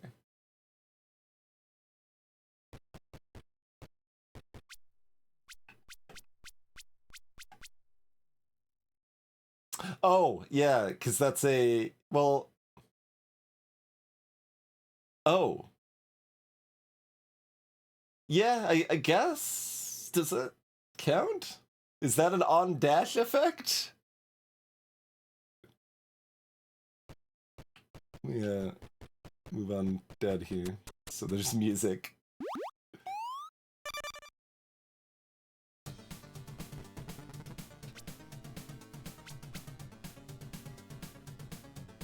It would probably say if it's an on-dash effect, right? Because like almost all the other things like trigger and buff and stuff are highlighted with tooltips if they're dealing with any sort of synergy and stuff. Like, it's still pretty good for us regardless, but...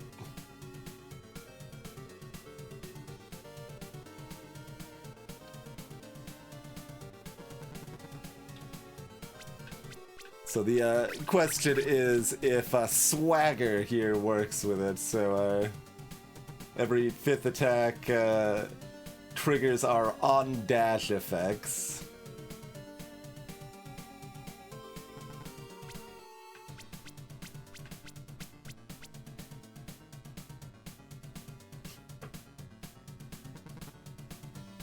Like, I think this is just increasing my stat.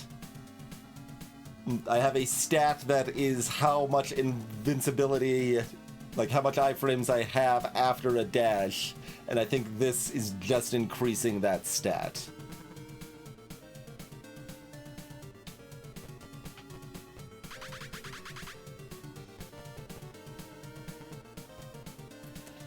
Okay, I guess one candy is still good enough because we want to try to get to 50% to see if it gives us an extra stamina. Oh, that's kind of standard, Sherby. No shame in raiding and running. It's pretty normal. It's like, okay, well, I've just been streaming for 7 hours or whatever. Wanna go somewhere cool, but I gotta go eat or sleep or something. That's pretty normal. Have a lovely rest of your day, though. Hey, Backseat Stoner. Oh, I guess the title is technically wrong now, right? I didn't update it. Because we died 3 times today. So I guess it's our 6th run? It'll be our 3rd win if we win.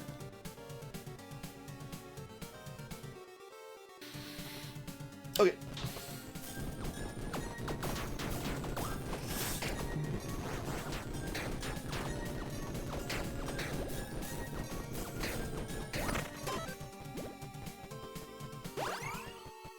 Okay, just more candy? Candy all the way down?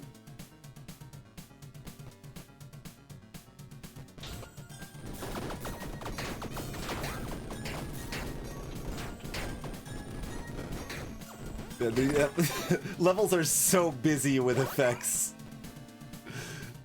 Makes it really hard to tell if like, like, because I've got the powerful dodges now, but it's hard to know for sure when I need to use them. We got like a bunch of these now, 7? Yeah. Like, the 5 souls is fine. But, let's see what else we can get. Yeah, Lollipop.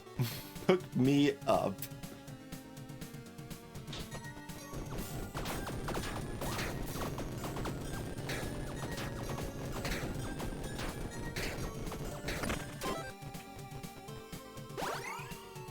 Okay, I'm guessing we would see the stamina now if it worked. Yeah, it's at 55% now. Wait, it says +2 stamina on the stamina surge, but it only shows 3 stamina on the left side.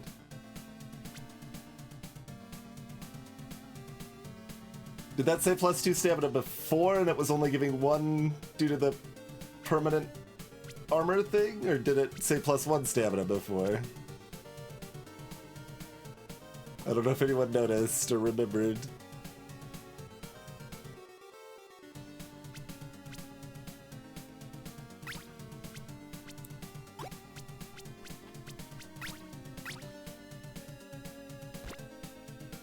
Okay, it's like figuring it out.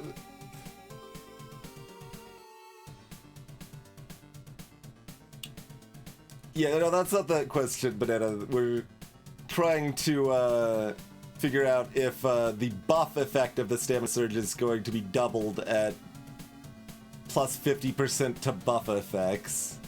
And it currently says +2 stamina.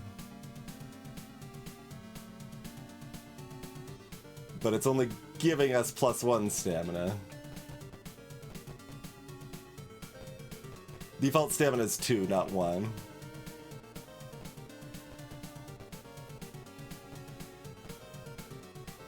On at least most characters, I think. At least every character we've played so far.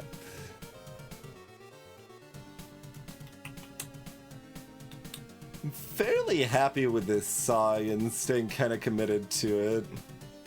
It's in a weird spot because we could totally end up just like using the Obsidian Dice and like re-rolling half of our build. So more songs to that end have some appeal.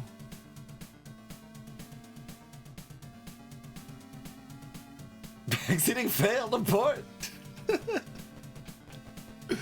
I guess I could grab another song and like leave our options open a little bit.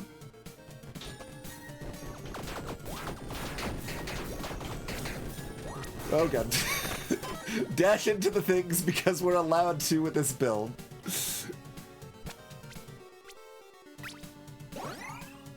Song of Terror. Oh, I should have read what it was before.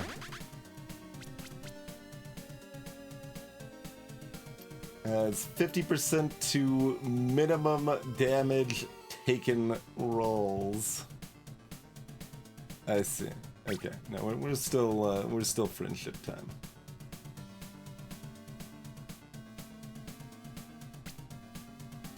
So going another room didn't change our thing. And I assume we do only have the 3 that it shows.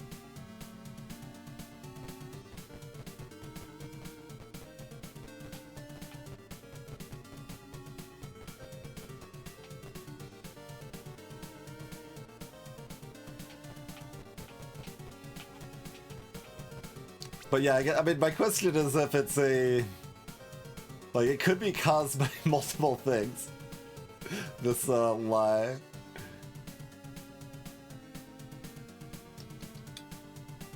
There is, the VOD to, see if it, said +1 before. I feel like it did, but I'm not sure. I didn't, register that confidently.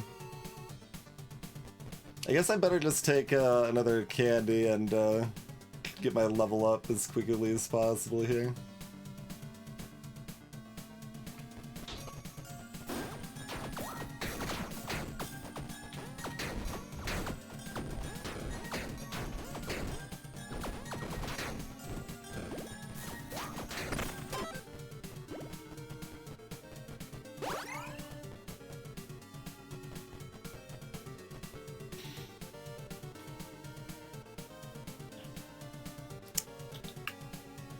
I mean, Every weapon we've seen has been so much worse than the bell. Like, it's kind of laughable. Go to the shop and see if we can find a helmet.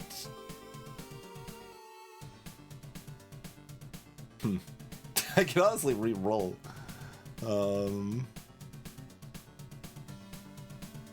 The shop can also have stat ups.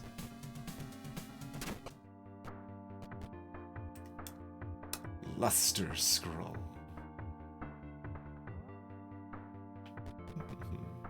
Yeah, so I think we can buy some fish and chips. Clockwork boots. Oh. That's the synergy without, again, anything to actually go with it. This is cute. I'll keep my current boots, though. That lets us dash more often.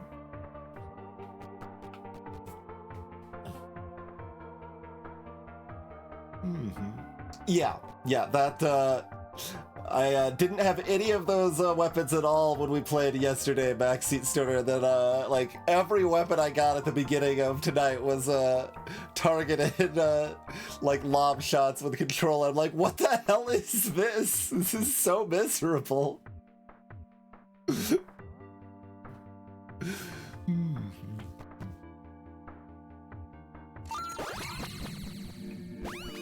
That surprised me a little bit. I forgot I was gonna level up. Increased effect and duration of mana flux. Lightning always strikes twice. Anytime you trigger a lightning effect, the effect is triggered an additional time after a delay. Okay, that's a lightning effect. Does that count shock? Or only actual...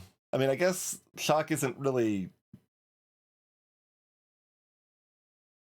Is this only? I don't know. Let's see, what's this? Oh, no. Absolutely not.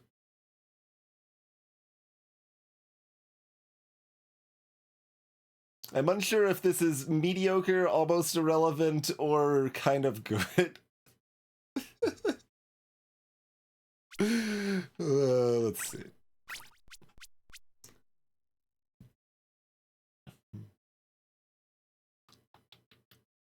So, on a trigger proc that does lightning, it will happen again. Okay.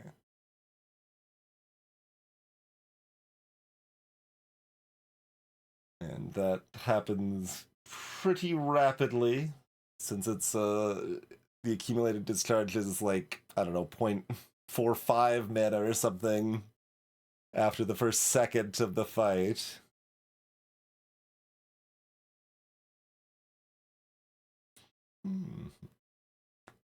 Like, we probably want to go for the reroll.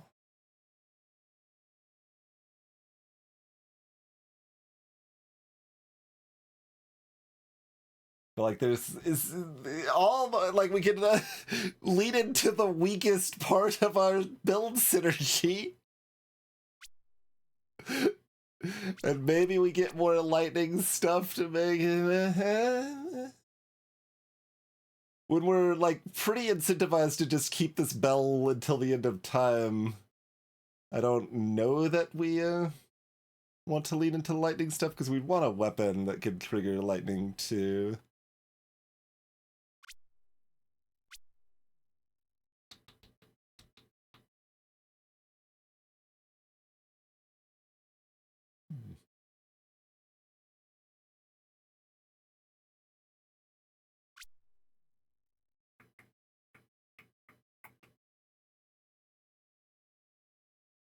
I mean, the additional trigger would apply an additional shock.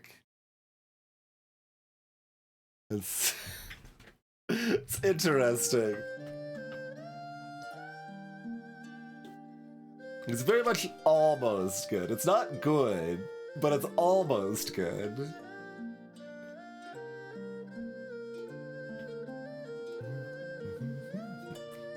just need to, like, stumble upon the, tinfoil hat that triggers lightning, and then we're good, or something. There's something like that probably exists, right?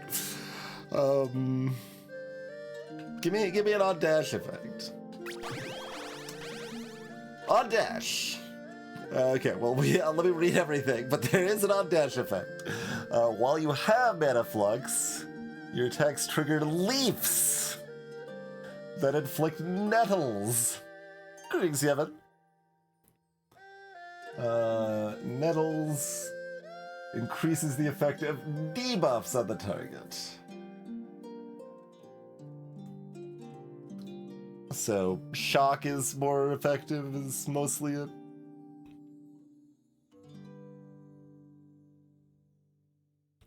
Dreamer. Each point of mana additionally grants, okay, whatever. And what is the Ascetics Mark? Guarantees 5 crushing hits. So 5 hits that do about 50% more damage. Yeah, I mean that's good. So that'll happen every 5th attack and every time we dash. Yeah.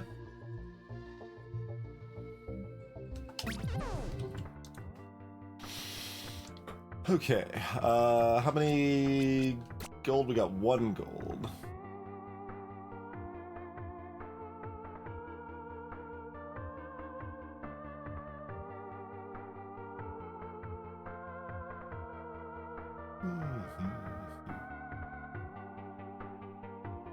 Some temptation to roll the shop here. I guess I won't. Cursed beef.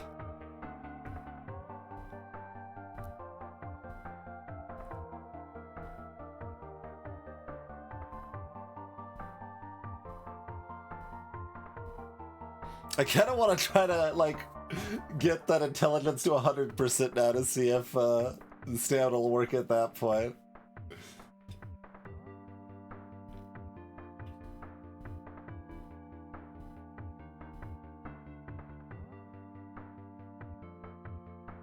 I'm not that impressed with the alchemy stash, so alright. Chocolate, I'm in. Grants +1 heart. Maybe we just take that. That seems worth taking a curse for.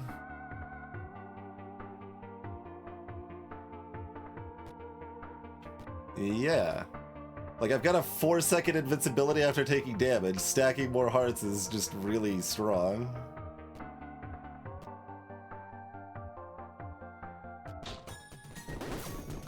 And I assume that's pretty rare given I have not seen it yet.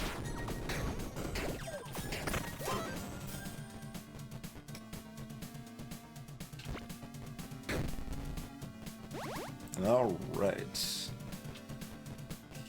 Dragon Slayer.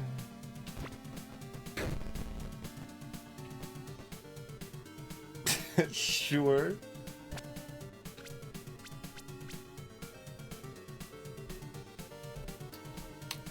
I mean, most of the time this gets better. We've had this bell since like floor 3 or something though. Like, it's certainly possible we still find a weapon that's better, right? Like, there was something with like A scaling on both like int and dex, and it was so bad in comparison to this.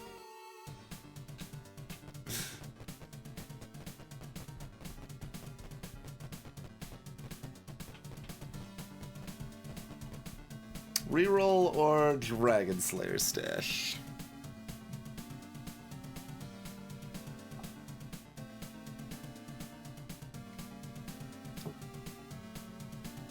Contains a weapon.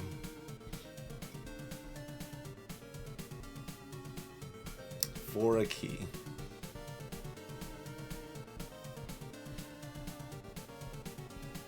Why not just a key? Because I've still got like 5 of these rolls. Or 4? Yeah, 4. Still got a lot. And 1 key is kind of mediocre.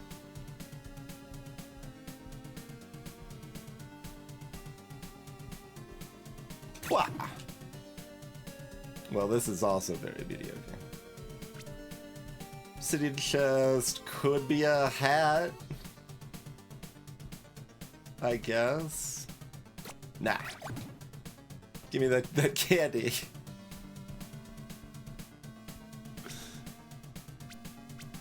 Yeah, these are considered magic, yeah, not ranged.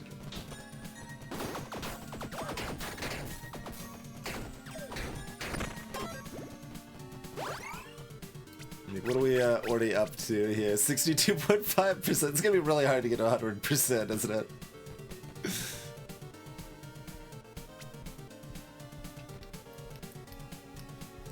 Suppose one could also use our reds on these sometimes. But one guaranteed rare is fine.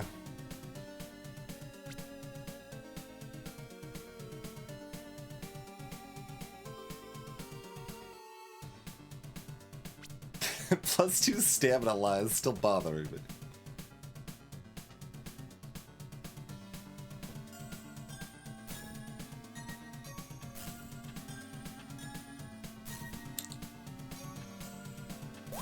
Like, does that mean it procs at the beginning? The king under the mountain! Fire and death, and like there seems to be a death friend with them.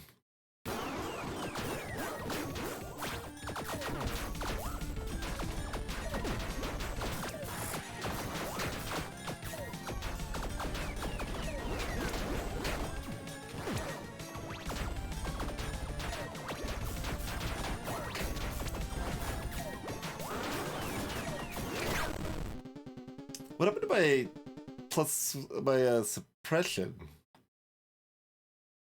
Because it seems like I only got hit twice, but...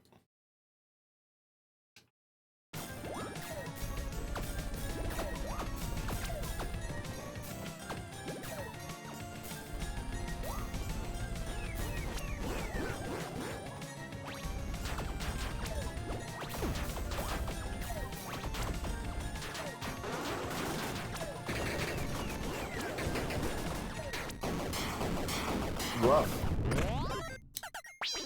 Do I still have suppression? Maybe not. Where did it come from?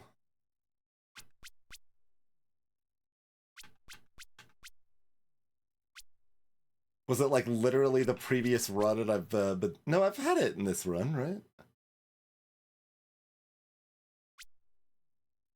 But what would it have come from if I did? No, it didn't come from those gloves. It wouldn't...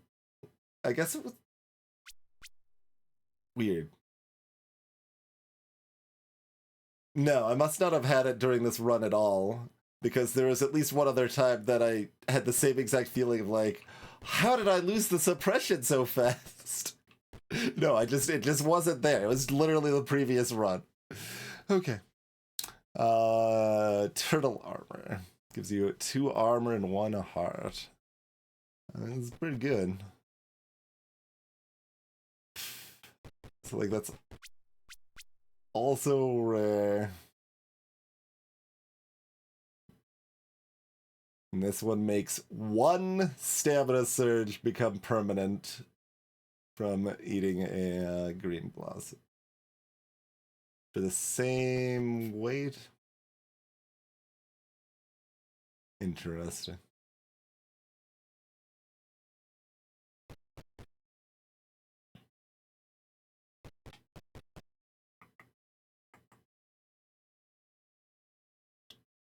Bonus Burden Scourge, Enchanter Gloves. Increased effect of buff effects, huh?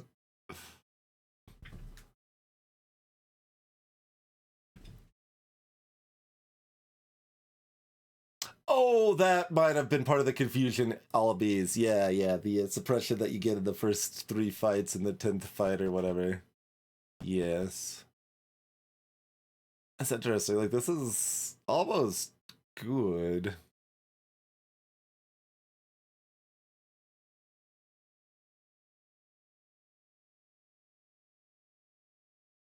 Huh.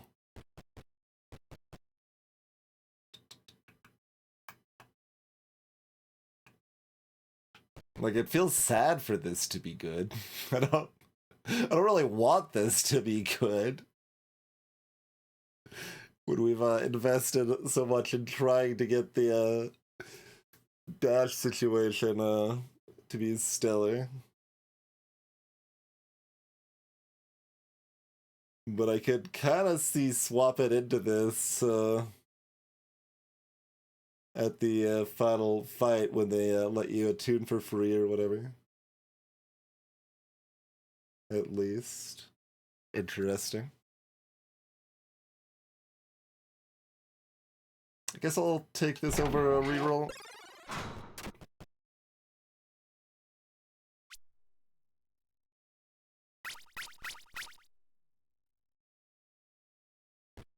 Is there any difference? Like, what if we have evil and lawful, or good and lawful?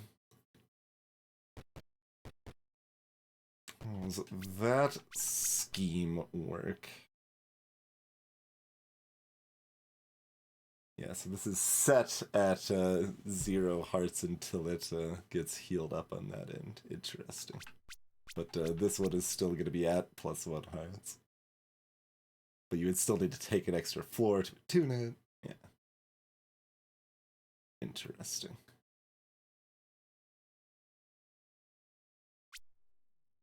Oh, but the stamina surge will, like, if we drop the armor, it's not like I could put it back on and get the stamina back later.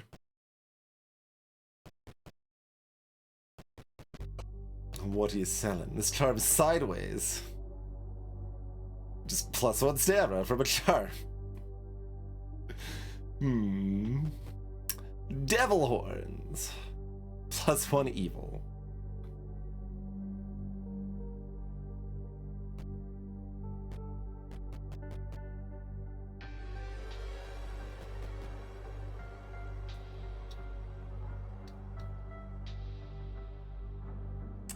Like, I could pay 30 souls for 1 stamina, or I could buy a stamina charm. Although all of these are actually good now. So, like, I would have to lose, like, 3 int or something.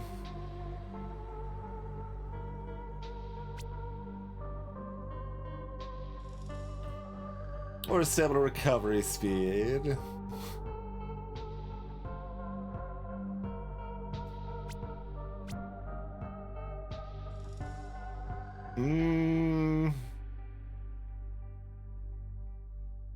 I don't know, like, when I've got 5+ health, like, this seems really good to me. Like, 4 seconds of invincibility is a long time. I mean, I know we have the 2 seconds anyway, but...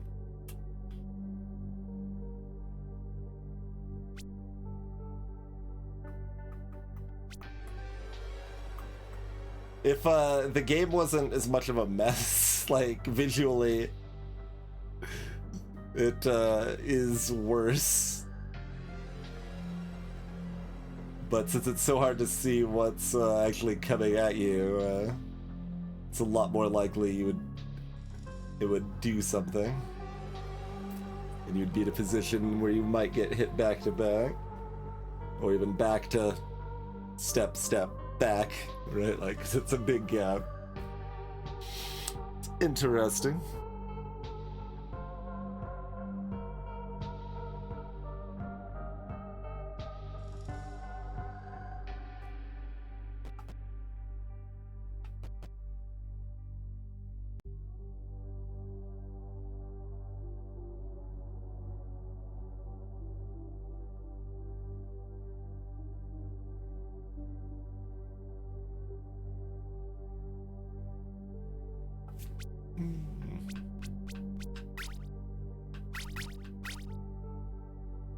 We're at 25 int right now.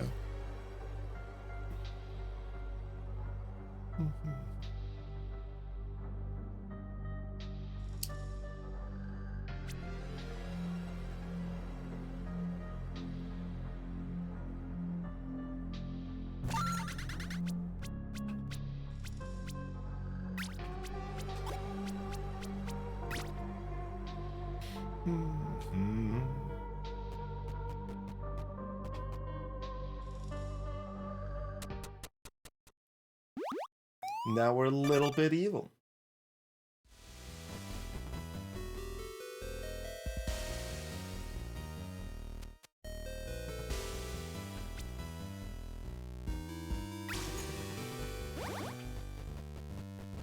And this always just talks about the pod shop. Okay.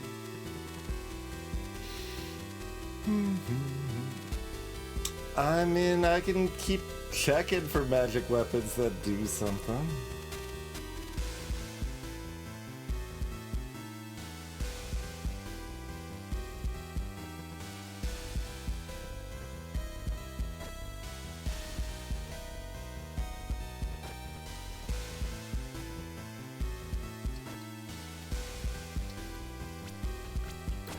Two red dice left.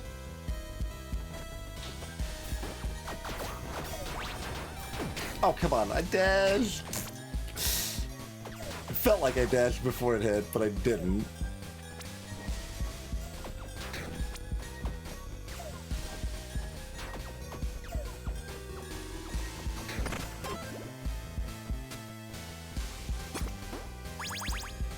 Vital Thorn, that is also from Terraria.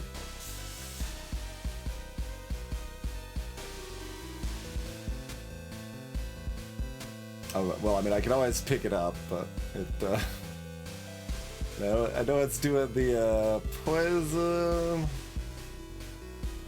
It's also slow. It's also short range-ish.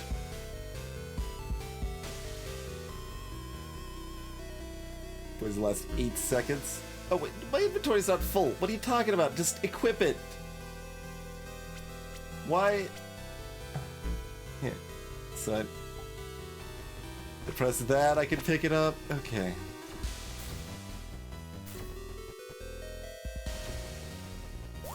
Yeah, so I guess enemies can run into it, right, while it's out.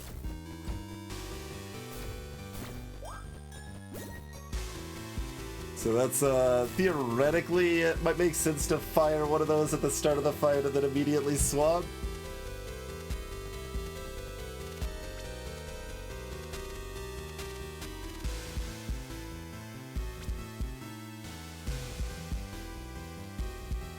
Oh yeah, Poison also has the decaying at the same time phrasing that makes no sense, okay.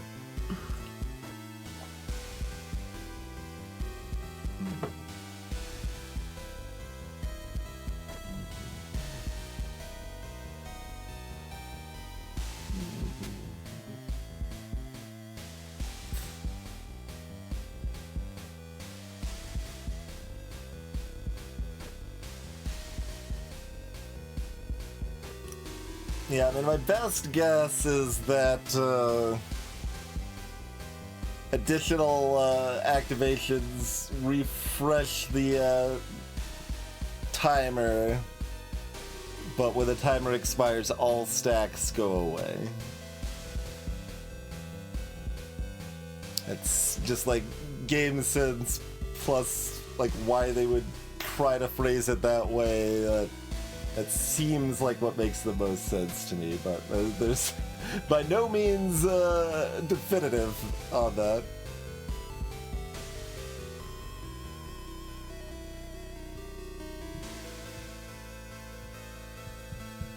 Wait, why does it list this other poison thing that can apparently affect me that is irrelevant to the weapon and how it affects enemies? That's kind of awkward.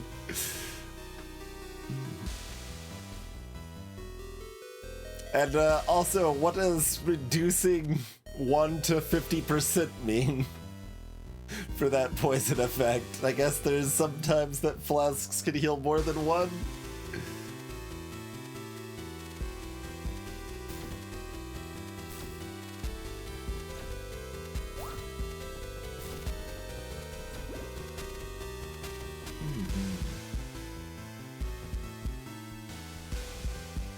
All a bunch of curiousness.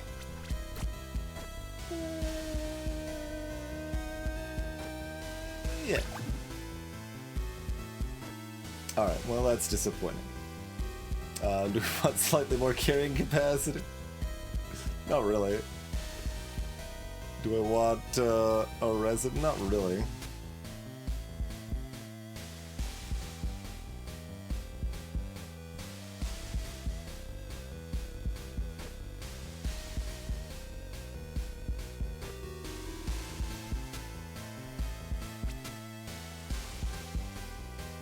I wonder how it determines which heart is the Gaia armor heart.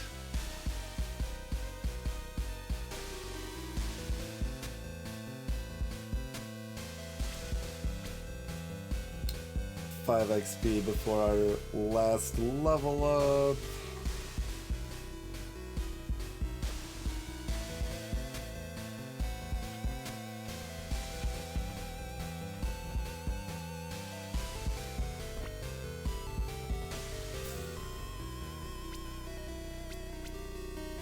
Apparently the tooltip for what the extra strength or whatever is doing for you does not update as you swap weapons.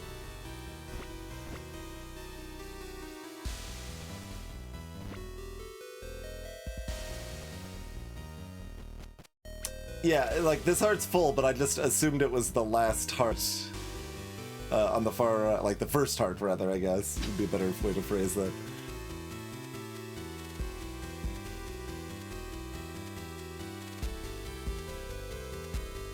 Based on when it went away last time.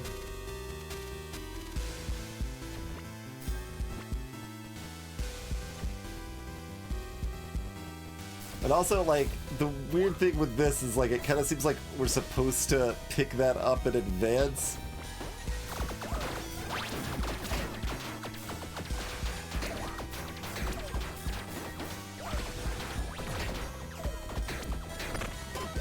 I don't know if that's actually terribly meaningful, but it kind of seems like you're supposed to do that.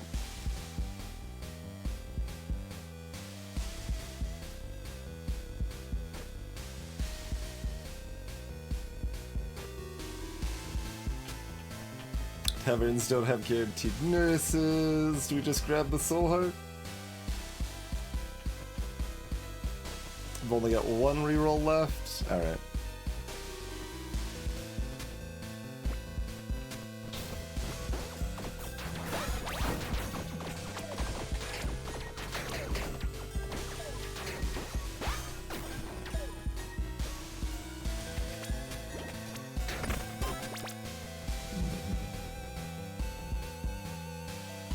Random trait tomes, right, those can replace our things, and it's more likely to be 2. And we're still in this spot where, like, we've got pretty good synergy with what we've got going on, but could be better. Alright, fine. What do you got for me?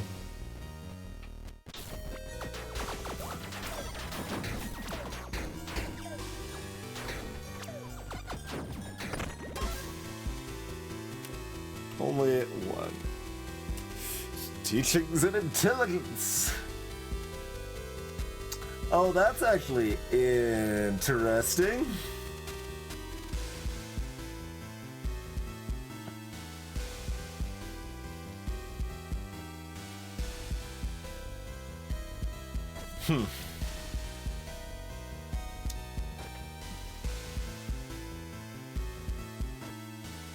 What counts as a stat in this case? I guess carrying capacity is still a stat.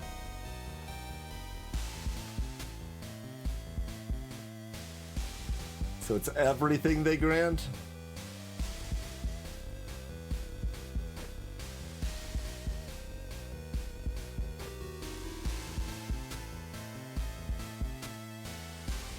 And even our alternative armor is also very heavy.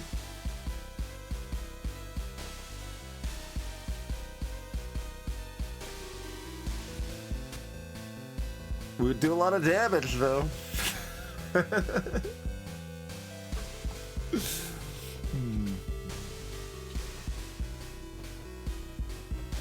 it would be one higher still.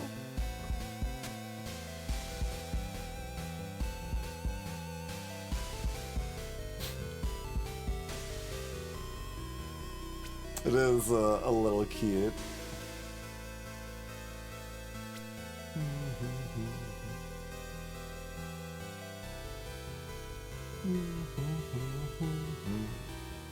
Don't think it actually makes sense, but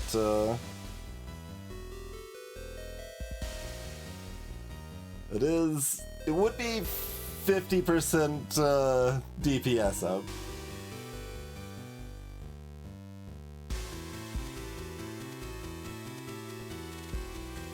Not counting the bonus effect of buffs, that would be a lot higher too. That'd be, it might give us one more stamina. That's like our only way we get our intelligence high enough to see if it actually gives us another stamina.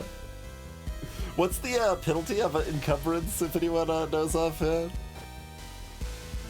I don't think I can make myself encumbered offhand, right? No.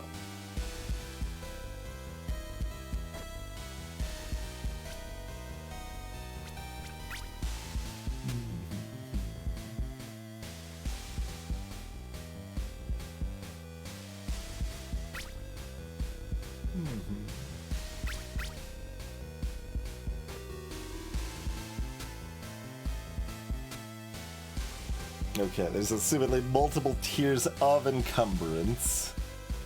Okay, so we lose some of that crit bonus, and we move slower. Oh, and that's stamina recovery penalty. So stamina recovery and top in damage penalty mean that it's not a 50% DPS. Or you take off the arm, which also seems pretty bad. But I could, like, I would, if it works to give me the extra stamina with it too. But we also lose the attack speed.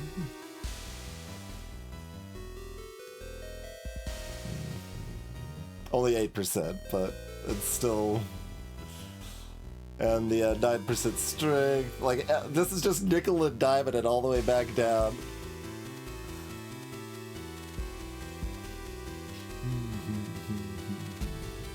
So it's like a 15% DPS up and makes everything a mess. Like 20%, probably like a 20% DPS up and makes everything a mess. There's a trait that reverses the encumbrance penalty bonus. Is cute.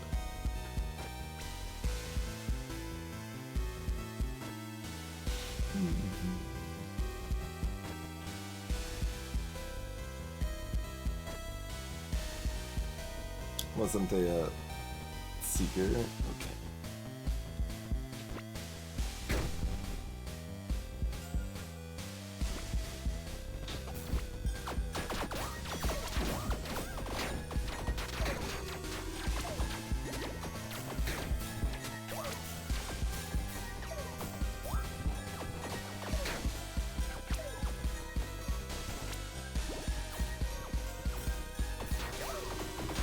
It's hard to seek after that thing.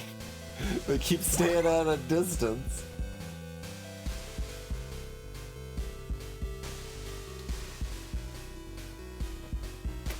I mean, I guess we can see what other songs are available. I think I'm going to continue to be disappointed, though.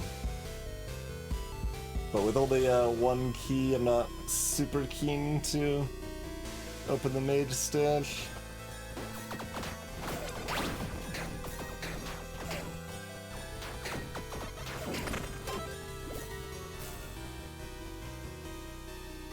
Song of Acceptance.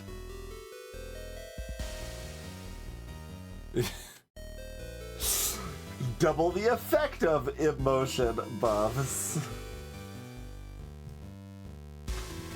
I mean, if I could switch songs with fire. Yeah.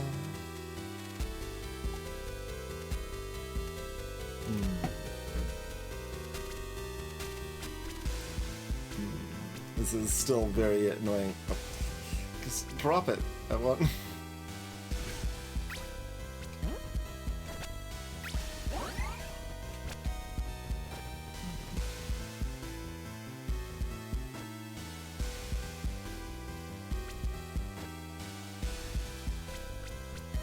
respect the resin at all.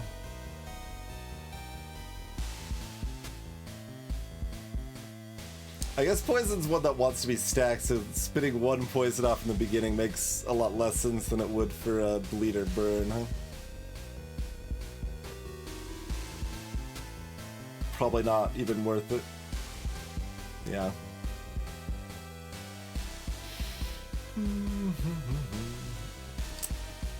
I mean, a lightning resin kind of goes with some of what we're doing. Although we didn't take the thing that would make it really shine. Holy crap.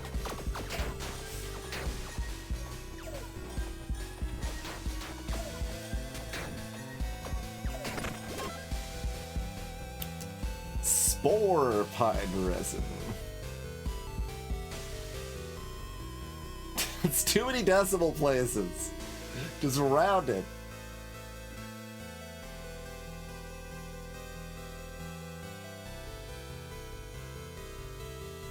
Why are resins so bad? Like, it's still, I guess, better than hanging on to this, but continue to be impressed with how bad resin is.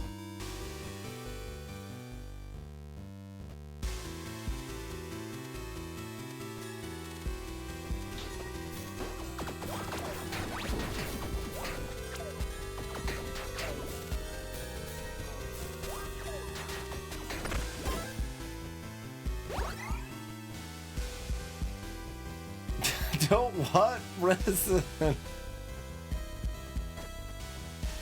This looks like my last reroll, right? Dice rooms are apparently very rare, huh?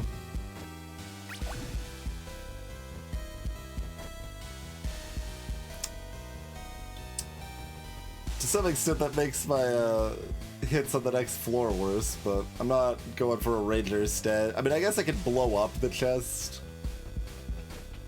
I could always blow up the chest. I mean, it makes the boss of this floor easier. Grabbing the pair seems fine. I guess I might as well do this too. Alright, what do you got for me?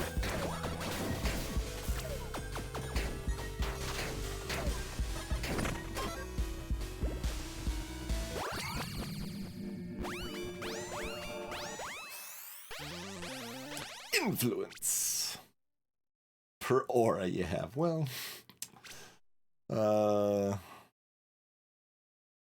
currently have no. Oh, we do have a backup weapon, and that is a magic weapon at least.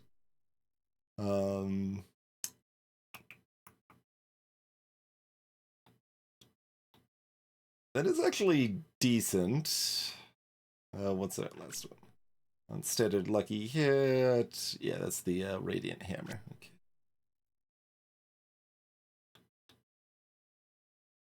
%29% crit chance, and then every 5th attack's a guaranteed crit.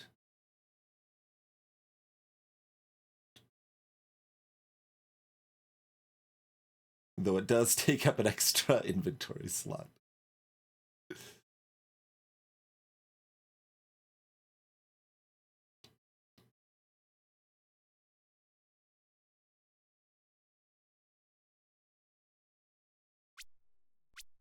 Oh! Melee and range is not a, Yeah, I suppose that is separate. Okay, yeah, no, you're right. Okay, re-roll it is then, right? Since all of these are trash, then never mind.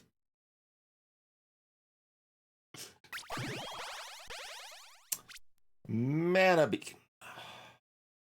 If you have drained mana in the past 4 seconds, each point on. Okay, no. Spinning blade orbitals that cause bleed. It's not bad. The tally of 10 damaging triggers Gain 10 stacks of Trigger Mania. It's a stackable emotion buff that gives us 16% attack speed.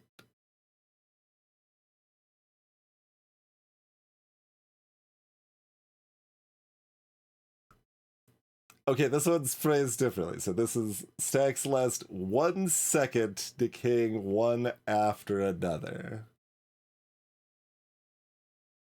So you start with 160%, and each second you lose 1 stack.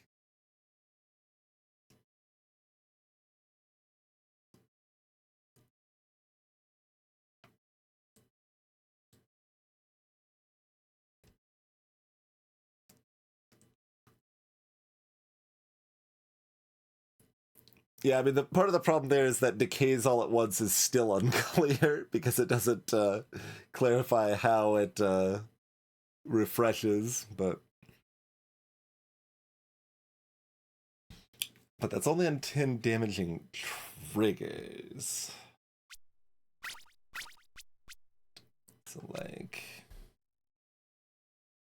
is that literally just discharge right now? No, also, well,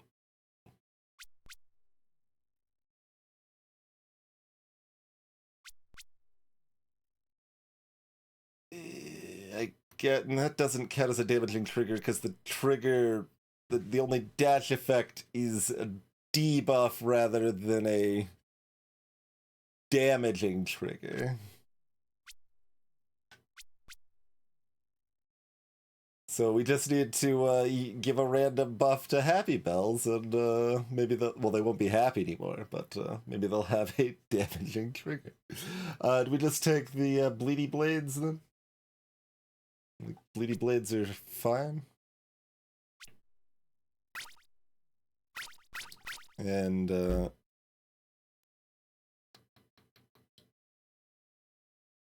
we have a 60% increased aura radius. Is that also an orbital radius? Or only an aura radius?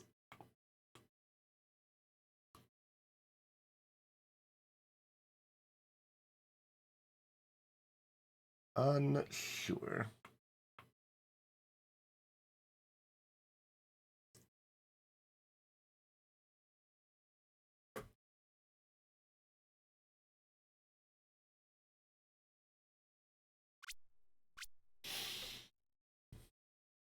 Well, I guess we can kind of find out. No, only aura.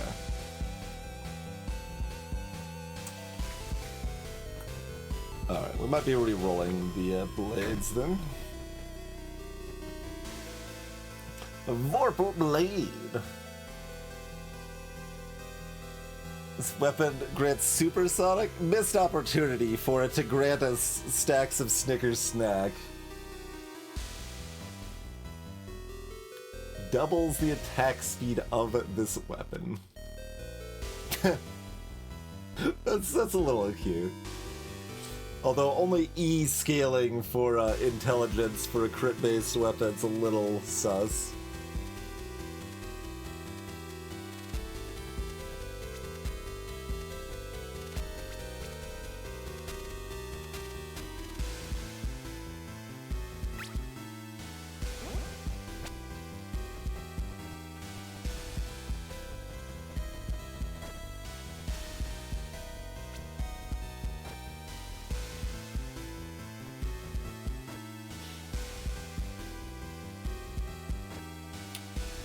These blades do a ton of damage with the bleed, but they do have to actually hit something, and I don't really want them to hit something. They will occasionally hit something incidentally.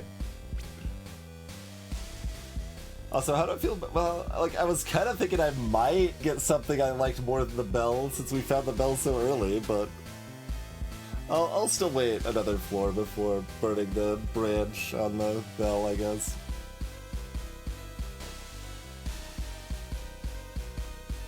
It's a melee weapon. Yeah, I could make the bell be the pocket magic with this attacking rapidly. Be cute, but I don't want to be close enough for this to hit stuff really. Like even far range melee weapon is not my favorite.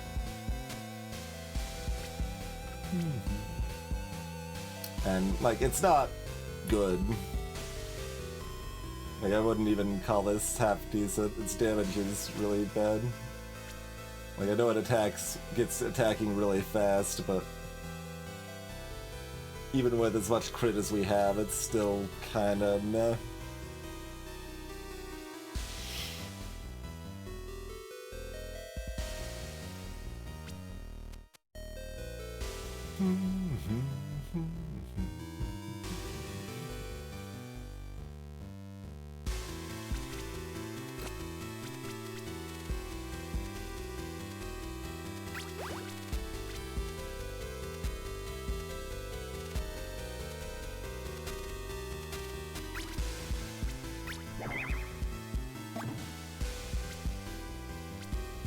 Elemental balance.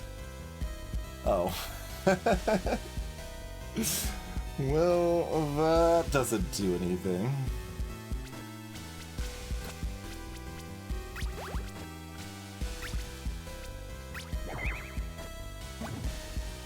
Nature's boon. Well, we have Metaflux, we get the Nettles. Sure. That's fine.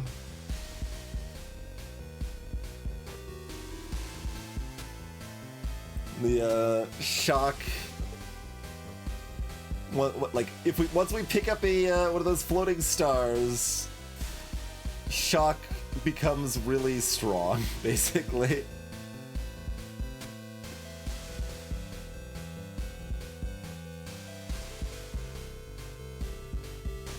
Yeah, that's not too bad.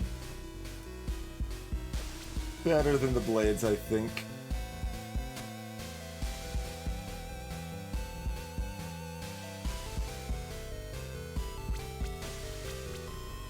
Oh, charms do have attunement too. Oh no, yeah, we left this on anyway. Yeah, this one doesn't because that's just 3 but 3 ints, not very much anyway. Yeah, we'll stick with that.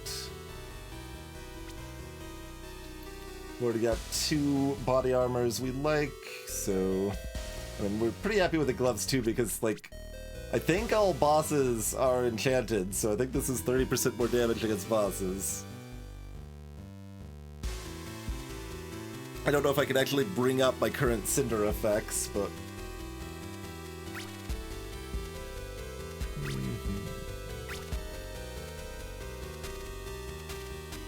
this is a mess of stuff, so I don't think it's in any of this though. Yeah.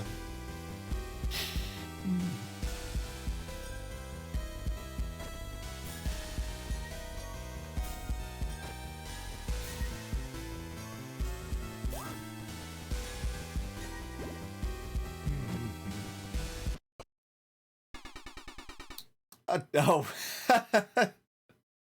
We're fine to ONS.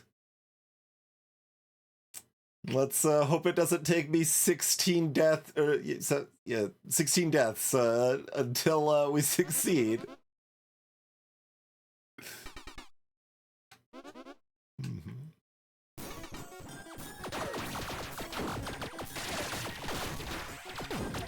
Butts.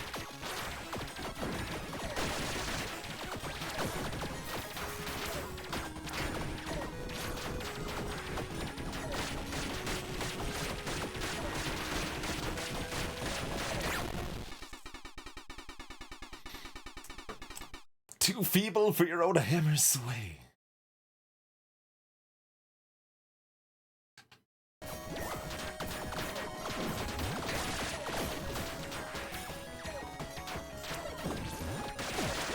Blast.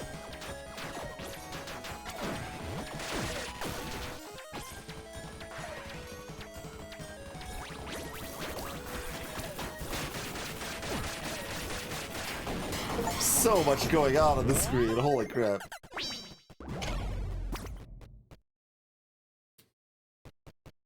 Alright.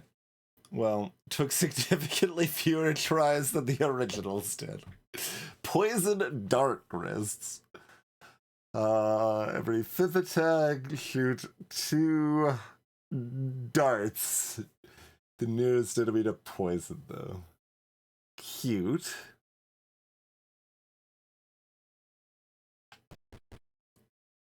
%, crit. Soccer kit. Get someone's football jersey. Every 5 seconds, proc taking damage effects. Alright, well, if we're going to use any of them, it would be this one.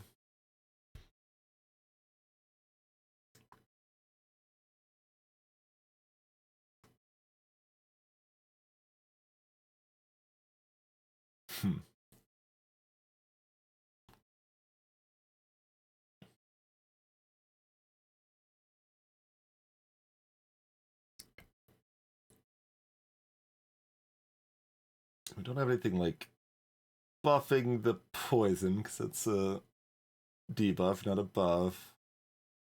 Although it might not count as a debuff either if there's things that affect that, but...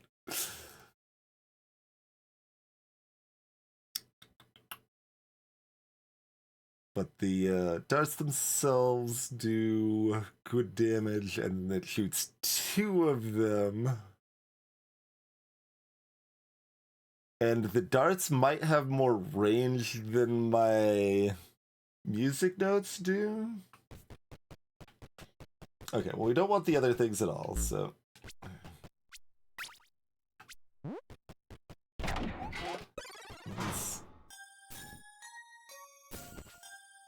Okay, they do not have particularly great range. They're the same range. It's a little too bad. I was hoping they would have more range.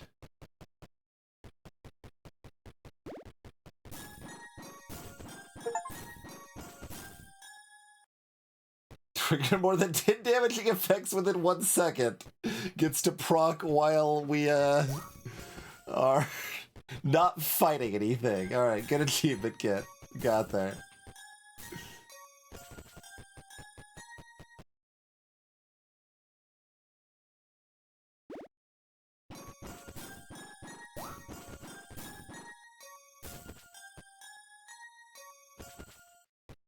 What's sitting at those other poison effects?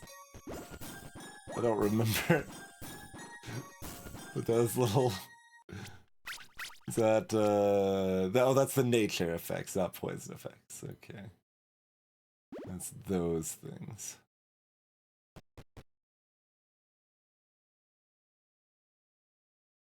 I mean, certainly the Oops Dart Your Neck gloves are more fun. I don't know that they're better. I mean, if the stacks last 8 seconds, we can, if it's against a boss, it can refresh the stacks and the poison's actually really good? Question mark? Alright, I mean, this seems kinda good. They're both uncommon, so the game doesn't necessarily think one's better or worse than the other there. In theory.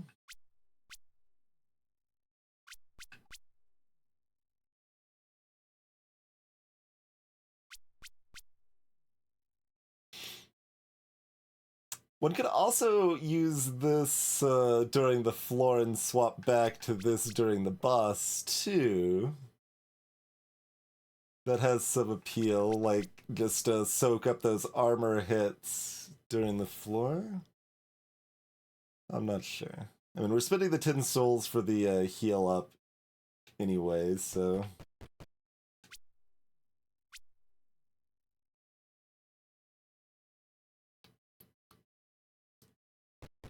I think we're just sticking with the Oops Dart Your Neck gloves. So this stuff should all sell for more than this. Okay. Moseying on then, I suppose. Oh yeah, no, there's lots of enchanted enemies with the cinders, so I think it's pretty close, and the other one might be still better, but this is more fun. And it's at least close.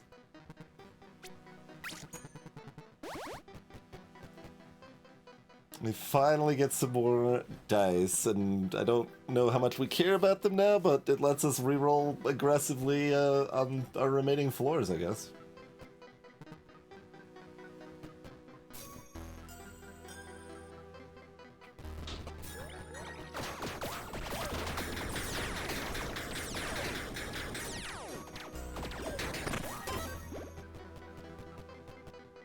One gold.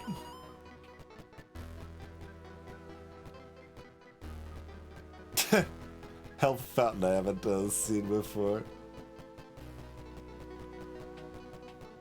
I don't remember if we took the guaranteed shop at this floor, although we have enough money for it anyway. Let's only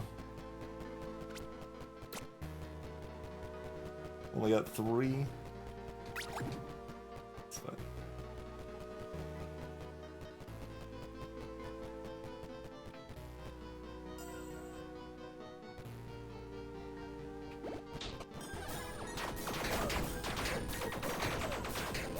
Yeah, I mean, that's actually a pretty big difference. Kind of an annoying min-max, but something we should be doing, I guess. Thunder Grip Gauntlets. Lightning damage on melee attacks. Okay.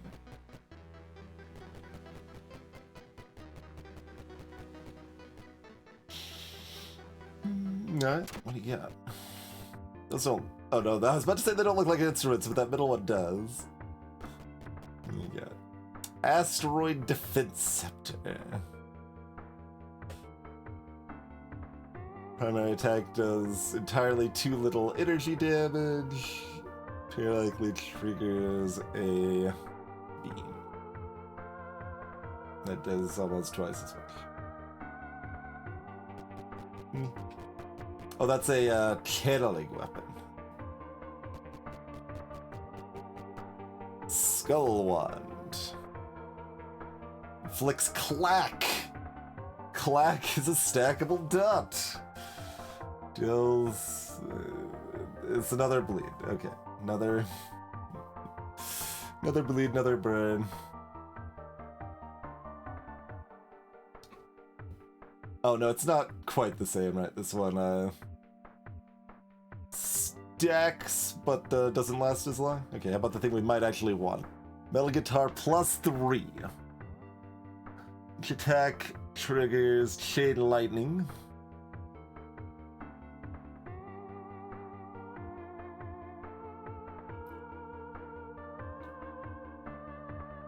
Like, why is Bell's damage so high? I don't... Like, what? How does this... Oh, is the primary attack here not showing the scaling and I've been treating it like it does? I mean, whatever. We want any of them, that's the one. So let's grab it and take a look. Okay.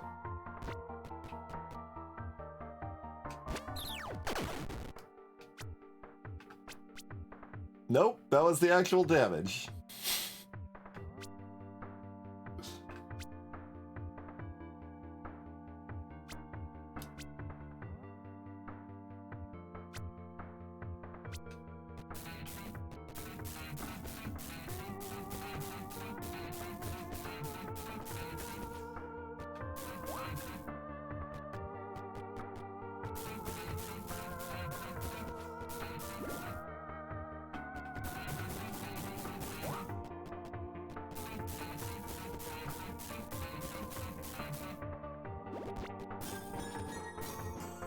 It's got like, is it slightly more range? They're both the same range class.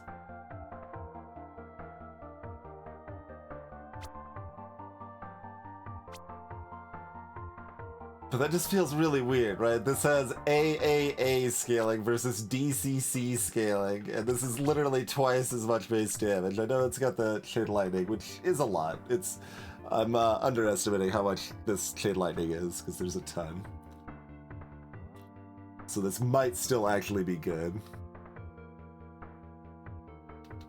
Let's see.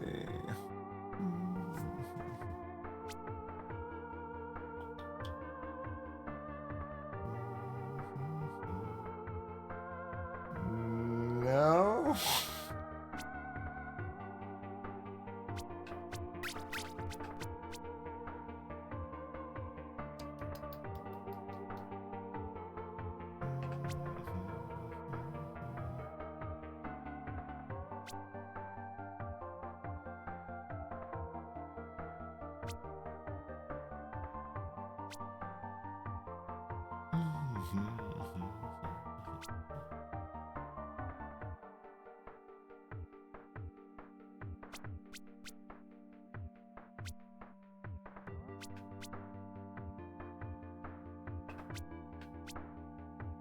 It does attack quite a bit faster too.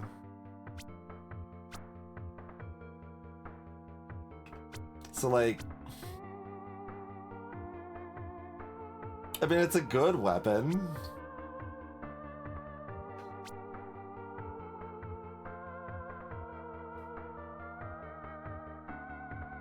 If we had taken the thing that doubles our lightning triggers, then it's actually better. It's not seeking and it's only shooting one projectile instead of 5.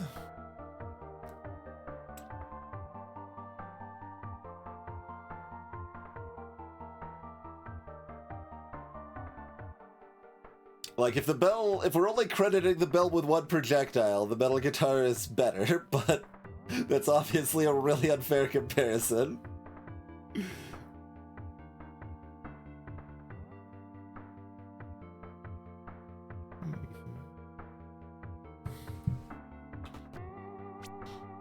It procs the mana usage faster, but also runs out of mana faster.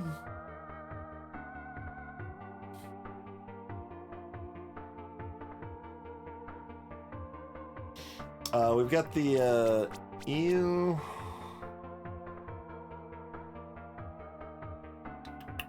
So that being, you know,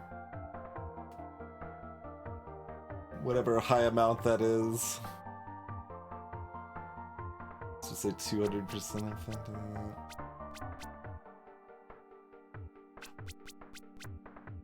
Wait, now it says 8% on shocking it. What changes that?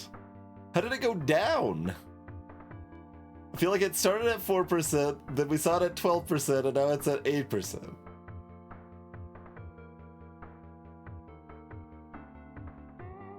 What changes the percentage shock does?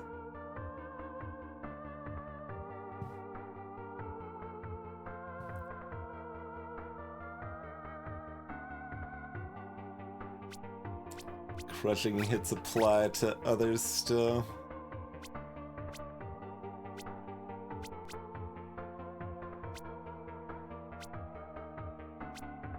Forgot what was giving us the crushing hits. Oh, this one, yeah.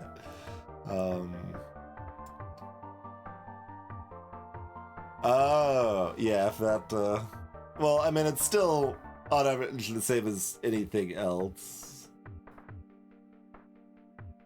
Right, like, you're still just adding 50% damage.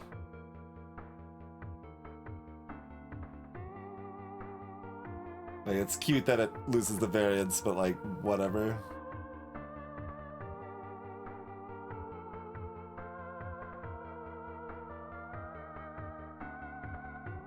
Yeah, I know the variance on Chain Lightning. I'm saying it doesn't matter. Like, on average, and like you're shooting enough projectiles that I think thinking of it on average is fine.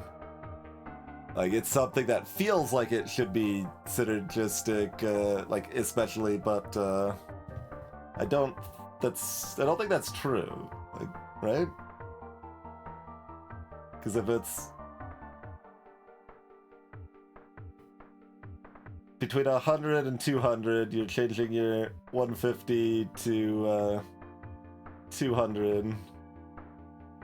Oh no, maybe I am thinking about this wrong, because that's gonna be 33% more damage.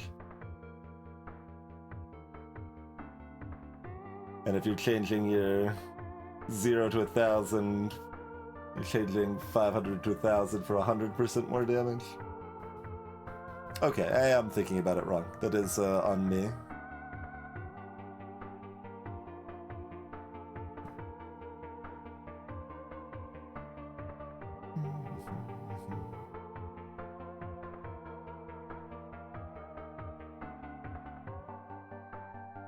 It's still unclear if this actually works on it or not.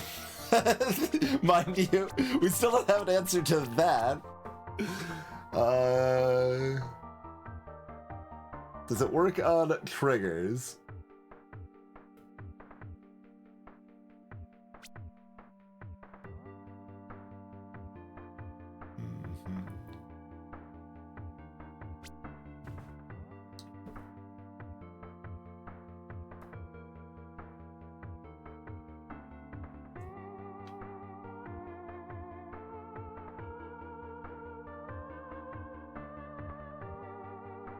Like, I would default to assuming no, but once again, completely unclear.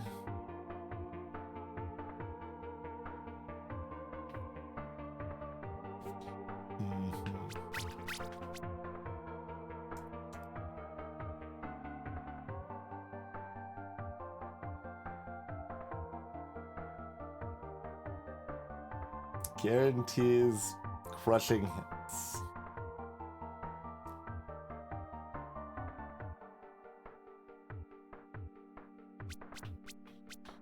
Let's see, the other cute thing is that we attack more often, so the darts happen more often.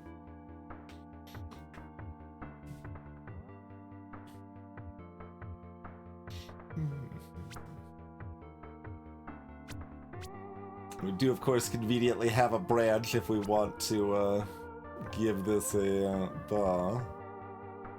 I don't know how easy it is to, like, watch and test.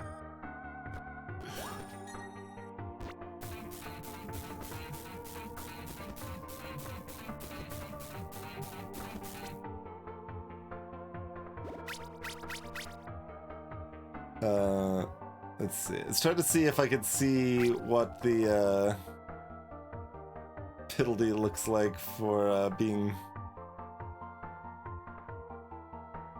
out of mana or anything.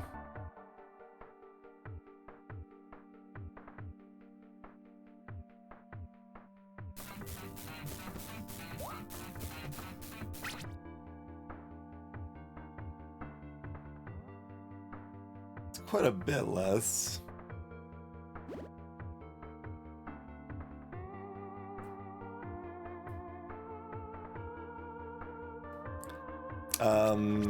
And the other thought is, does, like...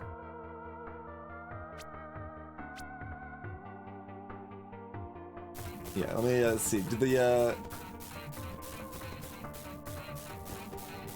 No, if we're out of mana, we're not counted as, like, consuming mana for the, like, stars to spawn, for example.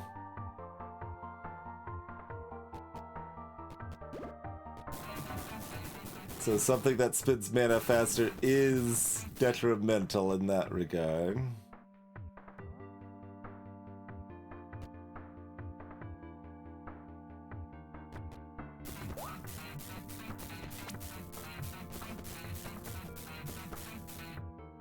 Let's see.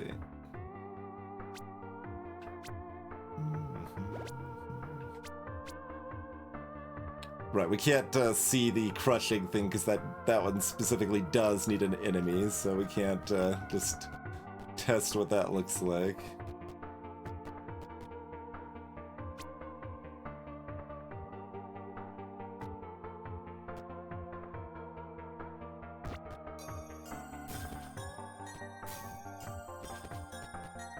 Yeah, we don't proc stars continuously with this either. Though it is closer.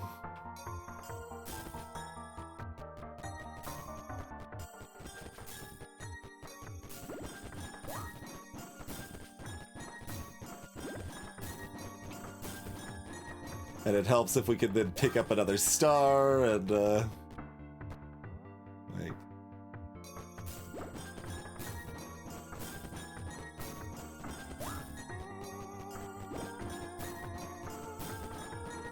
Not quite enough, but it can do a lot of work there.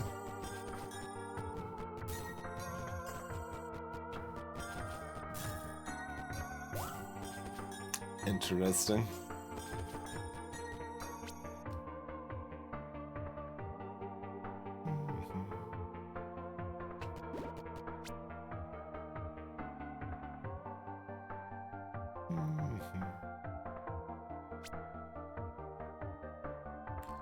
So yeah, we're doing about only 75% as much damage if we're out of mana.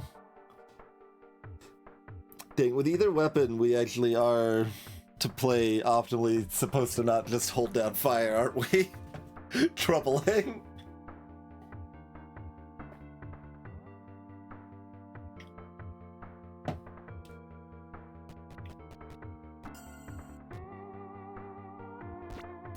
Well, I mean, we can try the weapon in a few of the normal rooms here. I think there are damage pop-ups that, if chat wants to watch carefully, they can try to figure out if crushing hits apply to the lightning. I guess it's like not that hard to tell if it does actually show the damage numbers, like, because I think they're color-coded. So if the lightning is popping up with the, like, the 1196 or whatever it is. 1198, then we know that it's applying to that.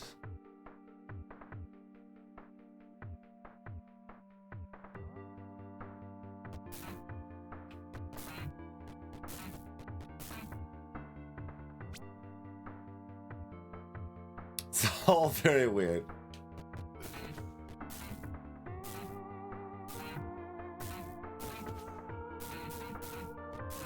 It continues to be weird that my optimal is to get one of these things before going into the floor.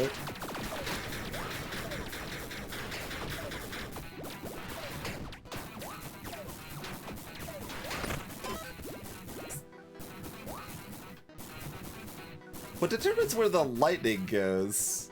Because it seems to go in the most useless direction possible.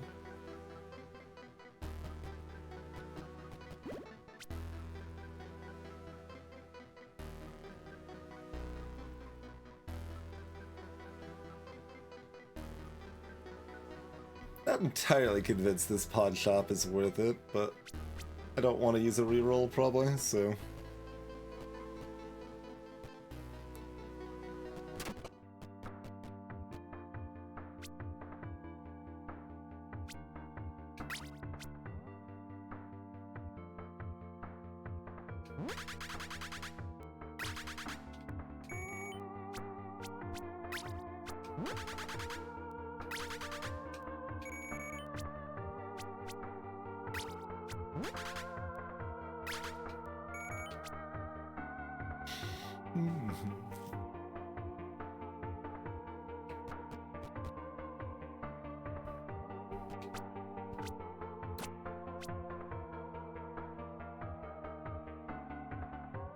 Like, it's not a melee weapon, so it maxes at 3, and this is already 3, even if we want to use it. So blacksmith doesn't do anything for us. Okay. Not that this does a lot for us either, but... Alright, I'm gonna try this one more time. I guess try to watch for the lightning hitting anything. See if this seems to make much sense.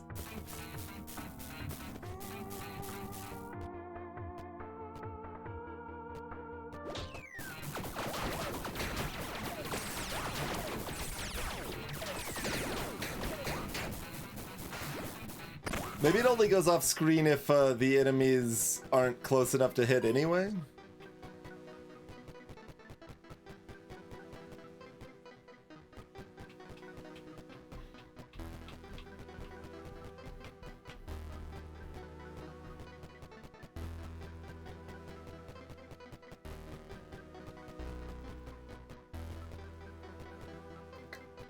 I have no idea.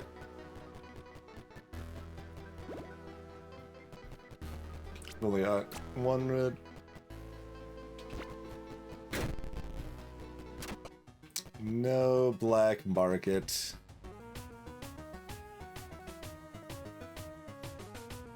Let's forget what this is. This is the, oh right, yes, no. No, get out of here.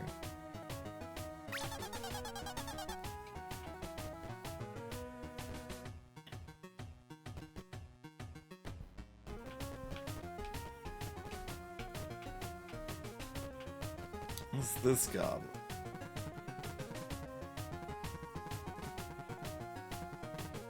Okay. Yeah, we've probably got 2 curse. No, that's under mix. Yeah, 2 curse.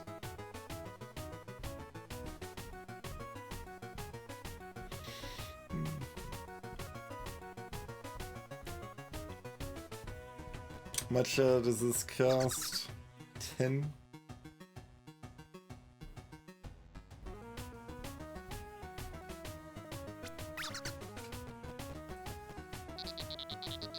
This costs 20.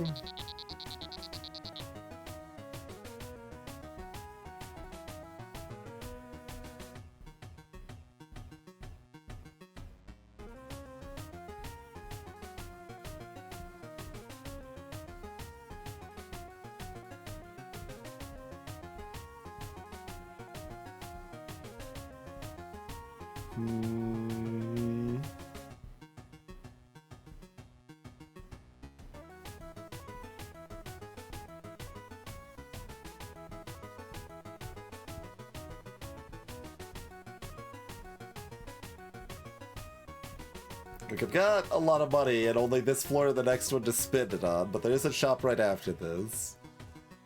And we have gold, at least, I think two or three gold dice, so I can reroll the shop at least once, probably. If I want a gift box, I buy it first in case it's got purging stones in it, but, like this...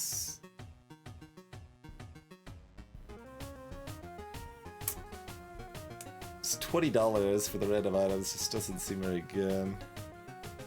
But if we don't find a shop next floor, it's really good.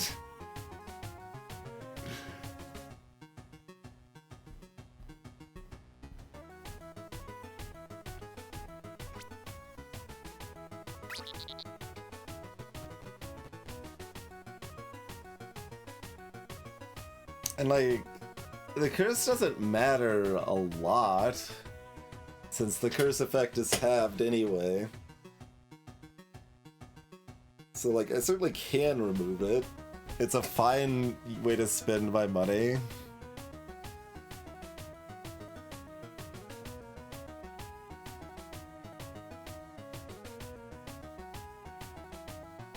Greetings, Troptown. Didn't look like the crushing was happening at the lightning. Thank you for checking. Because it's complicated because it's not going to be all of them. And it's only going to be the nearest enemy, so it is hard to watch for carefully, but if there's exactly an 1198, then that's reasonably telling.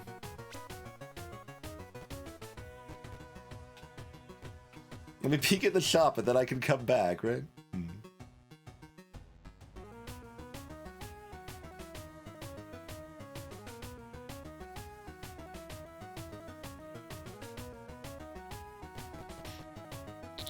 Fine, I'm gonna buy a gift box.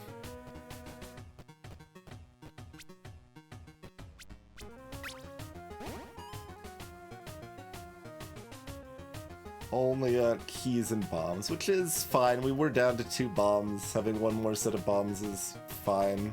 It was just expensive. I think I'm gonna buy 1 purging stone.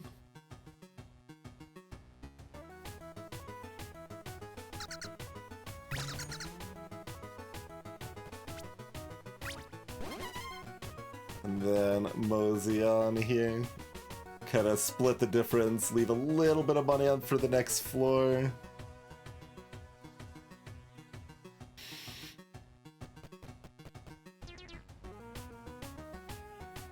This is a buff, so it the number is higher. That's actually probably pretty good, huh?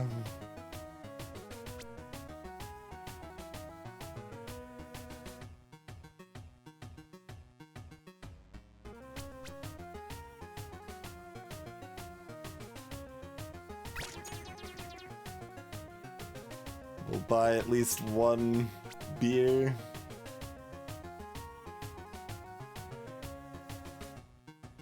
Think I'll just call it with that. What do you got? Mushroom cap. Inflicting poison against targets that already have the maximum stacks on poison inflicts a stack of toxic. Okay, toxic is a stack. Look. There are some good lessons you can learn from Dark Souls. This is not one of them. Anyway, toxic is a stackable poison damage time element that does the same thing but lasts longer. Okay. Cute. I mean, for 8 souls we might actually consider it, since all this does is make stuff cheaper. But, like, we're not overstacking our poison, right? We've already dropped the Vine Thorn even, right?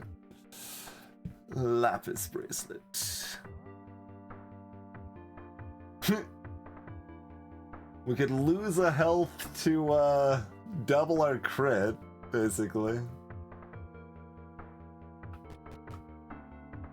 Plank shield.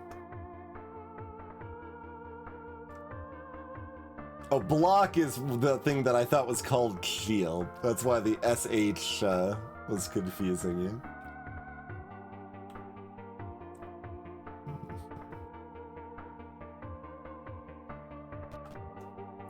Mm-hmm. 30% explosion damage. I did kind of forget that some shops might be dealing in souls.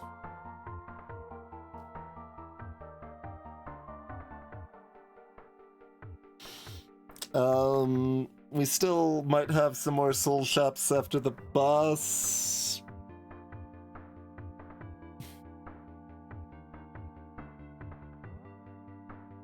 I certainly can take this, it's just... it's so meh. So we're probably not getting another poison effect. Oh, I can re-roll, but it is a soul shop. Yeah, it's only 2 gold dice.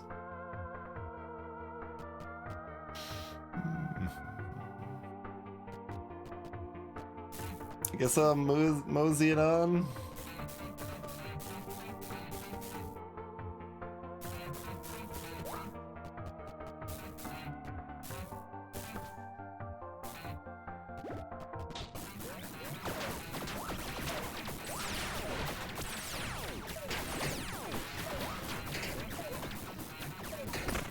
Okay, I don't understand the lightning targeting. It doesn't... It seemed like it was just, like, shooting off of the map most of the time there, even when there were enemies close. I mean, it's still, like, winning the fights very quickly. Magitech boots. Increase movement speed and attack speed while in mana burnout.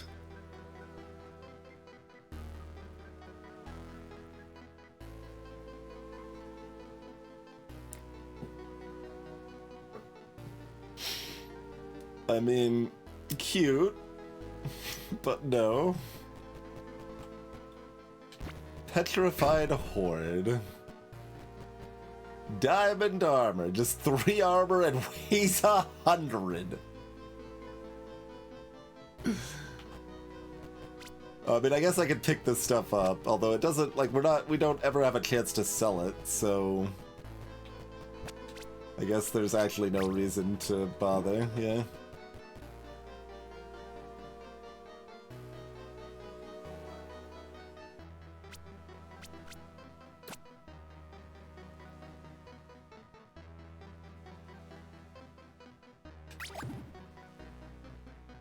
Fine, I'll get some more dice, I guess. Alright, so switching back to this, and we'll verify that we're, you know, like, pretty insta-clearing the waves still, as we'd expect to be. It's like, optimally, I wait right in front of the door for this to get all the way next to me.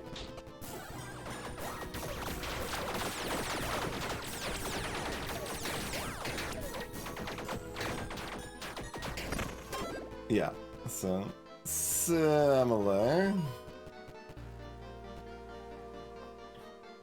We re-roll this, yeah? Like, guaranteed accessory is an okay thing. Like, going from 5 down to 4 hearts is potentially a good idea if we get a good enough accessory. But, like, with the 4-second invulnerability after taking damage, like, I really like having just loads of hearts. And it's somewhat multiplicative with my stamina in some ways.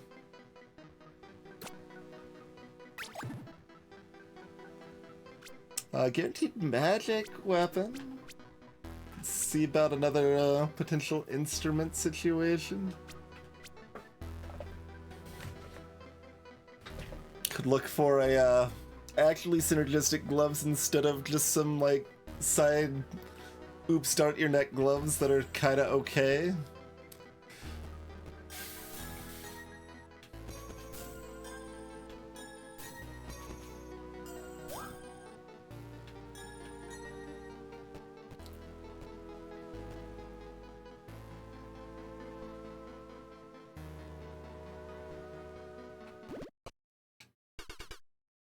It's a little Cthulhu friend.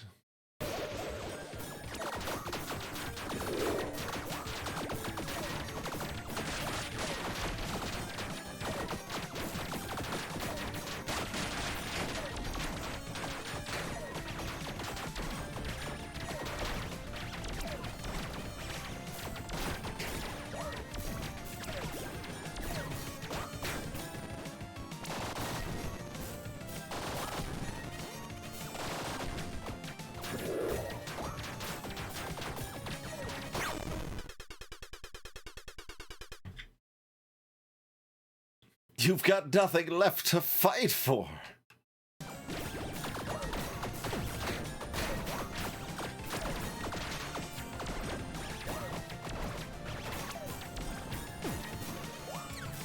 Thought I could outrun that.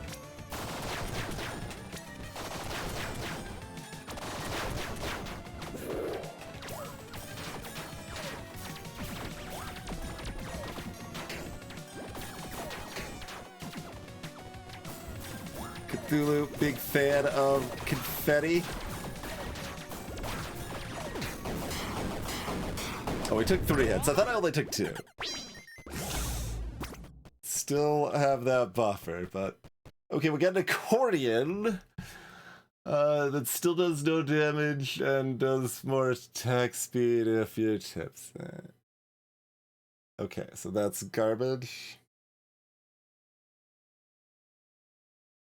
Like... What? I don't understand why the bell does so much more damage than everything else.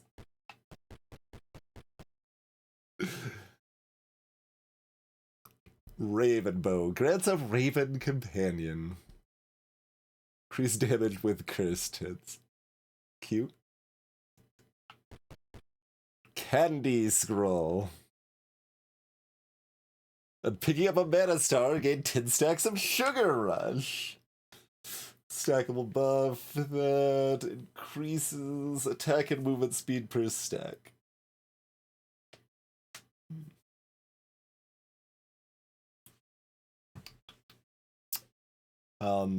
Anyway, reroll these.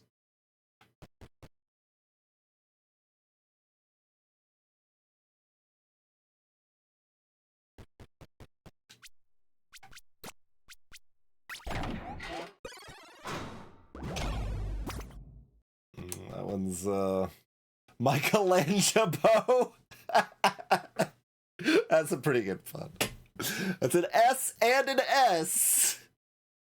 And it's still. What is? Okay, maybe it's like it does all of the things. Okay, never mind. This is actually a lot of damage. Oh man, if we had that one thing, the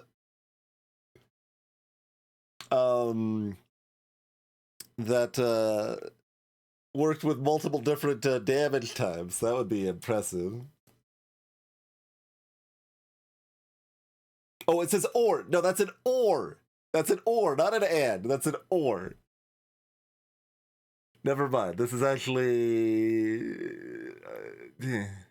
Now, the bell has scaling. It has, like, middling scaling. Except that, like, it almost seems broken, because, like.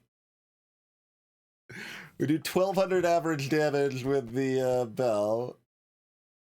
And it's shooting 5 shots that are seeking.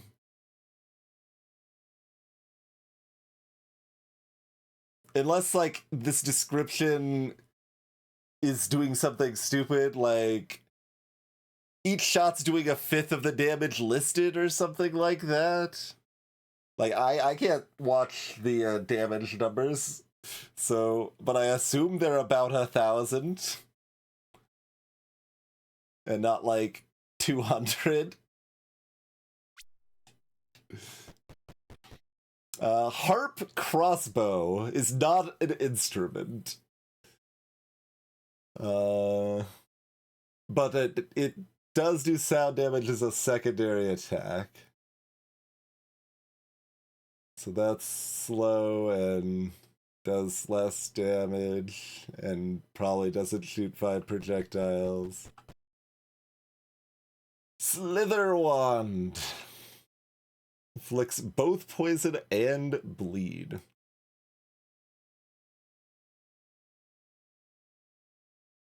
It's a little cute. Mana drain's really high though. And even with, again, the higher, like, but like, this is S and S scaling. Why is the damage worse?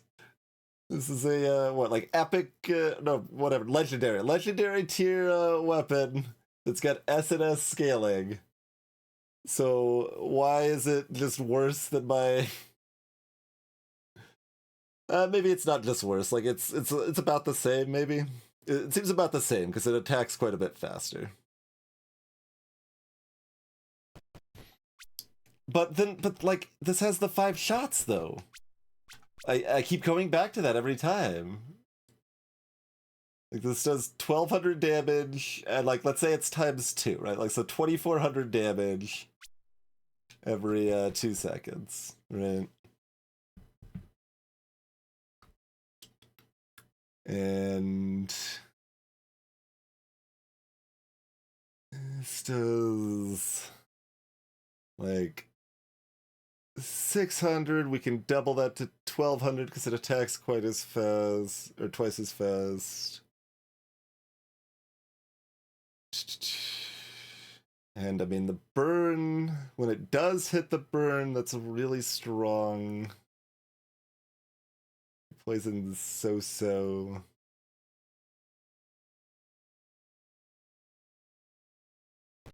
The mana drain is... I guess less, actually. Yeah.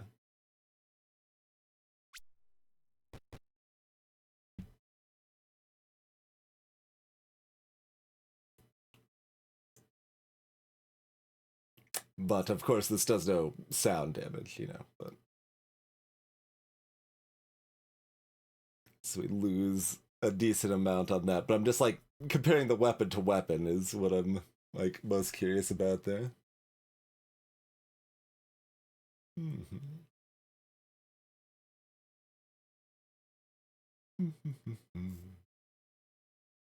So, like, it's a little hard to parse the, different status effects that it's popping off on there, but overall, it's like about the same.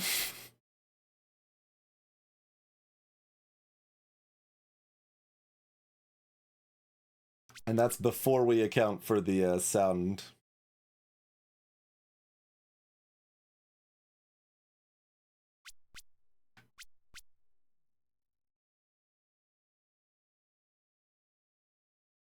That's what I thought might have been the case, Troptown, but the damage of the metal guitar didn't change when we picked it up. It was exactly the same.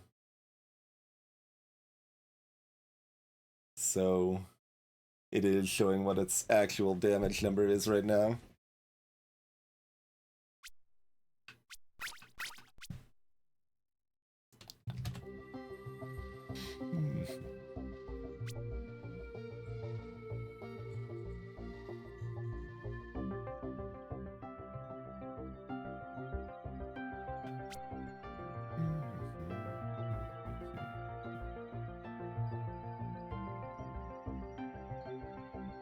I still don't know why the shock percentage amount has changed.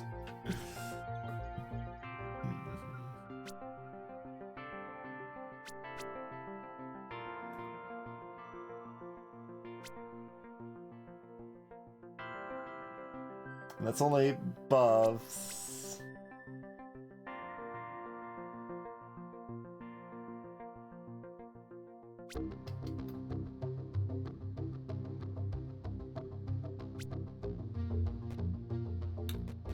Yeah, I mean it. It's still not as good. Like, it feels like something's bugged or something, right? I guess this is rare rather than uncommon, but still. Like...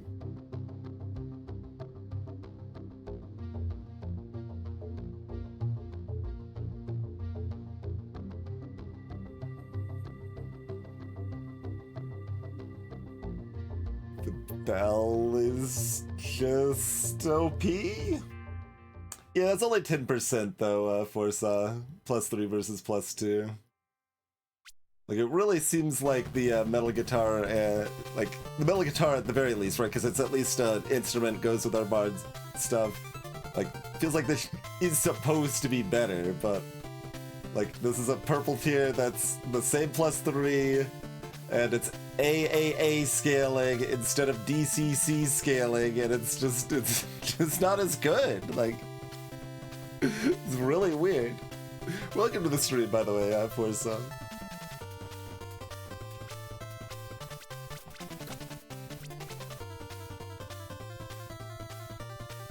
I mean, we either try out the Michelangelo just for funsies and then, keep using the bell, or I roll to see if there's an instrument that exists that could outpace this bell.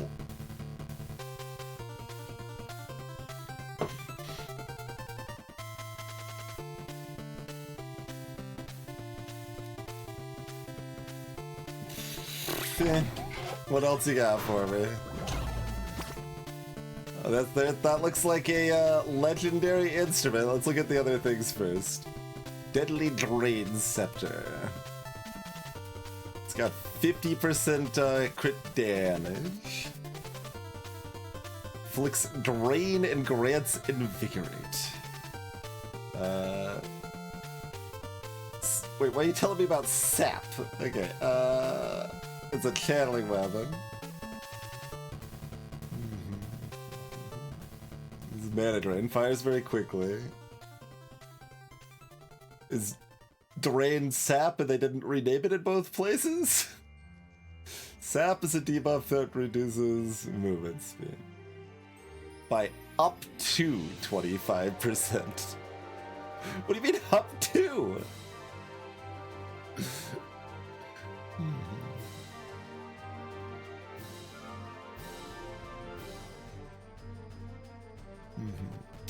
Anyway, kazoo. That's an instrument. Guaranteed crushing hits at close range. Cute. Bad, but cute. Like that. This is supposed to be, you know, about the same power level as the bell, but like, is nowhere close.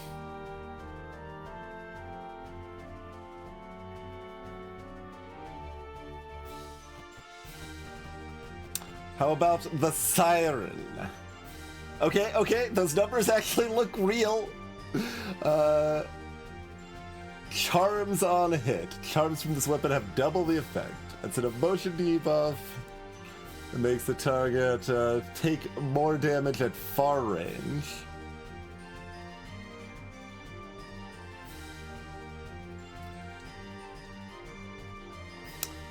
I still don't, like, really understand why the...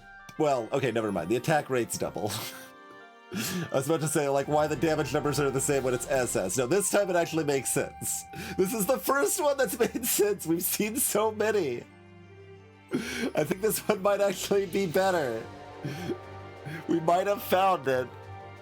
But, like, it's probably still only shooting one projectile instead of 5 seeking projectiles, so it's still probably going to be close. But it shoots twice as fast. It drains mana, like... well, I guess it's only a little bit faster, but 0.3 versus 0.25, basically.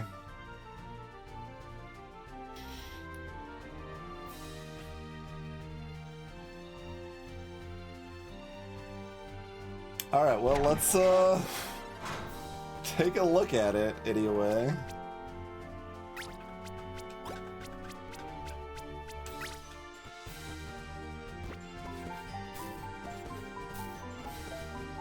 Yeah, so it is just shooting the one shot, but it is a very long range. It's, let's see. It shoots that far. Yeah, so it's quite a bit longer range.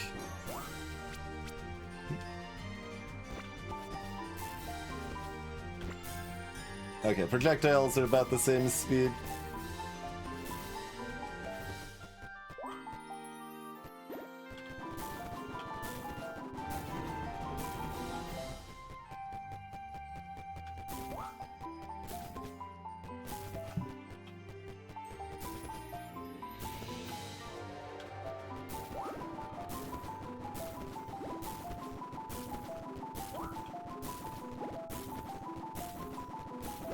You can chain together several mana surges like that, potentially. Greetings, Cheetah Girl.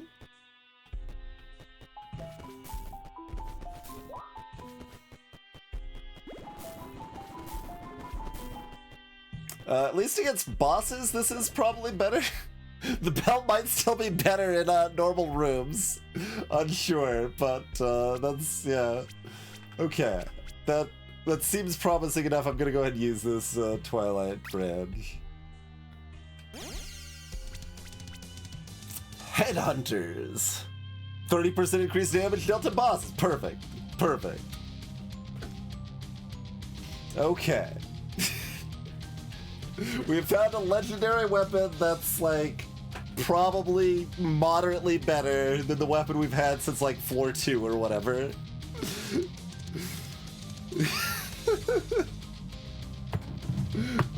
Something still feels just weird. I don't know what the deal is, but anyway, break time. We're gonna take a break, and then we'll be back and finish off this run. And hopefully the extended endgame is actually working properly now, and we'll get into that and, you know, not horribly die or something. We'll see. But thanks for tuning in and joining us on this journey of trying to figure this nonsense out. See you back in about 5 minutes, everybody.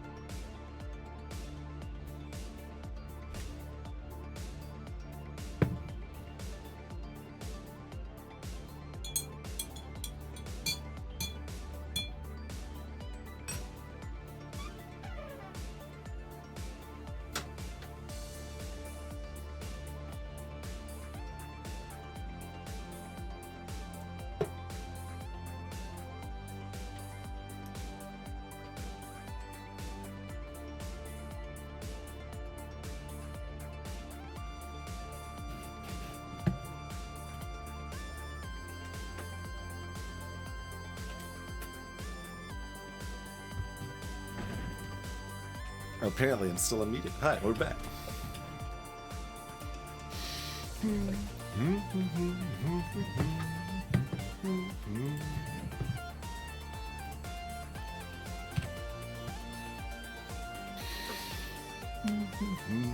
So probably spend 10 souls on the 3 heal again.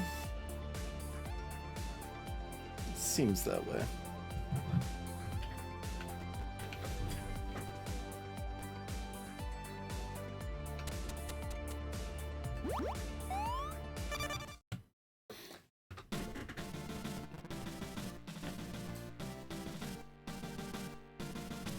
More candy.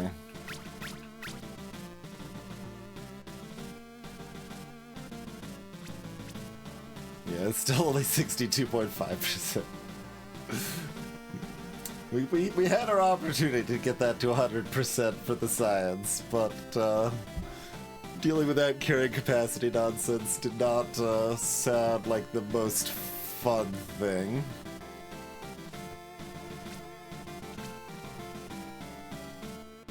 I guess the set items stash might give me a hat.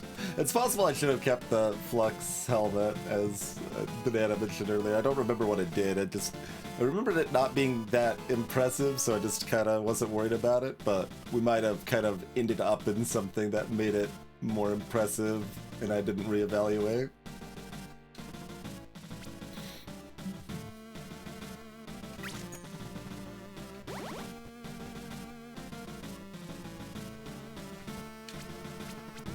What's our dice situation? We got 3 reds.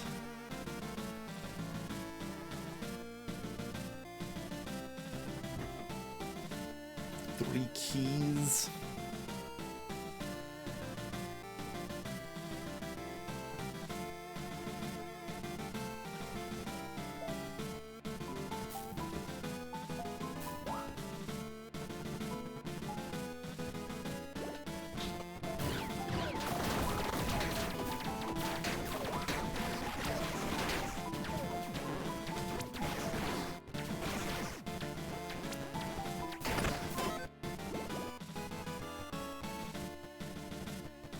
More dice, I guess? I can also bomb this, but I guess I'm gonna open it.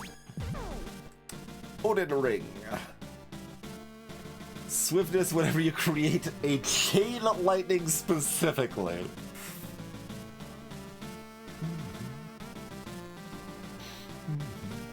Set bonus is Odin's Wrath. Your chain lightning does more damage per chain they have left? Oh, okay. Yes. I was thinking it worked the opposite, but no.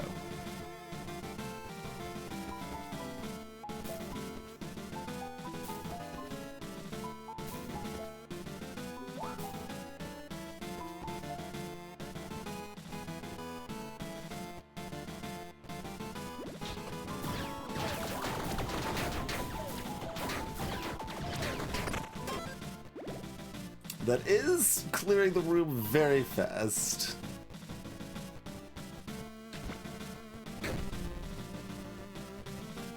Happy Bone Scythe.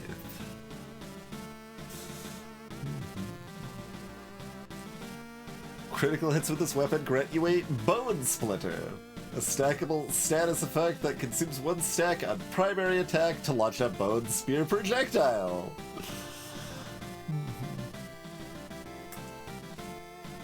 That does a lot of damage, sure.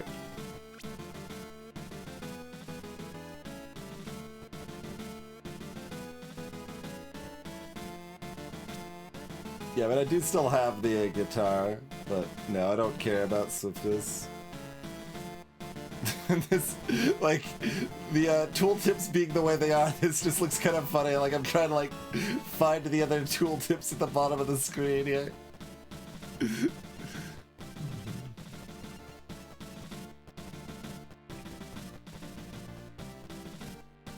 I don't think the event could be a fight immediately. Alright, so this is something to bomb, I guess.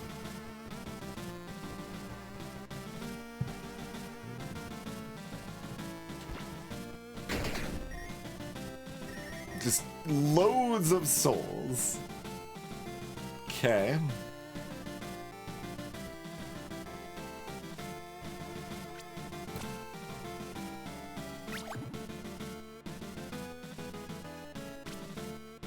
I mean, I guess I don't really know what I want, to be fair. There's not that many things that are on offer that'll be like, oh, good, that's exactly what I'm looking for. Hey, good, that's exactly what I'm looking for. Kind of both of these, to some extent. The random consumables might actually be good by this point. But, I'm down for a Dexident. Like, it's a somewhat marginal damage increase at this point, but still relevant.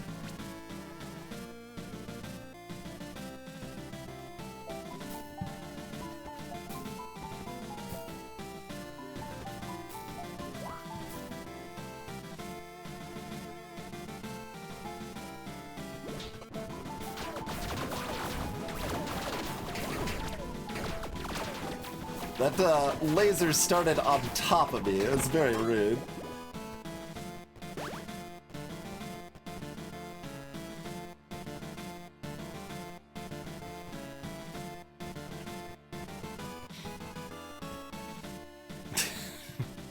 Another song.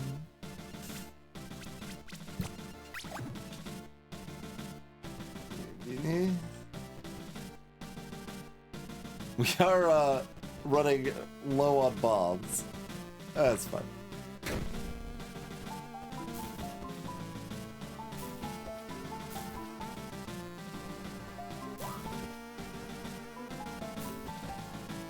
Why does it seem to take a lot more?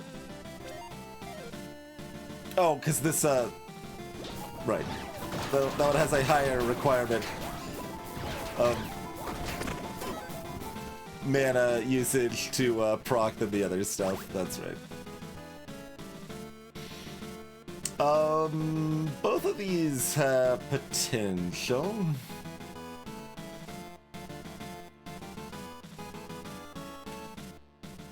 Let's do potions.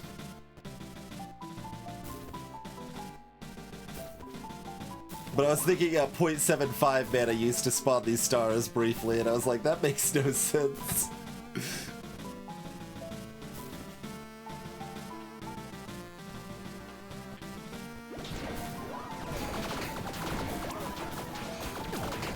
Yeah, that...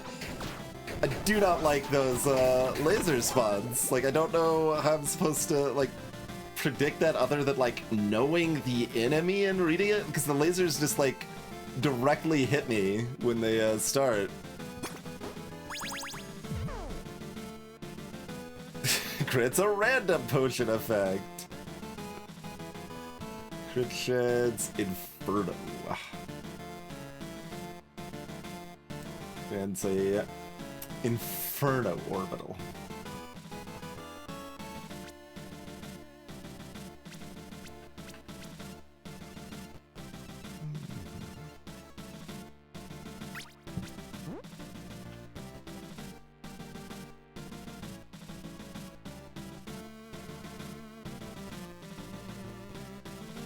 I suppose if we wanted to, we could see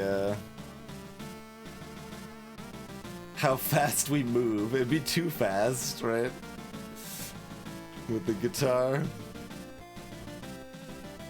If we wanted to for funsies, we could.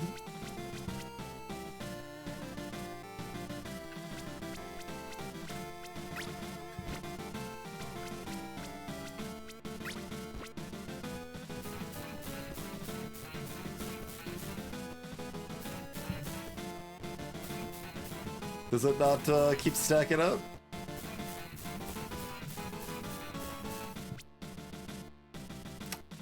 I thought it would have kept stacking and we would have zoomed to the moon, but that is not the case.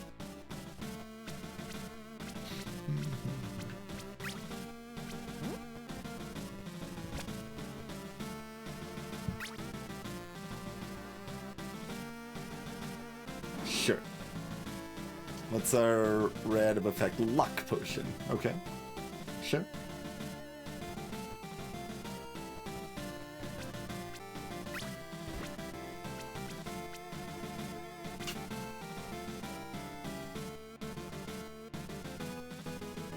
Oh yeah, there's definitely an argument for using the turtle armor during the actual floor.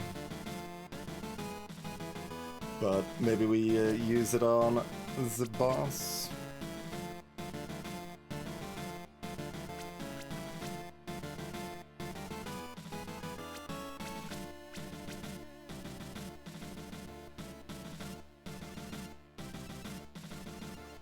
And magic boots are definitely cute, but I don't think they're actually good enough still.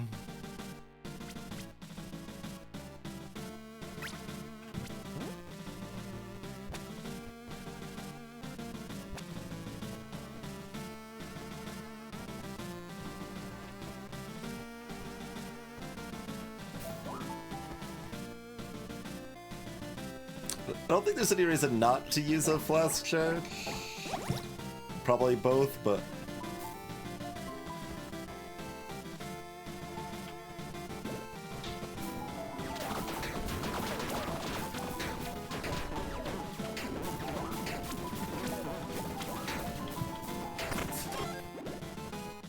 Let's just dash into the bullets repeatedly, it's fine.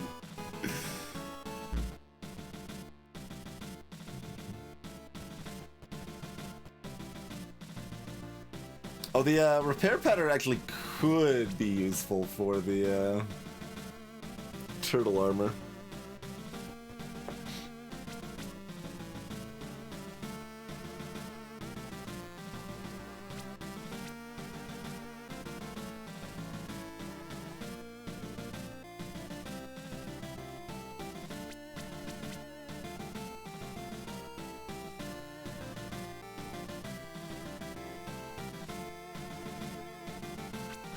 The Wrath Potion is, like, worse than the beer.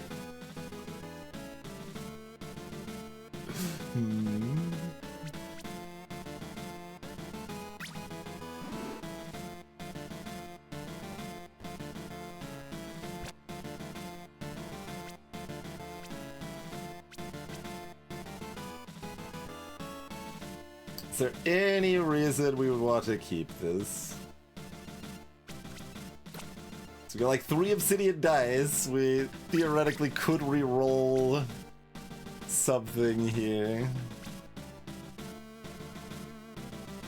But, I mean, everything does things now. It doesn't do quite as much. Like the synergy isn't like popping off. It's just, you know, it's cromulent.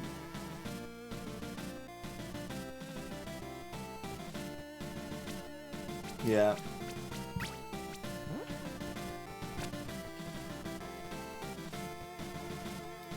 Do I still need like keys and bombs on floor like 11 and 12? It's just gold that becomes worthless?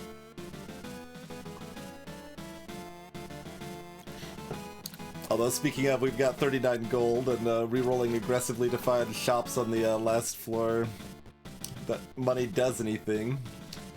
Seems appealing. No, these are already both +3s. We can't whetstone them.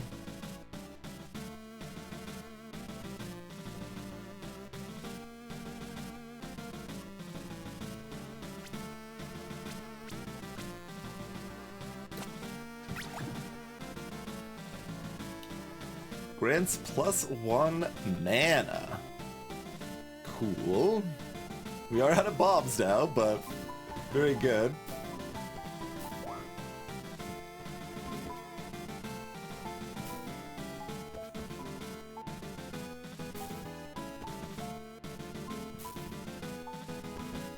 They trying to like optimize the stacks between the 2 different things that stack that.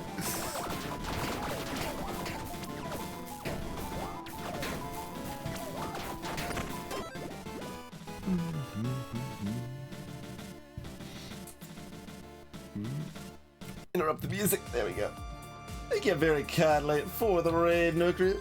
Hope y'all had a lovely stream tonight.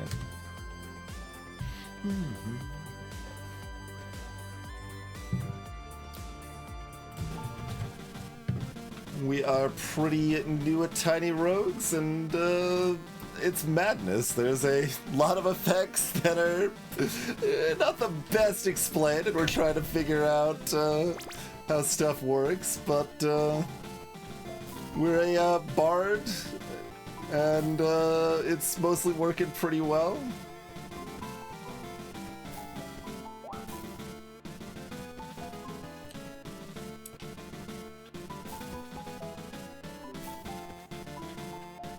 But yeah, if y'all like checking out a variety of interesting indie titles, which, I mean, you're here, so I assume you do, you should probably give Nukri a follow as well.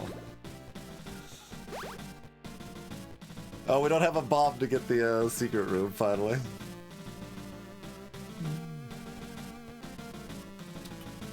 Alright.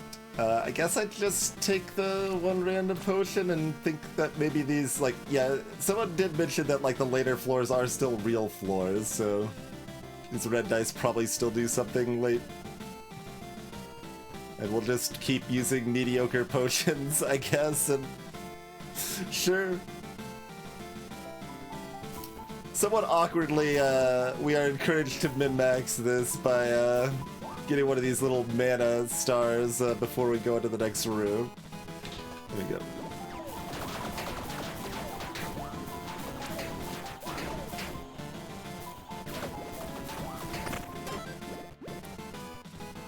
Alright, another Wrath Potion. Sure, we could use the other Wrath Potion then.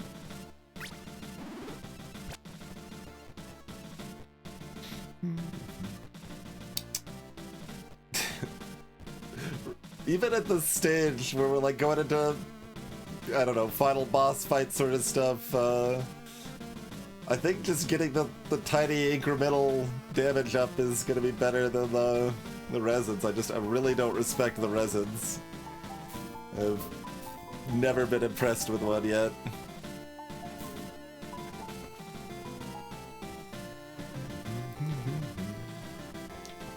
But yeah, we're about to get to the normal final boss of death momentarily. And then hopefully we'll have our first wipe at the extended in-game after that. Hey, Codamine. I mean, just like, they don't scale is the thing, right? Like, most of the other effects that you can get scale up with your build in the late game. And the baseline of the resins are like, alright, get 50 more damage on your attacks. Like, alright, well, my attack does an average of 1,500 damage, so like, you know, adding 50 to that, cool, I guess. It's just really not something I'm impressed with. Okay, so question now. Do we drop 1 stamina to get 2 armor against this fight? I mean, maybe? Yes?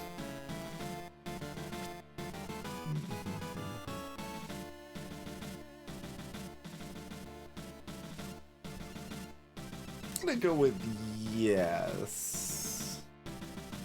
Oh, except that the stamina goes away forever, so like this is a permanent choice, basically.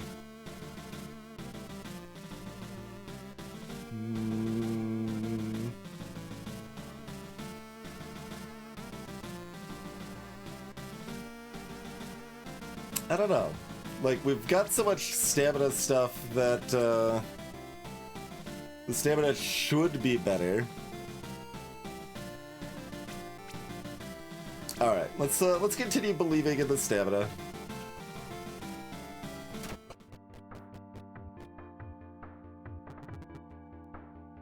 Oh, I've actually got enough souls that I could, like, buy another heart or stamina or something here if I wanted. Because we got that big pile of souls in the middle of the floor there.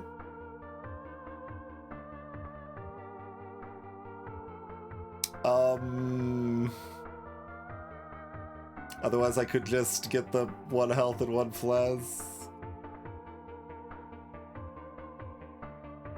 Attune is just, like, that's...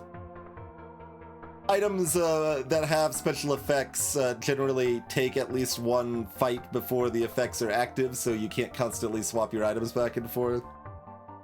This lets you swap into something right before the main end boss and still get them attuned there.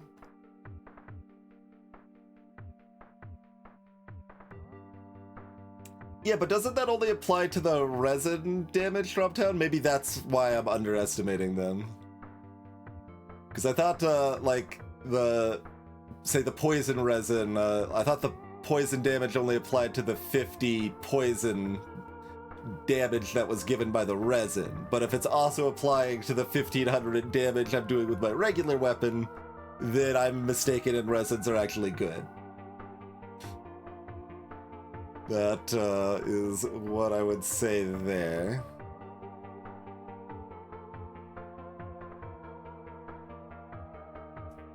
Alright, we just want like another stamina? Dodge like a mad lad? Or we want another heart? Both seem very good.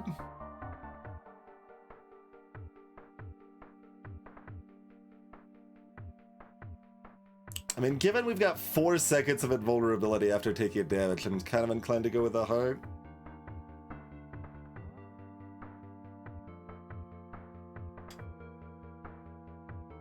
Okay, so the poison and fire do only add their damage to the burn and poison effect. But yeah, lightning... Yeah, lightning would just generally be good.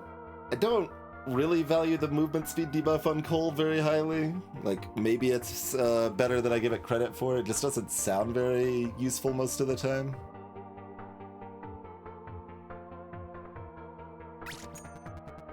Alright, sure. Let's, Oh yeah, weirdly, this is basically a menu selection, but it, requires me to use the left analog instead of the right analog like the rest of the menus. So that's a little weird. Even the mana is pretty good, like all of these are great.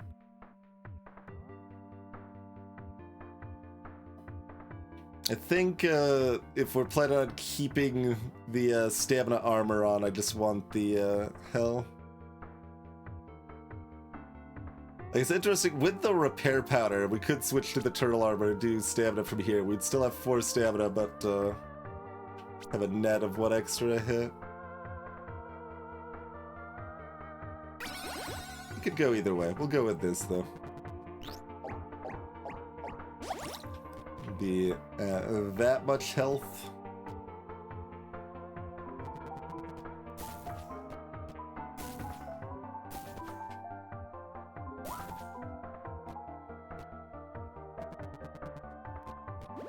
Alright, let's dance with death.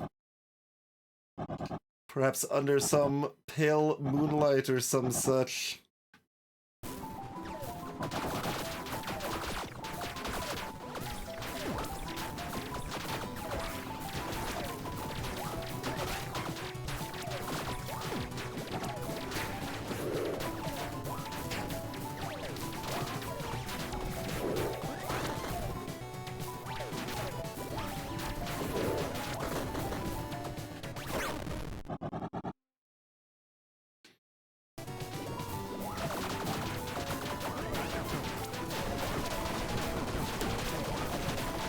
Shouldn't have gone for the start.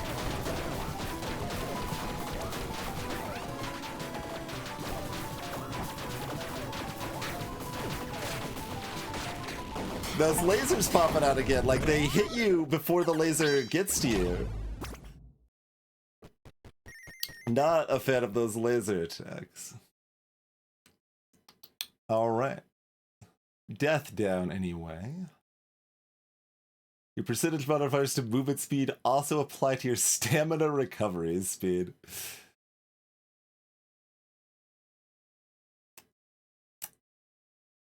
We've got 5%, so I can trade my 25% stamina recovery for 5.5%. Kabuto. Grants 20% critical hit chance to weapons that are level 4 or higher, so that doesn't work. How about the party hat? 20% increased stats granted to you by companions per stack of tipsiness. I mean, yeah, I guess. I don't know how readily we can find more booze given that taverns don't exist, but we have at least 1 beer in our pocket. It does something. This does nothing, and our current hat does nothing now that we're past floor 10, right? Yeah, so there's not going to be shops anymore. And we'll be more stylish. We'll have a party hat, so that's always a bonus. Alright, Bard hat, you've served us well. It is now party time.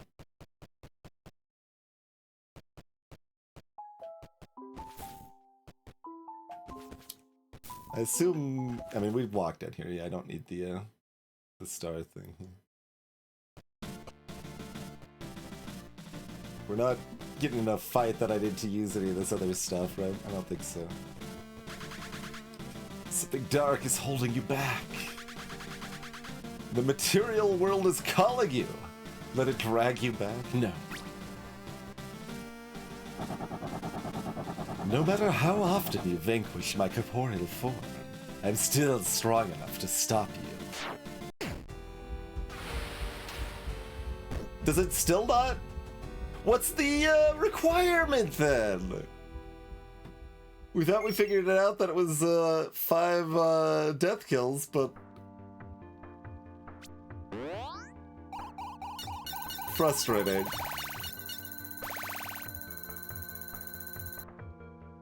I mean, I could have just used a save file from someone as is, instead of trying to make it clean.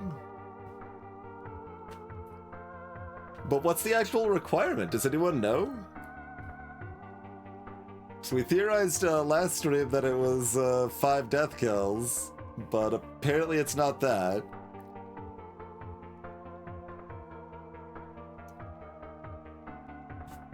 We won on 11 Cinder, in any case. But once again, an anticlimactic end.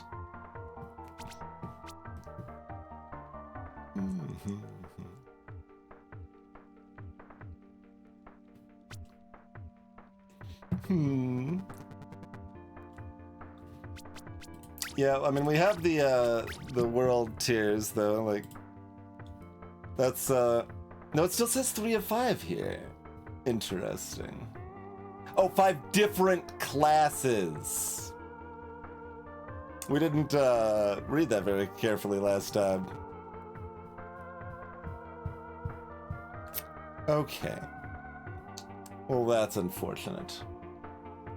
And the weird thing is, like, the rest of these world tiers, if they're unlocked, they just work. But apparently for the extended in-game, it checks this independently, even if the world tier is considered unlocked. So the coding's a bit weird and messy in that regard, which, I mean, to be fair, that's normal coding. That's how coding ends up. If it works, it's fine, mostly. If you spend all your time making the code great, you're never releasing your game. Like, oh god, okay, 5 different classes. I'll have to update the save file with that then.